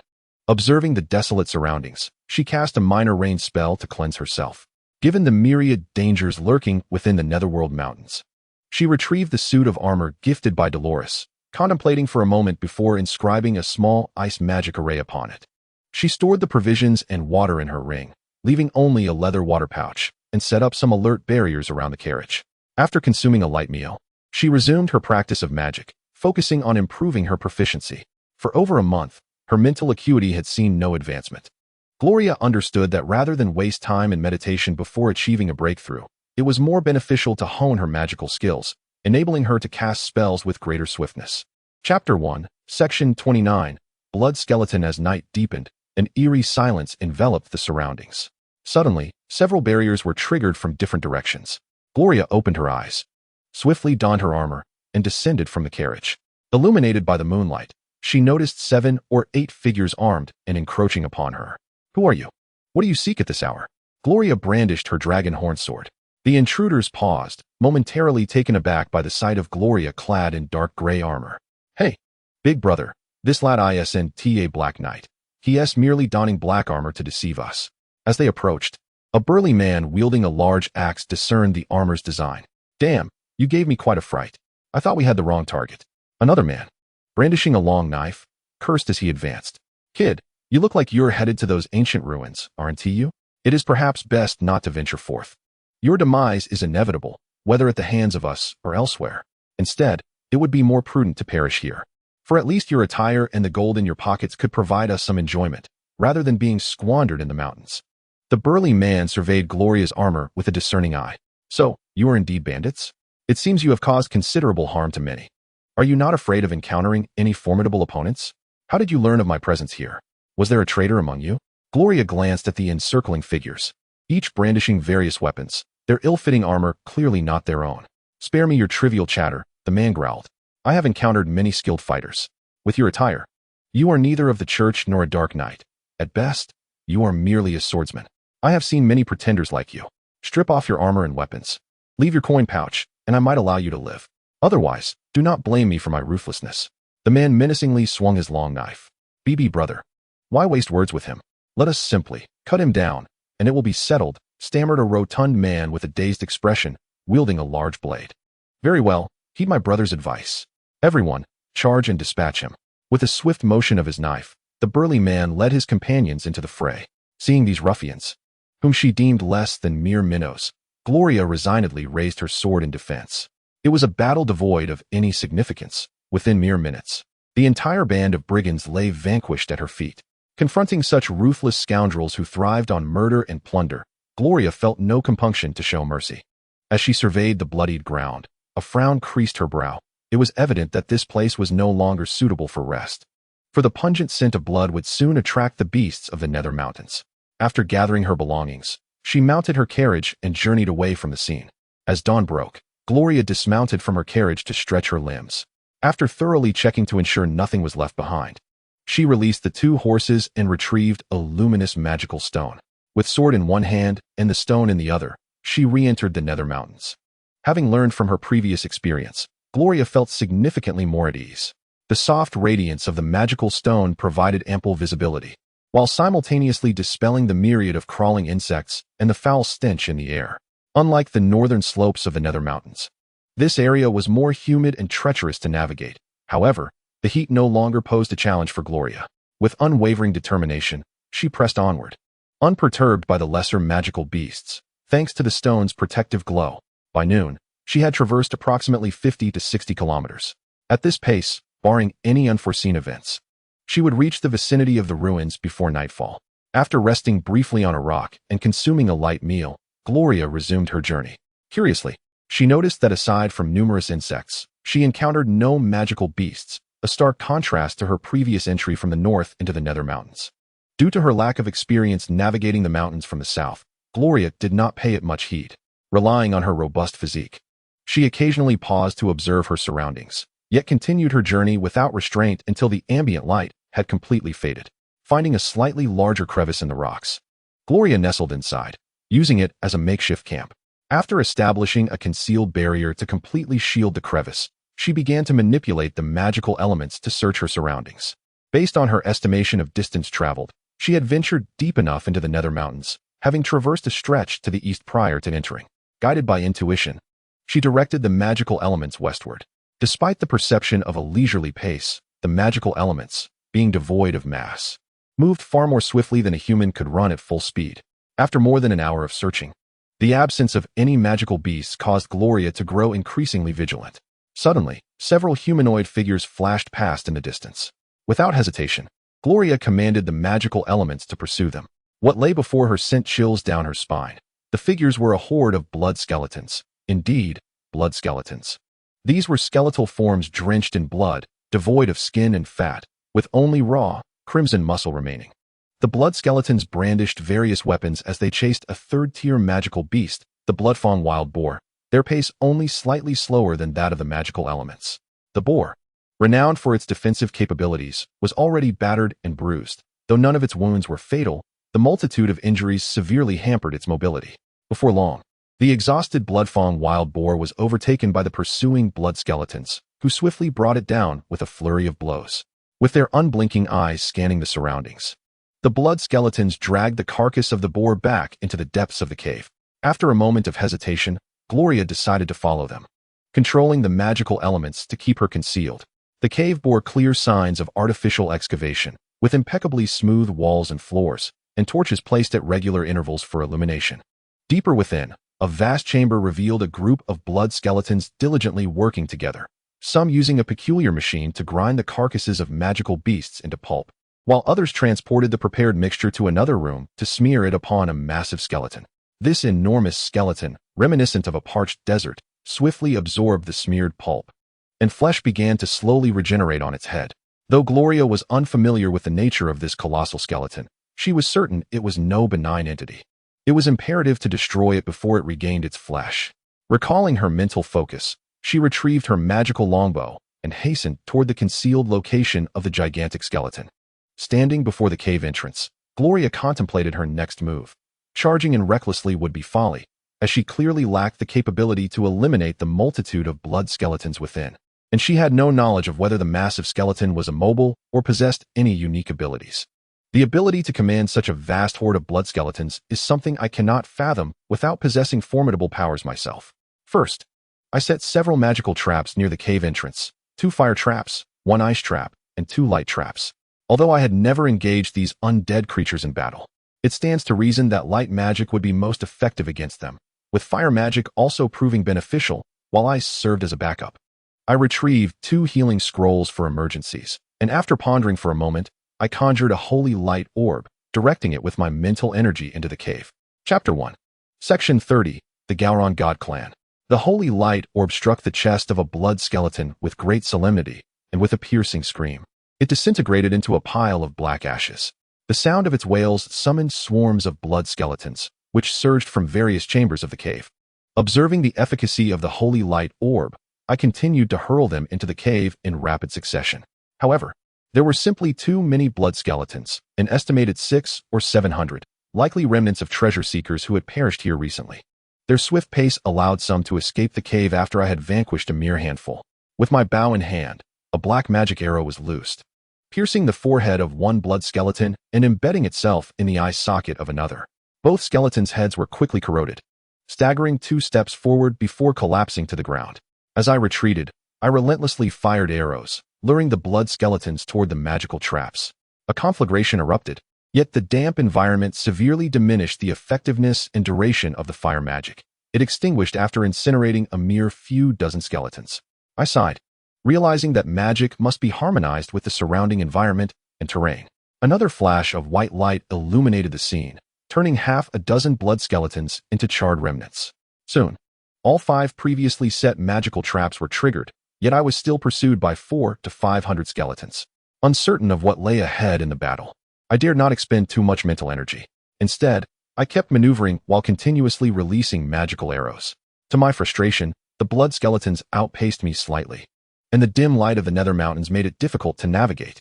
I relied on my agile form to change directions and create distance, even resorting to the Mire spell several times to slow their advance. After toiling through the night, I finally eradicated the entire horde of blood skeletons. Gazing at the remnants scattered across the ground, I found it unbearable to rest amidst such carnage. I trudged a short distance, seeking a relatively clean and safe spot, where I lay down flat. I lost track of time, but eventually my strength was sufficiently restored. I took a hearty swig from my water skin and consumed a bit of food before rising, gripping my longbow tightly as I ventured deeper into the cave. A heavy stench of blood permeated the air, making me feel nauseous. Deeper within, the enormous skeleton, deprived of the sustenance it once drew from flesh, had ceased the growth of its head. Upon closer inspection, it appeared exceedingly terrifying. Its colossal form loomed nearly 10 meters tall. The flesh atop its head had only just grown beneath the eye sockets, where the eyes, devoid of eyelids, darted restlessly. Upon noticing Gloria's entrance, it immediately fixed its gaze upon her. The intensity of that stare instilled an overwhelming sense of peril within Gloria, akin to a sheep caught in the wolf's sight. Without a moment's hesitation, she drew her longbow, but just as the arrow was poised to be released, a sudden sensation akin to a needle prick jolted her mind, leaving her in a daze. Faintly, she heard her mother's voice calling, "Gloroni, where's my little Gloroni? Come to dinner. Today, we have your favorite honey-roasted pine chicken. If you don't hurry, your father might eat you." "Ah, mother, my most beautiful mother in the world, your little Gloroni has arrived."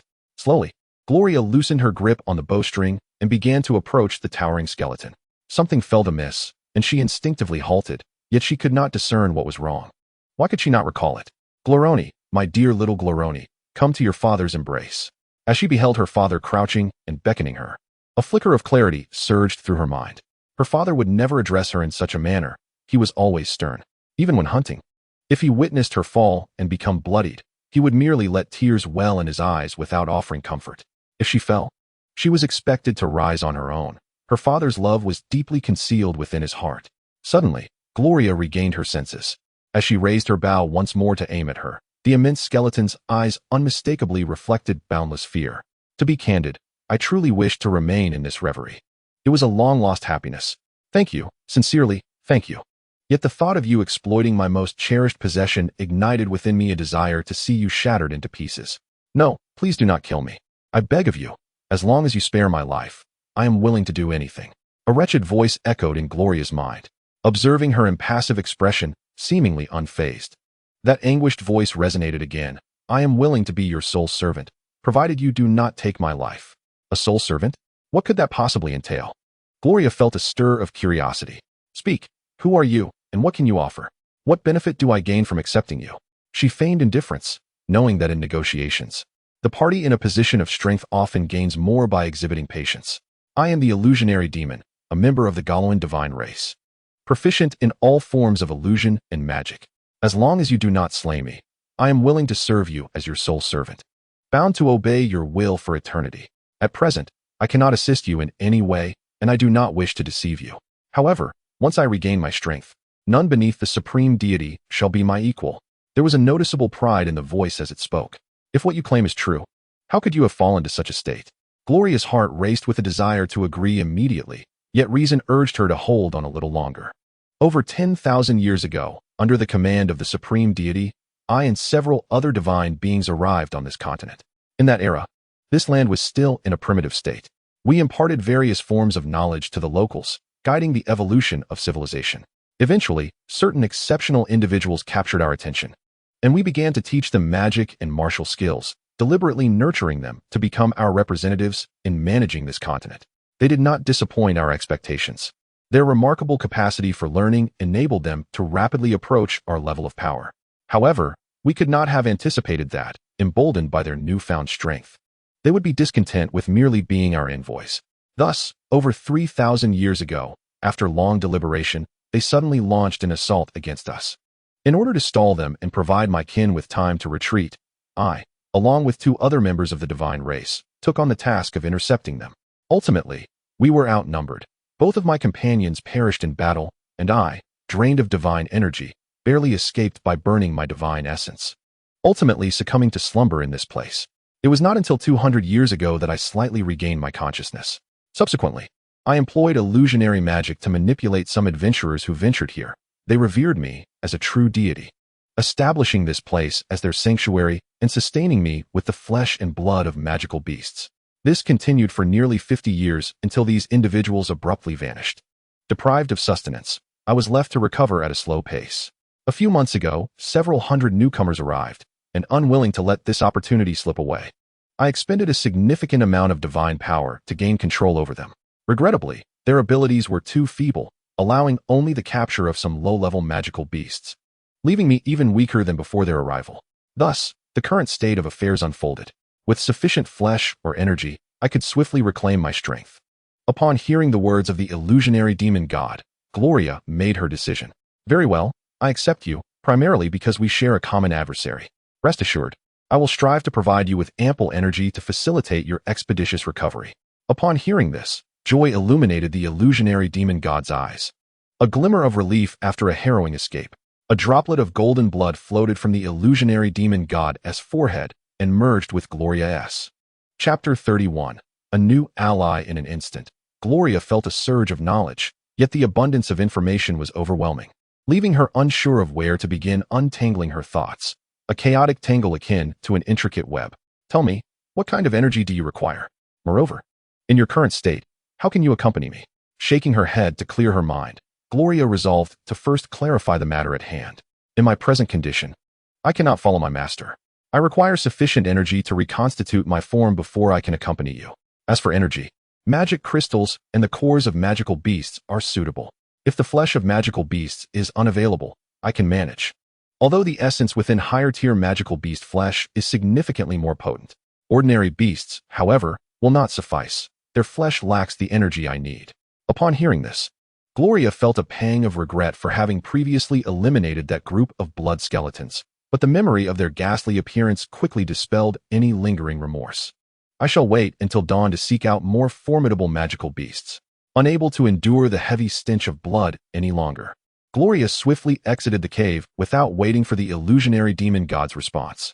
Having acquired a soul servant, yet still required to perform labor, Gloria found herself in a state of discontent as she sought a suitable spot to rest, plopping down for a moment.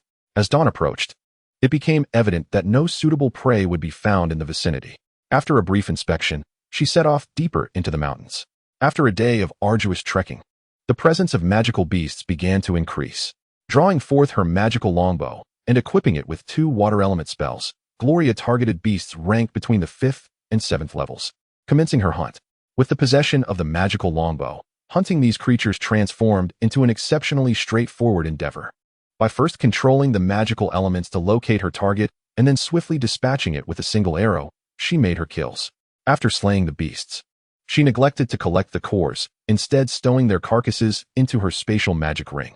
This nearly effortless existence continued for several days, during which she hunted down hundreds of magical beasts. However, Gloria soon found herself in a predicament.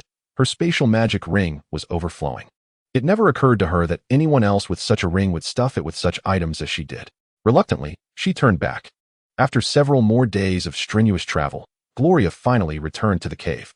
Upon entering the chamber where the illusionary demon resided, she retrieved the corpses, extracting the magic cores and discarding the remains carelessly.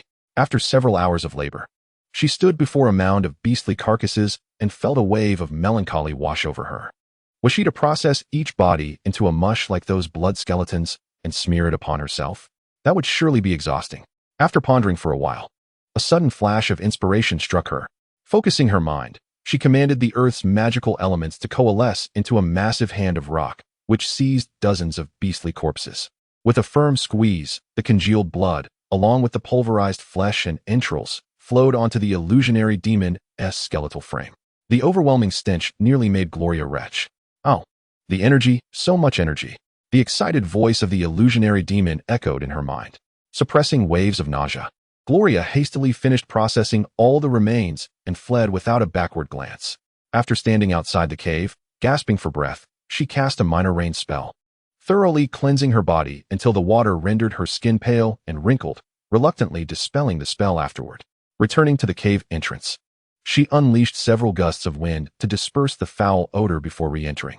At this point, the flesh on the illusionary demon had grown to the level of its chest. Evidently eager to please Gloria, the demon, despite the limited energy, had restored its facial skin, making its enormous visage appear considerably more agreeable. Gloria felt a profound sense of satisfaction. What shall be done with these magic cores? She inquired, gesturing towards the small pile of hundreds of cores on the ground.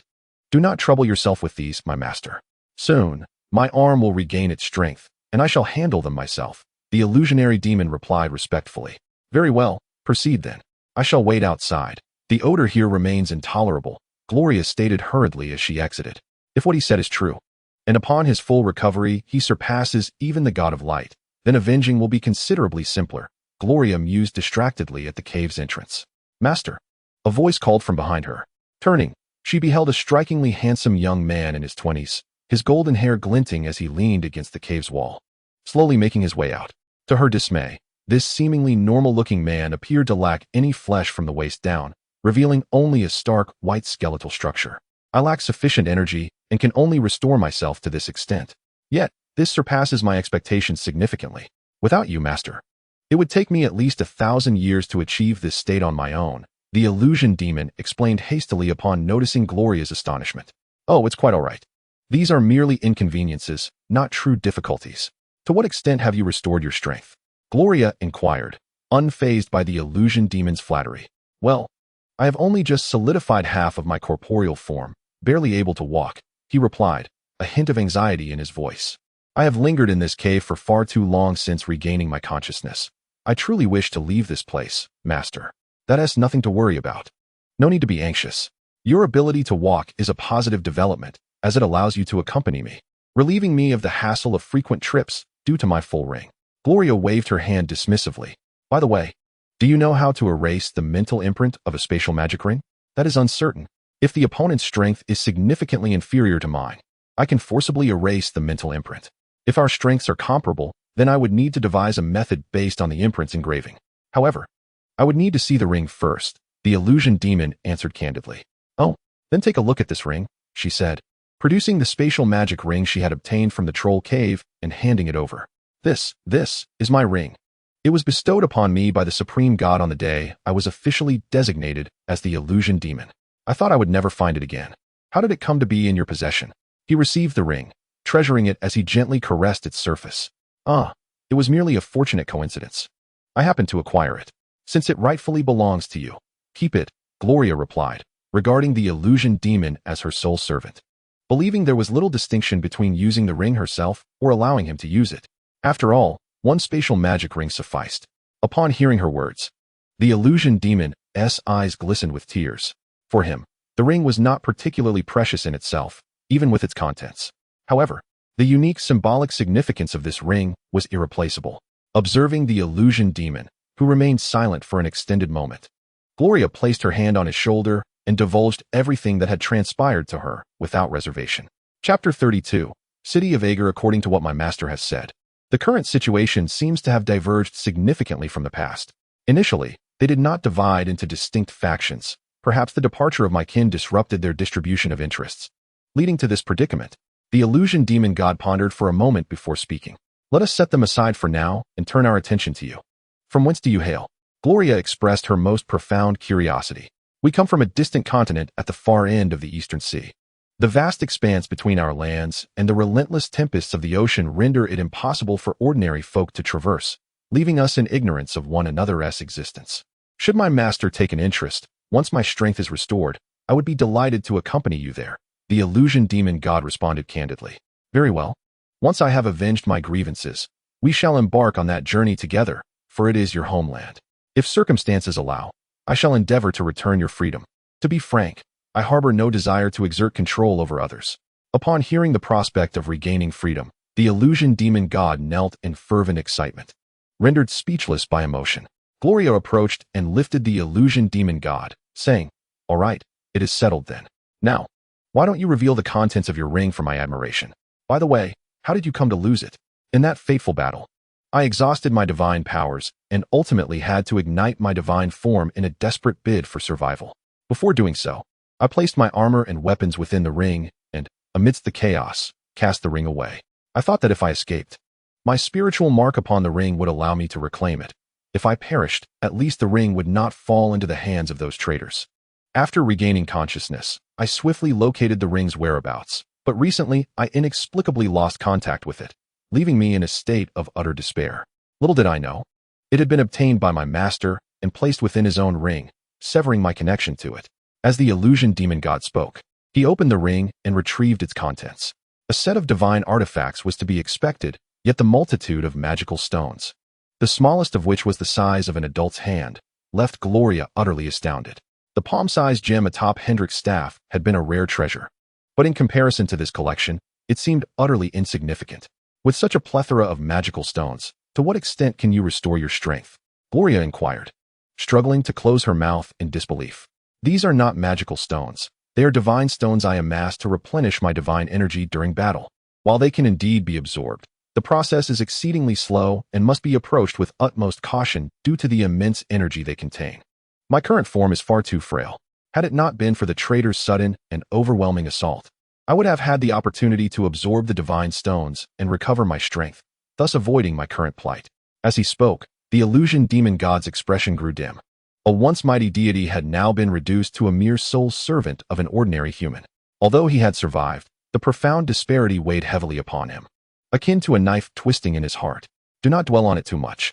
Once you regain your powers, we shall ensure they all pay for their transgressions.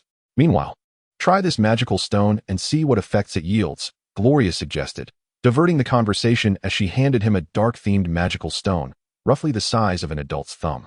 Upon grasping the magical stone, it swiftly dulled, its energy entirely absorbed.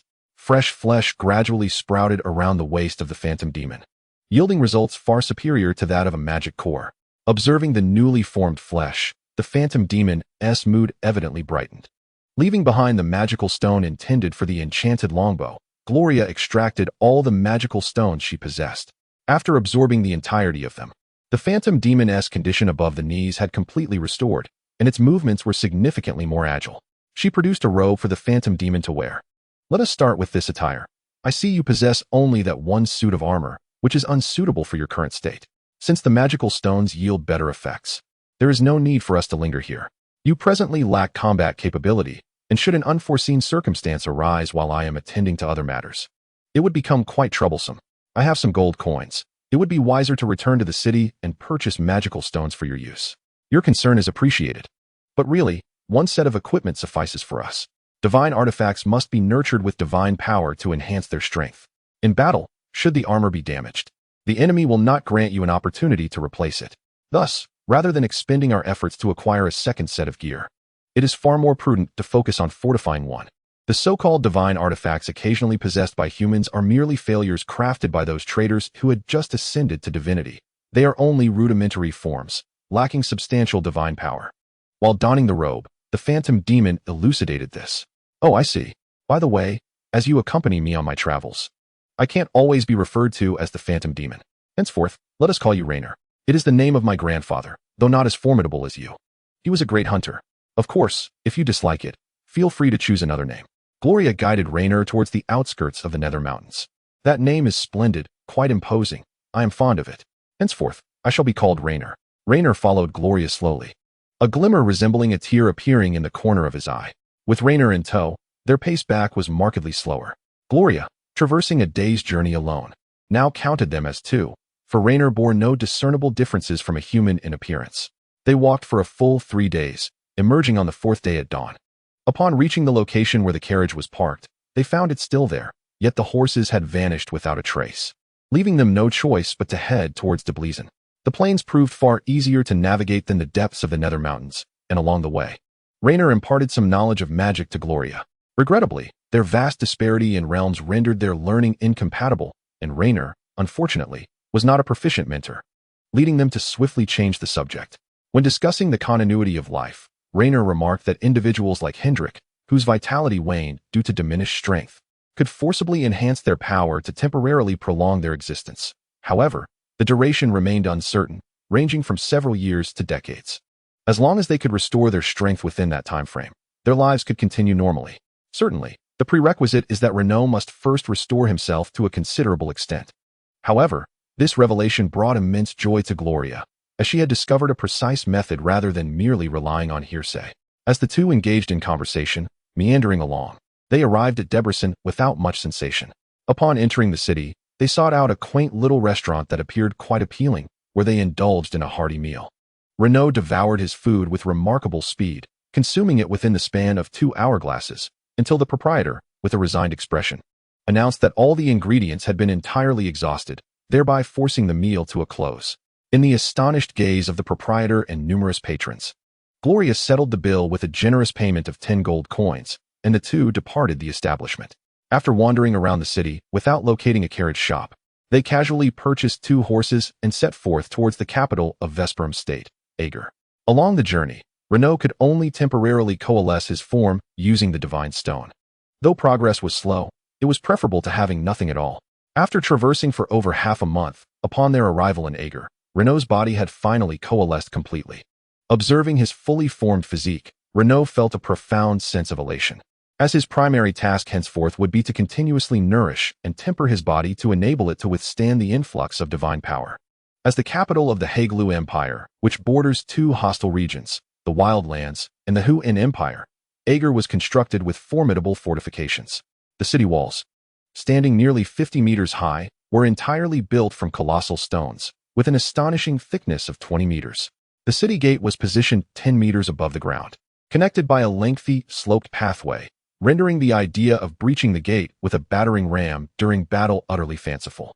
Behind the massive iron gate, which was 1.5 meters thick, lay a disposable dragon-slaying stone for emergencies. Further in was the moat city. Even if the outer defenses were breached, The enemy would find themselves confined within the moat city, as only by overcoming it could they truly enter the inner city. Gazing at this grand city, Renaud could not help but silently commend its might. Without the use of magic and merely relying on sheer numbers, it was evident that an assault involving less than 1,000,000 troops would be utterly futile. Chapter 1, Section 34. Ager City 2. Upon entering the city, common folk were prohibited from riding horses, compelling the two to lead their steeds on foot. This marked Gloria's first encounter with a truly grand city, while Renaud had never before roamed the streets of a mortal city. As they strolled along the spacious and level avenues, they marveled at the city's splendor. Flanking the roads were elegantly adorned 3-story shops, peddling goods transported from distant lands. Considering their need to frequently access various auction houses, the two ventured into a clothing store to make selections. Influenced by her accustomed lifestyle, Gloria found it difficult to muster any interest in the ornate garments with wide sleeves, opting instead for 2 meticulously crafted martial artist outfits made from superior materials. Renaud, on the other hand, was indifferent. Under the proprietor's enthusiastic recommendation, he purchased several exquisitely elegant and lavish robes. The combined cost of their garments, along with shoes and accessories, amounted to over 1,000 gold coins for Gloria. The price of a few outfits equated to several years' worth of income for an ordinary family, causing her to wince slightly. Exiting the shop, clad in martial attire with her black hair, Gloria bore a striking resemblance to Renaud's golden-haired guardian, dressed in a new attire that accentuated his inherent noble demeanor. Renaud appeared as the quintessential scion of a grand aristocratic family. This transformation aligned perfectly with Gloria's preferences, as she had never been fond of mingling with the unsavory elements of society. The 2 horses, which had been casually acquired in the small town, were evidently no longer suitable for their use. After clarifying their arrangements with Renaud, the duo abandoned their steeds and inquired about directions to the largest auction house in the city, the Imperial Auction House. Their appearance, strikingly elegant, inevitably drew the attention of passers-by. Upon their arrival, a young and beautiful female attendant from the auction house promptly greeted them. "Welcome, esteemed guests, to the Imperial Auction House. How may we assist you today?" she inquired sweetly. "Our young master has recently embarked on the study of alchemy and requires a substantial quantity of various magical stones, cores, and other materials, hence our visit," Gloria interjected. Meanwhile, Renaud, with an air of serene elegance, sauntered inside. His demeanor and poise so impeccable that even the palace etiquette instructors would find no fault. "You have indeed come to the right place. The goods available at our Imperial Auction House are unparalleled in both quality and quantity in Ager City. Please, allow me to escort you to a private area where you can rest while I prepare a list and quotes for the items you seek," the attendant said, leading them further into the establishment. After guiding them to the VIP lounge and ensuring that tea was served, she departed. Shortly thereafter, 2 cups of tea were presented. Renaud lifted 1 cup, removed the lid, and delicately skimmed the tea leaves floating atop before bringing the cup to his nose for a brief inspection. A slight frown crossed his brow as he set the cup back down, his graceful actions rendering Gloria unable to reconcile this refined individual with the gluttonous figure she had seen devouring pastries in Debrecen. Contemplating the cup on the table, she felt a pang of inadequacy, unable to muster the same elegance as Renaud, and refrained from reaching for the tea. "Esteemed guests, I apologize for the wait. May I introduce you to our auction house manager, who has brought samples of magical stones for your perusal," the attendant announced, gesturing to a slightly rotund middle-aged man.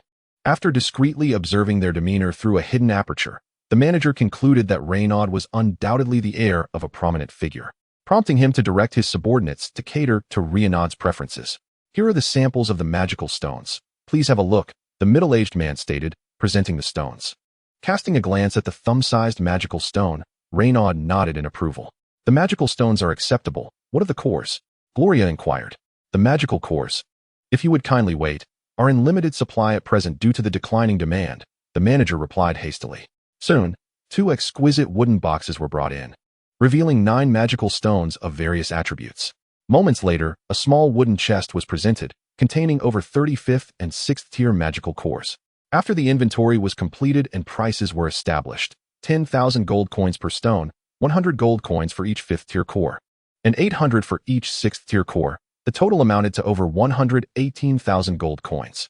Gloria retrieved 12 10,000 gold crystal cards to settle the bill, while Renaud waved his hand, storing the items within his spatial magic ring. "Prepare accordingly. We shall return in a few days," Renaud remarked nonchalantly as the pair rose to depart. This individual possesses an extraordinary identity. To my knowledge, besides His Majesty the Emperor and His Holiness the Pope, there are very few who possess a spatial magic ring, particularly since the disappearance of that esteemed figure from the Huron Empire. It may be prudent to refrain from investigating this person's background, lest we attract unwanted complications, the steward quietly suggested. Upon exiting the auction house, they sought refuge in a lavishly adorned inn nearby. After Gloria casually tossed a pale green magic crystal card as a deposit, the proprietor promptly assigned them to the finest suite available. This was indeed the most opulent accommodation Gloria had ever experienced, with plush wool carpets, crystal chandeliers, sterling silver cutlery, and velvet bedding, all of which dazzled the senses. Humans certainly have a remarkable penchant for indulgence. Sprawled across the bed, Renaud stretched lazily, having never truly relished such luxury before. "Let us attend to our primary matters," Gloria stated after a brief respite, urging Renaud to absorb the recently acquired magic stones and magic cores without delay. After more than an hour, Renaud opened his eyes, disappointment evident within them. "It seemed I had underestimated the magnitude of energy required for body refinement. Based on my current calculations, relying solely on magic stones would necessitate no fewer than 100,000, while utilizing divine stones would be a painfully protracted endeavor, spanning several centuries." Upon hearing this, Gloria was taken aback. Setting aside the question of whether he could afford such a vast quantity of magic stones, where could one even procure them? "Do not be overly disheartened. Opportunities will arise. We can purchase magic stones if available, or magic cores if not, and if those are unavailable, divine stones will suffice. Furthermore, let us brainstorm alternative methods. There are surely other solutions to be found," Gloria reassured Renaud. "I appreciate your concern, but I do not wish to become a burden," Renaud admitted, despite his present state as an ordinary human. The pride of his divine lineage weighed heavily upon him. "You think too much. Although you are nominally my servant, and I your master, through our time together, you should have sensed that I have never regarded you as merely a servant. In my eyes, you are my companion. Thus, there is no need to speak of burdens. Companions ought to support and assist one another." In Gloria's perspective, the concept of master and servant was non-existent. His father had instilled in him the fundamental principle that hunters must always aid one another in their pursuits. The bond between a soul servant and their master is intertwined. While it may not alter Gloria's consciousness, it allows him to perceive Gloria's sincerity. An emotion not typically associated with the divine began to swell within Renaud, part excitement, part gratitude, and a hint of melancholy. Though he struggled to articulate it, his vision became blurred with unshed tears. "Enough, enough. You have lived for thousands of years, and you leave me at a loss for words. I am quite hungry now. Let us find something to eat," Gloria said awkwardly as he rose and took Renaud's hand, leading him outward. Chapter 1. Section 35. The corpse of the dragon. After wandering the streets for a while, despite the hour still being early with the sun just beginning its descent, the two companions whose stomachs began to protest sought refuge in an opulently adorned restaurant. They were escorted to an elegant private room, where they casually ordered an assortment of wines and dishes, savoring their leisurely repast. "Have you heard? There has been a violent altercation between the representatives of the church and the Lord of Molucca City." The church alleged that there had been an assault on the sanctuary, resulting in the destruction of the statue of the God of Light, prompting them to send agents to search the Lord's estate. The Lord refused entry, and thus, hostilities ensued. All the church's men perished, along with several thousand from the garrison. As they were nearing the end of their meal, a voice from the adjacent room reached their ears. "Surely not. I have heard that an assistant bishop is stationed there. Does the Lord dare to act against him? Is he not afraid of retribution from the church?" Others clearly expressed skepticism regarding this news. "What does an assistant bishop amount to? I've heard the one leading the charge is a high bishop, and he too has met his demise." The Lord of Molucca City issued a proclamation, asserting that the church's personnel attacked his estate and slaughtered the garrison, thus facing immediate justice. Presently, the populace of Molucca City is gripped by fear, uncertain of the eventual outcome. That being the case, if this truly happened, coupled with the recent decree from His Majesty the Emperor, will our Heglou Empire not share the fate of the Huron Empire? Voiced another, burdened with concern. Thus, it seems that retaining gold coins is the most prudent choice. Nothing is more reliable than gold in these tumultuous times. This sentiment was met with immediate agreement. "Does this incident pertain to our master?" Renaud inquired softly. Not entirely. I merely trespassed into the sanctuary and defaced the statue. The rest bears no relation to me." Gloria nodded in acknowledgement. "This is still significant, for the repercussions of defiling a statue far exceed those of taking lives. Such an act cannot be concealed, should they fail to express their stance. It would be the church that faces disgrace. Nevertheless, one must consider, a high bishop should be formidable among commoners. How could a mere lord bring him down? At this point, Renaud expressed his bewilderment. It was not the lord who struck him down. There were traitors within the church's ranks. Yet, the lord is indeed formidable. Capable of transforming the deceased into something akin to a zombie, Gloria recalled the scene. That was merely the most rudimentary form of necromancy. A spell applicable only to the dead, and the combat prowess of that zombie was significantly inferior to that of the blood skeletons our master had dispatched earlier. Renaud scoffed dismissively. It seemed that a shift in conversation had occurred in the adjacent room, now discussing the lucrative trade of various goods, which left Gloria feeling rather disinterested. Is our master attempting to escalate the animosity between the two factions to incite a full-blown conflict? Renaud speculated, observing Gloria's expression. Let us refrain from such notions. Our primary objective is to restore your strength swiftly. Within the same forest, two packs of wolves cannot coexist. They will inevitably clash. We must not complicate matters further. Gloria replied, shaking her head.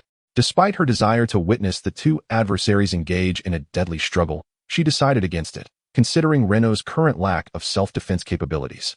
Two individuals, burdened with unspoken thoughts, finished their meal in a rather subdued manner. Is there any other significant auction house in this city apart from the Imperial Auction House? Gloria casually inquired of the impeccably dressed male attendant while settling the bill. Esteemed guests, our city indeed boasts several auction houses. Though their scale pales in comparison to that of the Imperial Auction House, and their offerings are considerably less remarkable. After all, the Imperial Auction House is affiliated with the royal family. However, should you wish to procure something truly unique, there are alternative options available. With this, the attendant paused, his gaze fixed with a smile on the purse in Gloria's hand. After receiving a gold coin, he continued, in fact, there exists an underground auction house in our city, where one can find genuinely rare treasures. Yet, many items are not suitable for public display, and entry requires substantial assets. But I believe that this will not pose an issue for esteemed guests such as yourselves. Upon saying this, the attendant fell silent once more. After receiving several gold coins from Gloria, he contentedly scribbled down an address and inscribed a peculiar symbol in the corner of the note, advising them to present it upon arrival. Upon exiting the restaurant, they sought out a carriage service. Gloria selected a luxurious, spacious carriage drawn by four majestic white horses, which complemented Renaud's attire splendidly.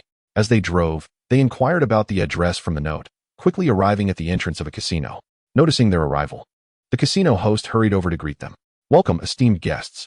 Are you here to try your luck? We were informed that those seeking items not found in conventional auction houses should come here. Gloria handed the note to the host. After a thorough appraisal of the two, he said, please, follow me. He led them to the backyard, through a concealed door, into an adjacent three-story building. After whispering a few words to a figure who appeared to be in charge, the host exited. Esteemed guests, I trust your introducer has informed you that purchasing here requires a demonstration of your financial capacity. Most of our auctioned items are valued at over 10,000 gold coins, and we can only accommodate a limited number of guests. Given our modest locale, the manager approached them and stated, You must be familiar with this, Gloria said, producing a pale blue magic crystal card. Indeed, a card valued at 100,000 gold coins, the manager replied, a smile evident on his face. And you should also recognize this, Gloria continued, revealing a black magic crystal card. Yes, I recognize it. A card valued at 1 million gold coins. Please, come inside. The auction will commence shortly. The manager ushered them in. This venue differed from typical auction houses. There was no grand hall, but rather a circle of private rooms surrounding the auction stage. They selected an unoccupied small room and patiently awaited the proceedings. Before long, the various rooms were filled with patrons. Esteemed guests, I am Nina, your auctioneer for today. Thank you for your presence. Most of you are familiar regulars, so I shall refrain from lengthy introductions, and we shall proceed directly to the auction items. A young woman in her 20s, possessing striking beauty and an alluring figure, gracefully ascended the auction stage. As she spoke, the staff wheeled in a massive object covered by a cloth. Ladies and gentlemen, behold our first auction item. This is truly extraordinary, a dragon's corpse.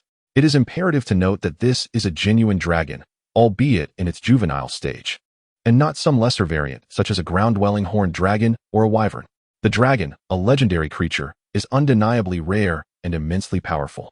It is said that an adult dragon could surpass even a grand archmage in strength. Typically, a dragon's remains are retrieved by other dragons and returned to their burial grounds upon death. However, this young dragon perished for reasons unknown, and its body was discovered by a fortunate band of adventurers who extracted it from the depths of the terrifying Nether Mountains. Of the over 100 adventurers who embarked on this quest, only 20 returned, with nearly 100, including a valiant High Dark Knight, forever resting in the shadows of the mountains. Let us pay tribute to these brave souls. May their spirits find peace, and may the spirit of adventure remain eternal. With a theatrical flourish, the auctioneer dabbed at the corner of her eye with a handkerchief. Now, having introduced the item, let us commence the bidding. The starting price is 500,000 gold coins, with a minimum increment of 50,000. With that, she dramatically unveiled the dragon's corpse, revealing the body of a 5-meter-long black dragon. 550,000, 650,000, 700,000, 900,000. The prices soared under the captivating narration of the beautiful auctioneer, quickly reaching 5 million gold coins. Master, if possible, we should acquire this. This is a black dragon. The armor crafted from its hide is not only lightweight and agile, but also boasts exceptional defensive capabilities and high magical resistance. The 2 dragon horns, though modest in size, would make exquisite short swords. If the dragon crystal remains intact, it would be even more perfect, whispered Raynor softly in Gloriana's ear. 10 million, Gloriana exclaimed, raising the bid. For those present, purchasing this dragon would merely serve as an ostentatious display of their illustrious lineage. 5 million gold coins was already a staggering sum, and 10 million clearly exceeded their expectations. After 3 consecutive bids, the auctioneer, Nina, brought the gavel down to conclude the sale. Following this, the auction continued with several pieces of artwork and exquisite jewelry, clearly aimed at appeasing the women in attendance. However, Gloriana expressed little interest in these items. Esteemed guests, our lovely Nina has not been feeling well these past few days and will take a short break. I shall temporarily take over the auction, and I hope you will not hasten my departure, announced an elderly man, slightly stooped and with thinning hair, stepping in as Nina exited, clutching her throat. The next item is a manuscript left behind by a great alchemist, detailing the studies of his lifetime. Those with hopes of seeing their descendants rise to become accomplished alchemists must not miss this opportunity. The starting price is 50,000 gold coins, with a minimum increase of 10,000. The auctioneer lifted a slightly yellowed notebook for display. However, the Alchemist Guild had yet to establish a hierarchy within the profession, leaving the true expertise of the notebook's owner shrouded in mystery. The prospect of investing a considerable sum only to acquire the notes of an alchemist capable of crafting merely basic healing potions was quite daunting. Moreover, recent events suggested that alchemists had become a flashpoint in the escalating tensions between the royal family and the church, casting uncertainty on the future of this profession and whether it might follow the troubled path of wizards. The atmosphere grew somewhat subdued. Nonetheless, Gloria had always harbored a keen interest in alchemy and ultimately secured the notebook for a staggering price of 120,000 gold coins. Following this, the auction featured exquisite weapons, armor, and luminous magical scrolls, all of which fetched impressive prices. Esteemed guests, many are unaware that at the far end of the vast ocean lies a mysterious continent teeming with wondrous creatures. Regrettably, the ocean's vastness renders it nearly impossible for anyone to experience the continent's enchanting beauty, despite occasional whispers of its existence. Today, however, those gathered here are fortunate. For years ago, a colossal fleet comprising over 100 ships set sail to seek and explore this enigmatic land. They have returned, albeit with only a fraction of their original number, yet they bring a plethora of marvels. The crowning item of today's auction is a pair of exquisite beings, the likes of which have only been encountered in legends, the ethereal elves. What is even more remarkable is that they are a set of female twins. Behold, amidst a chorus of gasps, a massive iron cage was wheeled in, the drape covering it lifted to reveal 2 stunning creatures before all eyes. The twins nestled closely together in one corner of the cage, their soft chestnut hair cascading to the ground, though their heads were bowed, obscuring their features. Their occasional startled glances revealed strikingly delicate and charming visages. Apart from their elongated ears, their features bore a striking resemblance to ordinary humans. Their alabaster skin appeared so tender that one might think a gentle touch could evoke a stream of water. Their modestly endowed figures were complemented by slender waists and long legs, while a pair of gossamer wings, reminiscent of cicada wings, fluttered delicately behind them. The room filled not with gasps this time, but with the sound of eager swallowing. Now, esteemed guests, let the auction commence. The starting bid for this pair of elven twins is set at 1 million gold coins, with increments no less than 100,000. Which guest wishes to place a bid? The auctioneer, evidently pleased with the crowd's reaction, announced the bidding had begun while excitement still coursed through the attendees. In just a few rounds of bidding, the price soared to an astonishing 10 million gold coins. It seems that soon, the ocean shall no longer serve as an insurmountable barrier for humanity. Gloria, seemingly disinterested in such matters, inquired further. Indeed, humanity is formidable. For it is crucial to recognize that the vast ocean, nearly infinite in its expanse, is fraught with the potential for hurricanes, tsunamis, and whirlpools at any moment. Countless colossal marine creatures lurk, poised to assault the fleet at any moment. Such peril has not deterred them from setting foot upon that land. Indeed, greed serves as the primal motivator behind all human endeavors. However, the pair of fairies are not twins, merely two ordinary forest sprites. The appearance of forest sprites is quite similar, making it arduous for outsiders to distinguish between them. Only their essence can reveal their identities. As the auction continued, the price for the duo surged to an astonishing 16 million gold coins. Upon hearing this jaw-dropping figure, Reno opened his mouth, seemingly on the verge of uttering something, yet remained silent. Noticing Reno's hesitation, Gloria inquired, "Are you considering purchasing them?" "I merely find their current state to be one of such uncertainty and helplessness, reminiscent of my own awakening when I discovered I could not even move, left only to await in silence," he replied. "You have not witnessed their existence in the forest. Carefree and unburdened, filled with joy each day. Even after my encounters with them, I found myself influenced by their spirit. It seems that with this corporeal form, I have experienced sensations previously unknown to me. I was once capable of joy, anger, and fury, yet lacked this bittersweet sorrow, this disquietude stemming from uncertainty about tomorrow. Devoid of the guilt and self-reproach of being a burden." Reno furrowed his brow tightly. "This is indeed a positive development. Possessing these feelings signifies that you are no longer a distant deity, but a being of flesh and emotion, a true human. Every situation can be perceived from myriad perspectives. It merely depends on the angle from which one observes. My grandfather once recounted a tale of an elephant brought from the far south to the imperial city, and upon hearing this, all flocked to see it. On that day, four blind men also ventured to witness this marvel. Upon arrival, they began to touch the elephant. One felt the tail and declared, "Ah, the elephant is akin to a whip." Another touched its leg and proclaimed, "No, the elephant is clearly like a pillar." The third, feeling the body, insisted, "Nonsense. The elephant is simply a wall." The last blind man, upon touching the trunk, asserted, "You are all mistaken. The elephant is undoubtedly a thick pipe." Upon hearing this tale, we all laughed, mocking the ignorance of those blind men who, having only touched a fragment of the elephant, boldly asserted that their limited perception encapsulated the entirety of the creature. In truth, even the most magnificent deities do not possess the clarity to see the full picture. Often, when events unfold, are we not akin to those blind men, convinced we comprehend the truth from merely a fragment? You express unease about the uncertainty of tomorrow. Yet it is precisely because each day is distinct that it brims with new hope.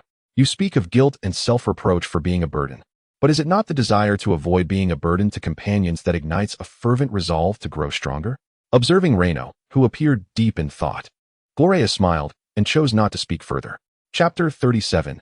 New companions. At that moment, the auction concluded, and the pair of sprites was ultimately purchased for the staggering price of 17 million gold coins. "Let us depart. Once we retrieve our belongings, we shall exit the city." Gloria roused the contemplative Reno. "Exit the city? Are we not to wait here?" Reno responded with a look of astonishment. "There will be chaos here tonight. It is prudent for us to leave." With that, they stepped out of the private room, following the receptionist to the storeroom to collect their acquired items. Gloria deliberately slowed her pace, and upon arrival, a considerable crowd had already gathered. Those who had bid on smaller items departed in satisfaction after collecting their treasures.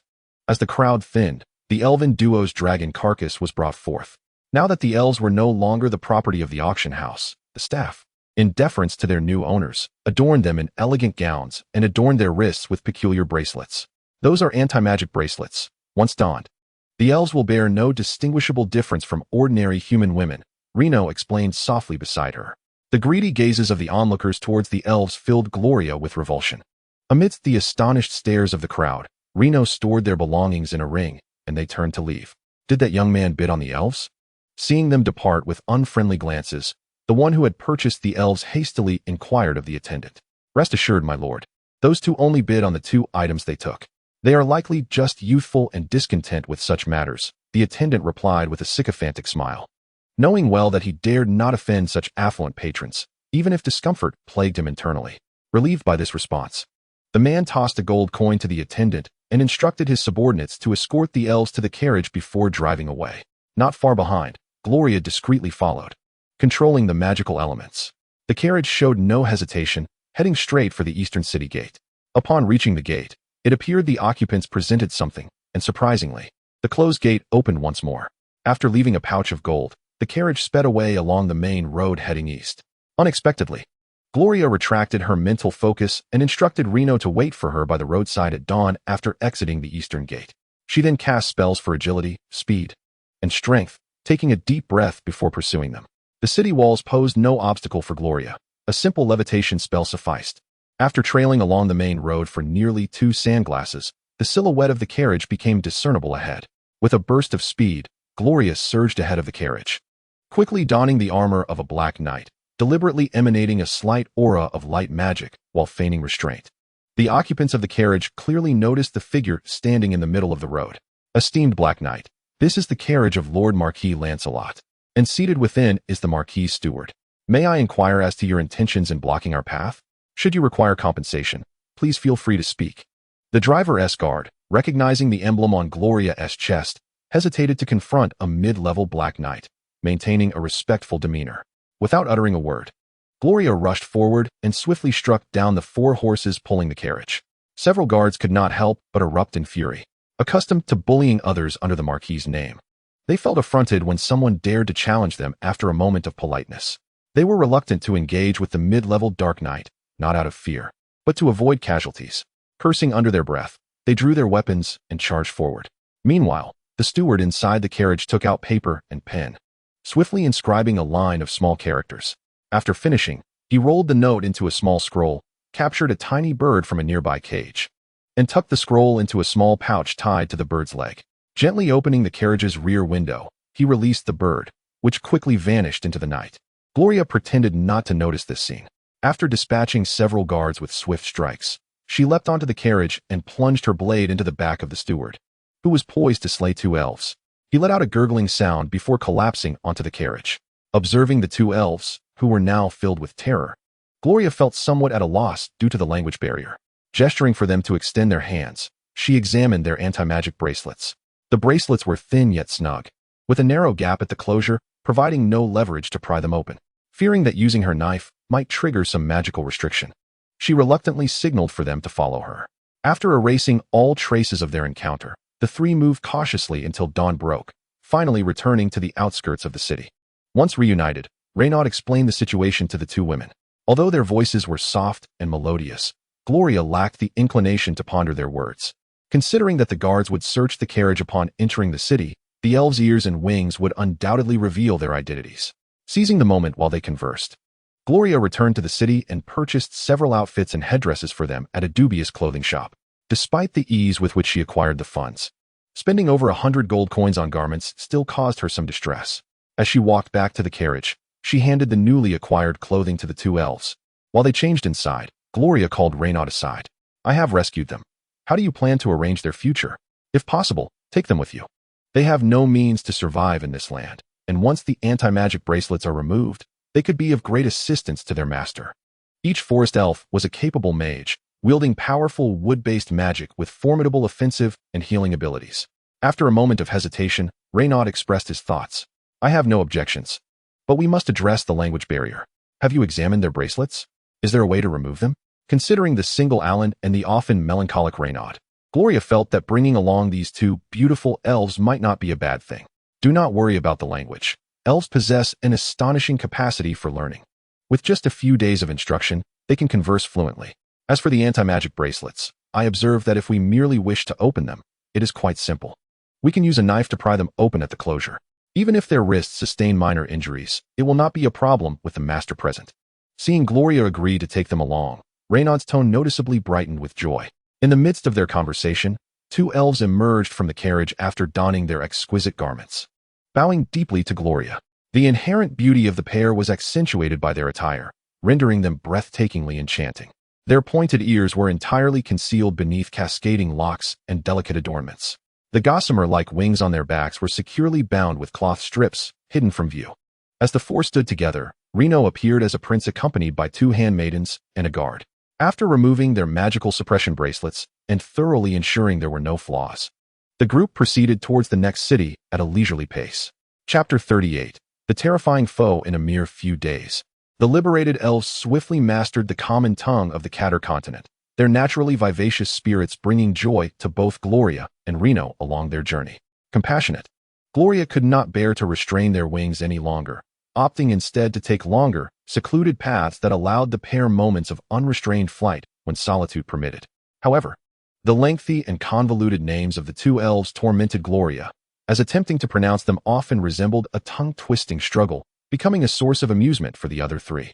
In exasperation, Gloria bestowed upon them simpler names, Nina and Nia, primarily for the sake of convenience as they traversed the continent. Freed from the confines of their magical suppressors, Nina and Nia swiftly regained their astonishing prowess, particularly in the realm of wood magic, or more accurately, plant magic. In any locale where flora thrived or could be cultivated, they could effectively strike at foes and heal themselves. One could scarcely anticipate the grass beneath their feet transforming into blades, or vines ensnaring their legs, leaving them immobile. It was equally unfathomable that adversaries could instantaneously recover from injuries inflicted upon them. Frustratingly for Gloria, even with the elves' tutelage, although she could sense the presence of plant magic elements, she was utterly incapable of harnessing them, merely observing as they danced joyfully around her. "Do you notice something amiss in the village ahead?" Gloria inquired, halting the carriage and turning her gaze back. Reno, possessing the divine essence yet trapped within an ordinary form, shook his head in resignation. "I sense an overwhelming sorrow and a pervading death, as though the gates to the underworld have been flung open within that village, enshrouded in a shroud of black mist." The 2 elves, filled with an infinite love for life, wept in unison.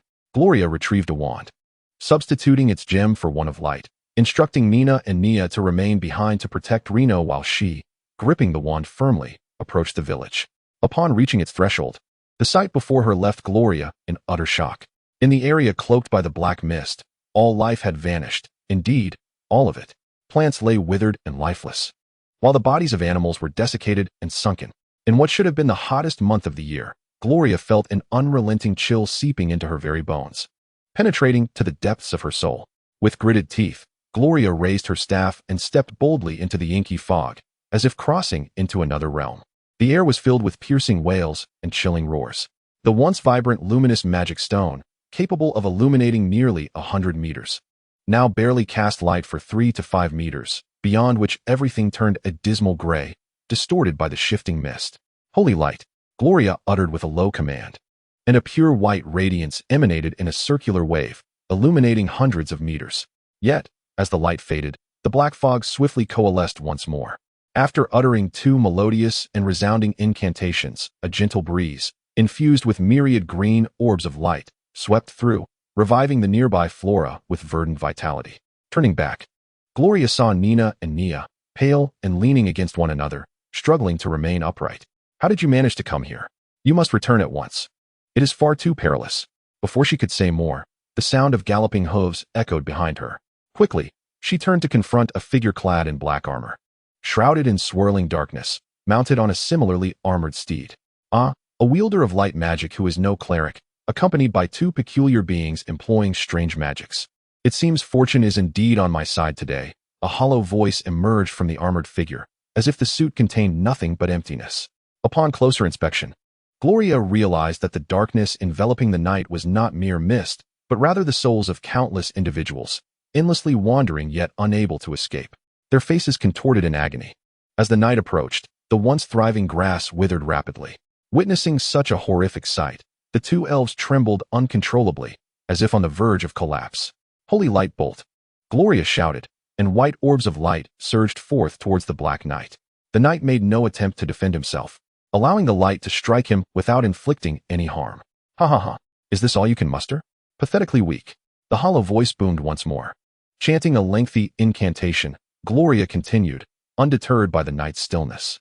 Upon the completion of the radiance of the holy light spell, a sphere of white light, the size of a head, soared from the tip of her staff and detonated, showering the area with a soft golden glow. The countless souls entwined around the knight screamed and vanished without a trace, and the surrounding black fog significantly lightened. The Black Knight paused, a look of fury in his eyes as he regarded the faltering Gloria. I underestimated you. Though I knew you could not harm me, I did not foresee the trouble you would cause me. I shall make you suffer immensely, and even in death, your soul shall be mine to command. With that, he spurred his steed forward, swinging his blade down upon Gloria. Gloria propelled herself forward with a powerful thrust of her legs, rolling across the ground in an attempt to evade her assailant. However, she was unable to completely avoid the attack, and the blade left a grievous wound stretching from her left shoulder to her right hip, causing blood to spurt forth. The strain of employing magic beyond her means, coupled with the significant loss of blood, swiftly dulled her consciousness. With a pair of melodious incantations, two enormous emerald-hued magical arrows surged forth. One aimed at the black-armored knight, and the other at his steed. The knight managed to deflect the arrow targeting himself with his sword, but the one aimed at his mount was too swift to be thwarted. The arrow struck the horse's chest with considerable force, despite the heavy armor shielding it. The steed let out a mournful cry and staggered back, nearly collapsing to the ground. Enraged, the black-armored knight, upon seeing Gloria incapacitated, dismounted and advanced toward the two elves. Seizing the opportunity, Gloria struggled to retrieve a healing scroll, tearing it open and awkwardly pressing it against her back. Master, echoed Renaud's voice within her mind. There is a blood mark at the center of your lower back. It is your critical vulnerability. If it is compromised, your demise is inevitable. Upon hearing this, Gloria swiftly drew her magical longbow, hastily affixed two water-based magical stones, and aimed an arrow at the knight's vulnerable lower back. The knight, taken by surprise, was struck by the arrow. However, it was evident that he had fortified his weak point considerably, for the arrow, despite its penetrating power, failed to pierce the black armor. Before Gloria could express her astonishment, she loosed another arrow, but the forewarned knight parried the approaching magical projectile with his blade. Chapter 39. Reunion of Comrades. The realization that Gloria was aware of his weakness filled the black-armored knight with dread, prompting him to retreat swiftly to his mount's side, using the steed as a shield against the onslaught from both fronts. His withdrawal afforded the trio a precious moment to regroup. After uttering a couple of incantations, a multitude of green lights surged forth from the distant fields and woodlands, visibly rejuvenating the two elves. His lower back is the weak point. Concentrate your efforts there, Gloria urged the elves. Rejuvenated, Nina and Nia abandoned their use of grand spells, opting instead for shorter incantations to unleash small magical arrows in rapid succession. The two of them alternated their casting and recovery, sending a nearly unbroken stream of magical arrows toward the black-armored knight, while Gloria slowly retreated and continued to fire in support of them. Cornered, the knight could not contain his rage as he roared in frustration.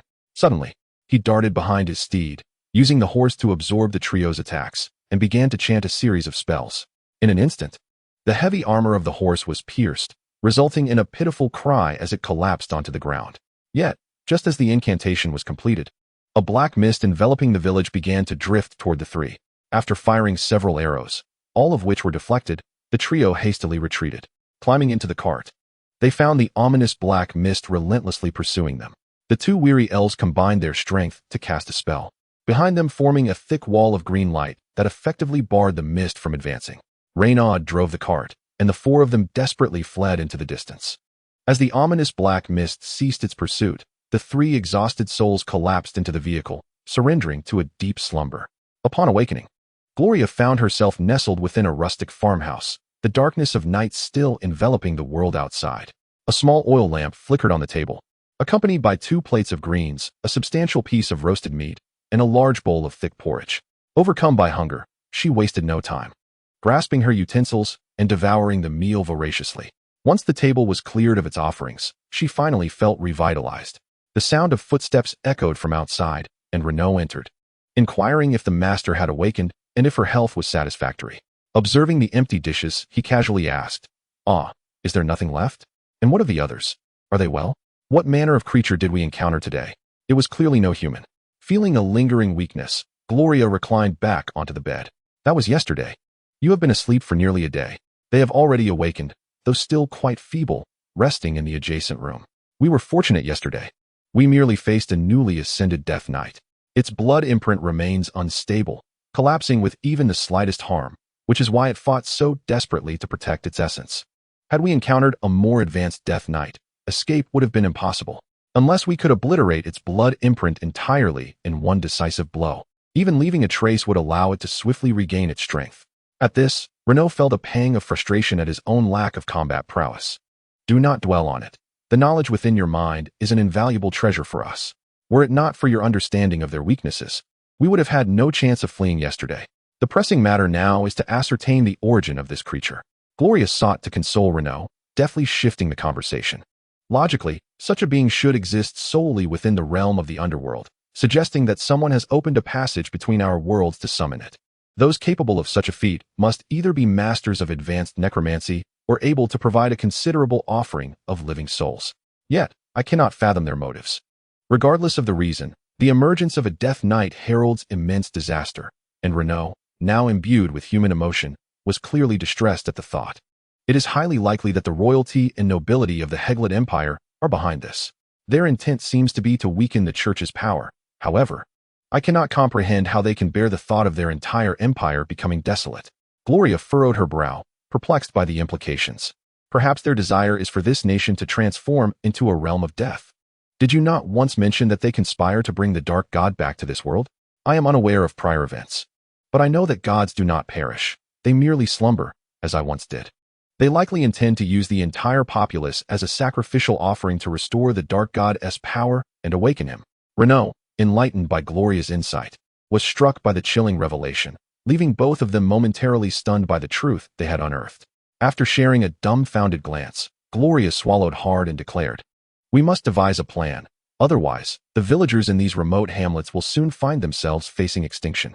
Renaud instinctively nodded, then pondered before asking how they could explain to the others about their escape. "We must try our utmost to persuade them," he replied. "To speak the truth is not an option. They might perceive us as spies and report us to the garrison." Gloria felt a profound sense of helplessness as she watched the countless lives on the brink of death. Why should so many perish because you wish to awaken? What grants you the right to stand so high above others? One day, I shall make you so-called immortal gods experience the taste of death. Rising to her feet, she joined Renaud in the room of the two elves, sharing her suspicions with them. Upon hearing her, the elves' kind nature caused them to weep for the impending calamity facing the people of their land. Despite their best efforts to persuade the villagers to depart, the truth eluded them, rendering their words dismissed. To the villagers, the greatest threat appeared merely to be the bandits roaming about, trivial compared to the formidable garrison. After leaving behind a few gold coins, the four set off on their journey back to York City. It seemed as if an unseen voice urged Gloria to return swiftly, and aside from necessary rests, they wasted no time. What would have taken nearly 2 months was completed in just over 40 days after several changes of carriages and horses. As they approached York City, which appeared seemingly undisturbed, Gloria finally felt her anxious heart settle. Upon entering the city, they headed straight for the Mercenary Guild. As Gloria nearly burst through the doors, Dolores, filled with delight, rushed over and embraced her tightly. "Oh, my brother, you have finally returned. We've all missed you dearly. I have something of great importance to discuss." Pushing Dolores aside, Gloria, with a serious demeanor, recounted everything she had witnessed and her deductions. Just as she was about to elaborate further, the office door swung open, and a fiery figure dashed in, throwing herself into Gloria's arms and clinging tightly. Seeing the girl trembling in his embrace, Gloria felt his heart melt. Chapter 1, Section 40. The Eve of Ascension. "Don't cry, I have returned." Gloria whispered gently in the girl's ear. "I heard that scoundrel has come back. Where is he?" Observing the scene before him, the boisterous George felt a twinge of embarrassment. Following closely behind, Alan and Francis also rushed in. With everyone gathered, Erin blushed and released her hold on Gloria. "It's best that we are all here. Let me share what has transpired." She then repeated her earlier words. "The urgent matter now is for Brother Dolores to swiftly relay this news to the General Union, and if possible, to the various kingdoms so they can prepare in advance. I will speak to the church shortly. Given the current circumstances, my personal grievances must be set aside. It appears the Heglou royal family is the true culprit." Ignoring the astonished expressions of the others, Gloria conveyed her request to Dolores and summoned Reno along with the two elves. After instructing Dolores to arrange suitable accommodations, she donned a white priestly robe and rode directly to the cathedral from the Mercenary Guild. Once at the cathedral, after selectively recounting her observations and deductions, Gloria addressed Blaze's inquiry regarding the delay in reporting. She explained that during her preaching in the countryside, there were rumors that Archbishop Adra had fallen victim to a surprise attack by infiltrating heretics during a battle, hence it was uncertain whether a nearby report would be safe, compelling her to return for a more secure communication. With his concerns alleviated, Blaze immediately pinned 3 letters, sealing them with wax, and dispatched the trio along different routes to the Holy City, traveling day and night. After completing these urgent tasks, Blaze expressed his deep worries to Gloria, revealing that the church had sensed troubling signs over the years, though no one could discern the exact nature of the issues. It was commonly assumed that the royal family of the Heglou Empire was merely expressing dissatisfaction over the allocation of spoils following the extermination of the Huaran Empire. Little did they realize this was merely a smokescreen. The discourse surrounding the demise of the archbishop was rife with speculation. It was clear to all that a mere lord could not possibly contend with the archbishop, especially with an assistant bishop and several temple knights present. It now appeared that a significant purge was imminent within the church. I have reported to the church only what I have seen and heard, Gloria stated. I will remain in York City for the foreseeable future, so should you need anything, please feel free to send word. With that, she rose to take her leave, determined to gather as much support as possible for the impending conflict. Observing Gloria's retreating figure, Blaze managed a bittersweet smile, reflecting on how the youth, much like himself in his earlier days, sought to evade the machinations of politics, unaware of the inescapability of such entanglements. Upon exiting the cathedral, Gloria found herself disinclined to admire the city's splendor, riding straight back to the Mercenary Guild. In the office, only Eileen remained, awaiting her return. Upon seeing Gloria, Eileen rose and gently linked her arm with his. The others have gone to the backyard. Although your friend is not well, his knowledge is profound. He can offer guidance on their martial skills. With the great battle approaching, everyone wishes to enhance their abilities. Gloria extended his right hand, tenderly caressing Eileen's cheek as she leaned against his left arm. I apologize for the hardships you've endured during this time. Eileen, without uttering a word, simply shook her head. Gloria turned and embraced her tightly. After a moment, Eileen softly suggested, shall we go see them? We wouldn't want them to worry. With that, she took hold of Gloria's arm, and together they strolled toward the backyard. In the backyard, for individuals paired off to practice continuously at Reno's behest, while the 2 elves sat nearby, resting their chins on their hands, seemingly disinterested. Could we go out and play?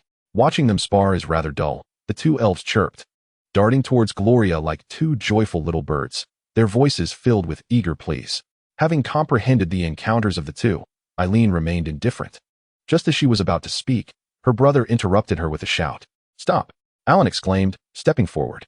I shall take them for a stroll. I am quite familiar with this area. Upon noticing the pouting expressions of the 2 elves, Gloria smiled and suggested, let Alan guide you. He knows this place much better than I do and can show you the more amusing spots. However, do be cautious while you are outside. Alan exchanged a grateful glance, leading the 2 sulking elves out. Dolores, you all should pause for a moment. I have something to show you, Gloria called out, signaling everyone to halt as she instructed Reno to retrieve the corpse of the young dragon. This is a dragon? Please tell me you did not slay it. George's booming voice erupted. Shoo, keep your voice down. Do you wish for the entire city to hear? Francis quickly intervened to silence him. Of course, I did not slay it. I managed to acquire some funds in Heglou, and this was obtained at an underground auction. Renaud explained. The armor made from dragon hide is remarkably effective. I believe this sizable dragon should suffice for each of us to have a set. The challenge lies in its incredible resilience. How do we transform it into armor? Gloria recounted her prior attempts. Her dragon horn sword had failed to pierce the hide. Leave this to me. I believe the problem can be resolved. I will consult the master who once crafted armor from earth dragon hide. Dolores pondered for a moment. He recognized this as a significant challenge, yet for a skilled artisan, the greater the difficulty, the more enticing the challenge. Additionally, there are some magic crystal cards issued by the church in the Heglou Empire, amounting to approximately 20 million gold coins. Perhaps we can exchange them for gold coins? He continued. I anticipate that future battles will require substantial amounts of gold. As she spoke, Gloria produced a substantial pile of magic crystal cards and scattered them on the ground. My goodness, have you robbed the holy city? How could you possess so much wealth? George appeared somewhat bewildered. This is simple. I will arrange for the guild's merchant caravan to handle it. Even if we cannot convert them all into gold coins, they can still be used to purchase goods and supplies, Dolores replied casually. Clearly, spending money was a far simpler matter. From then on, Gloria need not concern herself with further matters. Her daily routine consisted of accompanying Eileen in practicing archery and combat skills, while in her solitary moments, she engaged in profound contemplation. Ever since her last encounter with the Death Knight, Gloria sensed that the barrier hindering her mental prowess was beginning to weaken. After several days of persistent training, the loosening became increasingly apparent. It seemed she was on the verge of entering the ranks of a mage. Gloria vaguely felt that upon achieving this status, her power would undergo a transformative change. After briefly explaining to Eileen and Dolores, Gloria commenced her intensive training in seclusion, hoping to attain the realm of a mage before the anticipated catastrophe arrived. Chapter 41. Becoming the leader? In that wondrous realm of the mind, Gloria commanded her mental energy to surge against the barrier like a flood battering against a dam. Countless impacts assailed her, and though the barrier appeared precariously poised to collapse each time, it steadfastly shielded Gloria's mental fortitude. A flicker of frustration stirred within her. Was she perhaps too eager for success? Yet, this barrier no longer seemed as impenetrable as before. What, then, was the root of the issue? As she gazed upon the jubilant, dancing hues of magical elements, the answer seemed tantalizingly close. Yet whenever she reached out, it eluded her grasp. Taking a moment to compose herself, Gloria ceased her reckless exertion of mental energy and instead turned to quiet contemplation and observation. The various colors coalesced into clusters, each pulsating with vibrant life, as if offering her a mute yet profound hint. But what message were they attempting to convey? She strained to recall the records within her magical tomes, which described similar situations with remarkable simplicity, as if the solution flowed naturally. Each account unfailingly chronicled a date when an individual ascended to the rank of magus. If their journeys had been so straightforward, why could she not achieve the same? This thought reignited her impatience. Observing the magical elements, Gloria gritted her teeth and infused them into her mental energy. Suddenly, her spirit surged, as though 6 different colored arrows had materialized, guiding her mental force towards the barrier. In an instant, that obstacle which had thwarted her countless attempts shattered into fragments. It was as if, beyond the dam, there lay an ocean, and Gloria's newly liberated mental power surged nearly tenfold. An exhilarating sense of boundless potential flooded her heart. Stepping out of her chamber, she found the courtyard deserted. After thoroughly refreshing herself, Gloria made her way to the front yard. The once bustling hall now housed only a lethargic girl propped up at the reception desk. Where had everyone gone? Was there some calamity? Gloria approached her and inquired. You have finally emerged. Lady Dolores instructed me to inform you to seek her at the Western Gate's military barracks, the girl replied, rising hurriedly. Mounting a horse, and filled with curiosity, Gloria rode towards the Western barracks. Upon arrival, she noticed that the barracks were divided into northern and southern sections. The north still bore the sign of the garrison, while the south displayed a banner reading Black Dragon Mercenary Corps. Lady Gloria, this way. A guard from the Black Dragon Mercenary Corps called out, noticing her indecision. Vice Captain Dolores is inside. You will find her there. Recognizing the guard's familiar face, Gloria dismounted and made her way inside. Passing through the foyer, she entered a vast courtyard, once the training ground for the garrison, now bustling with thousands of individuals engaged in drills. The leader of the exercises, a seasoned mercenary knight of considerable prowess, was someone Gloria had encountered before. Observing the soldiers in training, she noted they appeared to be lower-ranking mercenaries from the previous guild. Rubbing her head, she continued onward. The backyard was divided into several yards of varying sizes, and in one of the smaller yards, Gloria discovered Dolores and others diligently practicing under the guidance of Reno. Upon seeing Gloria, everyone paused their training and approached her. Finally, you've emerged. We've been utterly exhausted over the past month, while you've been leisurely waiting until we finished everything. George bellowed. So how did it go? Did you succeed?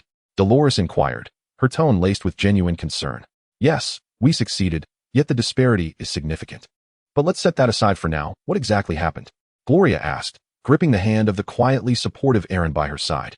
Well, just a couple of days after you began your preparations, the Mercenary Guild issued an announcement stating that, due to their current inability to train all mercenaries collectively in anticipation of the forthcoming battle, they recommended that senior mercenaries take the lead in forming their own mercenary bands. This would allow for more focused training of lower-ranked mercenaries. This has long been advocated by many senior mercenaries, as the lower-ranked ones have been fighting individually without adequate training provided by the guild, hindering their strength from improving. After receiving the announcement, we had no way to consult you. So I resigned from my position as the vice president of the York City branch and took the initiative to establish this mercenary band. We few have assumed the roles of vice captains, while the captaincy has been reserved for you. Coincidentally, the magic crystal cards you provided were exchanged for some gold coins with the guild's caravan, and the remainder was used to purchase weapons and equipment. Additionally, the funds from the batch of magical scrolls you crafted were also contributed by the guild, making us one of the wealthiest among the 30-odd newly formed mercenary bands. Having wealth certainly facilitates our endeavors. I brought in those frequently accepting tasks at the branch, and now our band comprises over 2,000 members. Although senior mercenaries are scarce, primarily consisting of ranks and levels, their combat abilities have significantly surpassed those of the garrison after this period of training.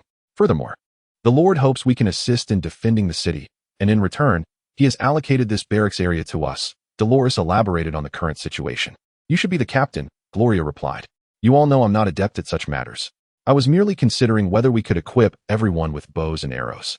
That way, we wouldn't be at a disadvantage in battle.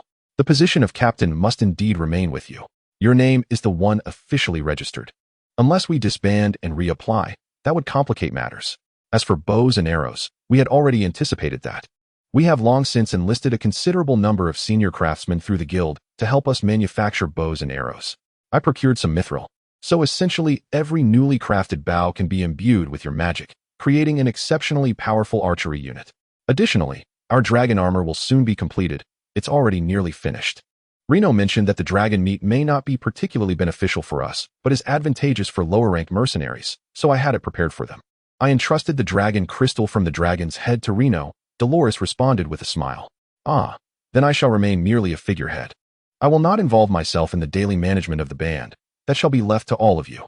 After speaking, he turned to look at Raynor and inquired, how effective was it? Gloria scrutinized Raynor from head to toe, noticing a significant transformation. I am now nearly at the stage of my Master-S breakthrough. The effects of the dragon crystal are indeed extraordinary. Despite this, Raynor maintained a demeanor of utmost respect towards Gloria. Please refrain from addressing me in such a manner from now on.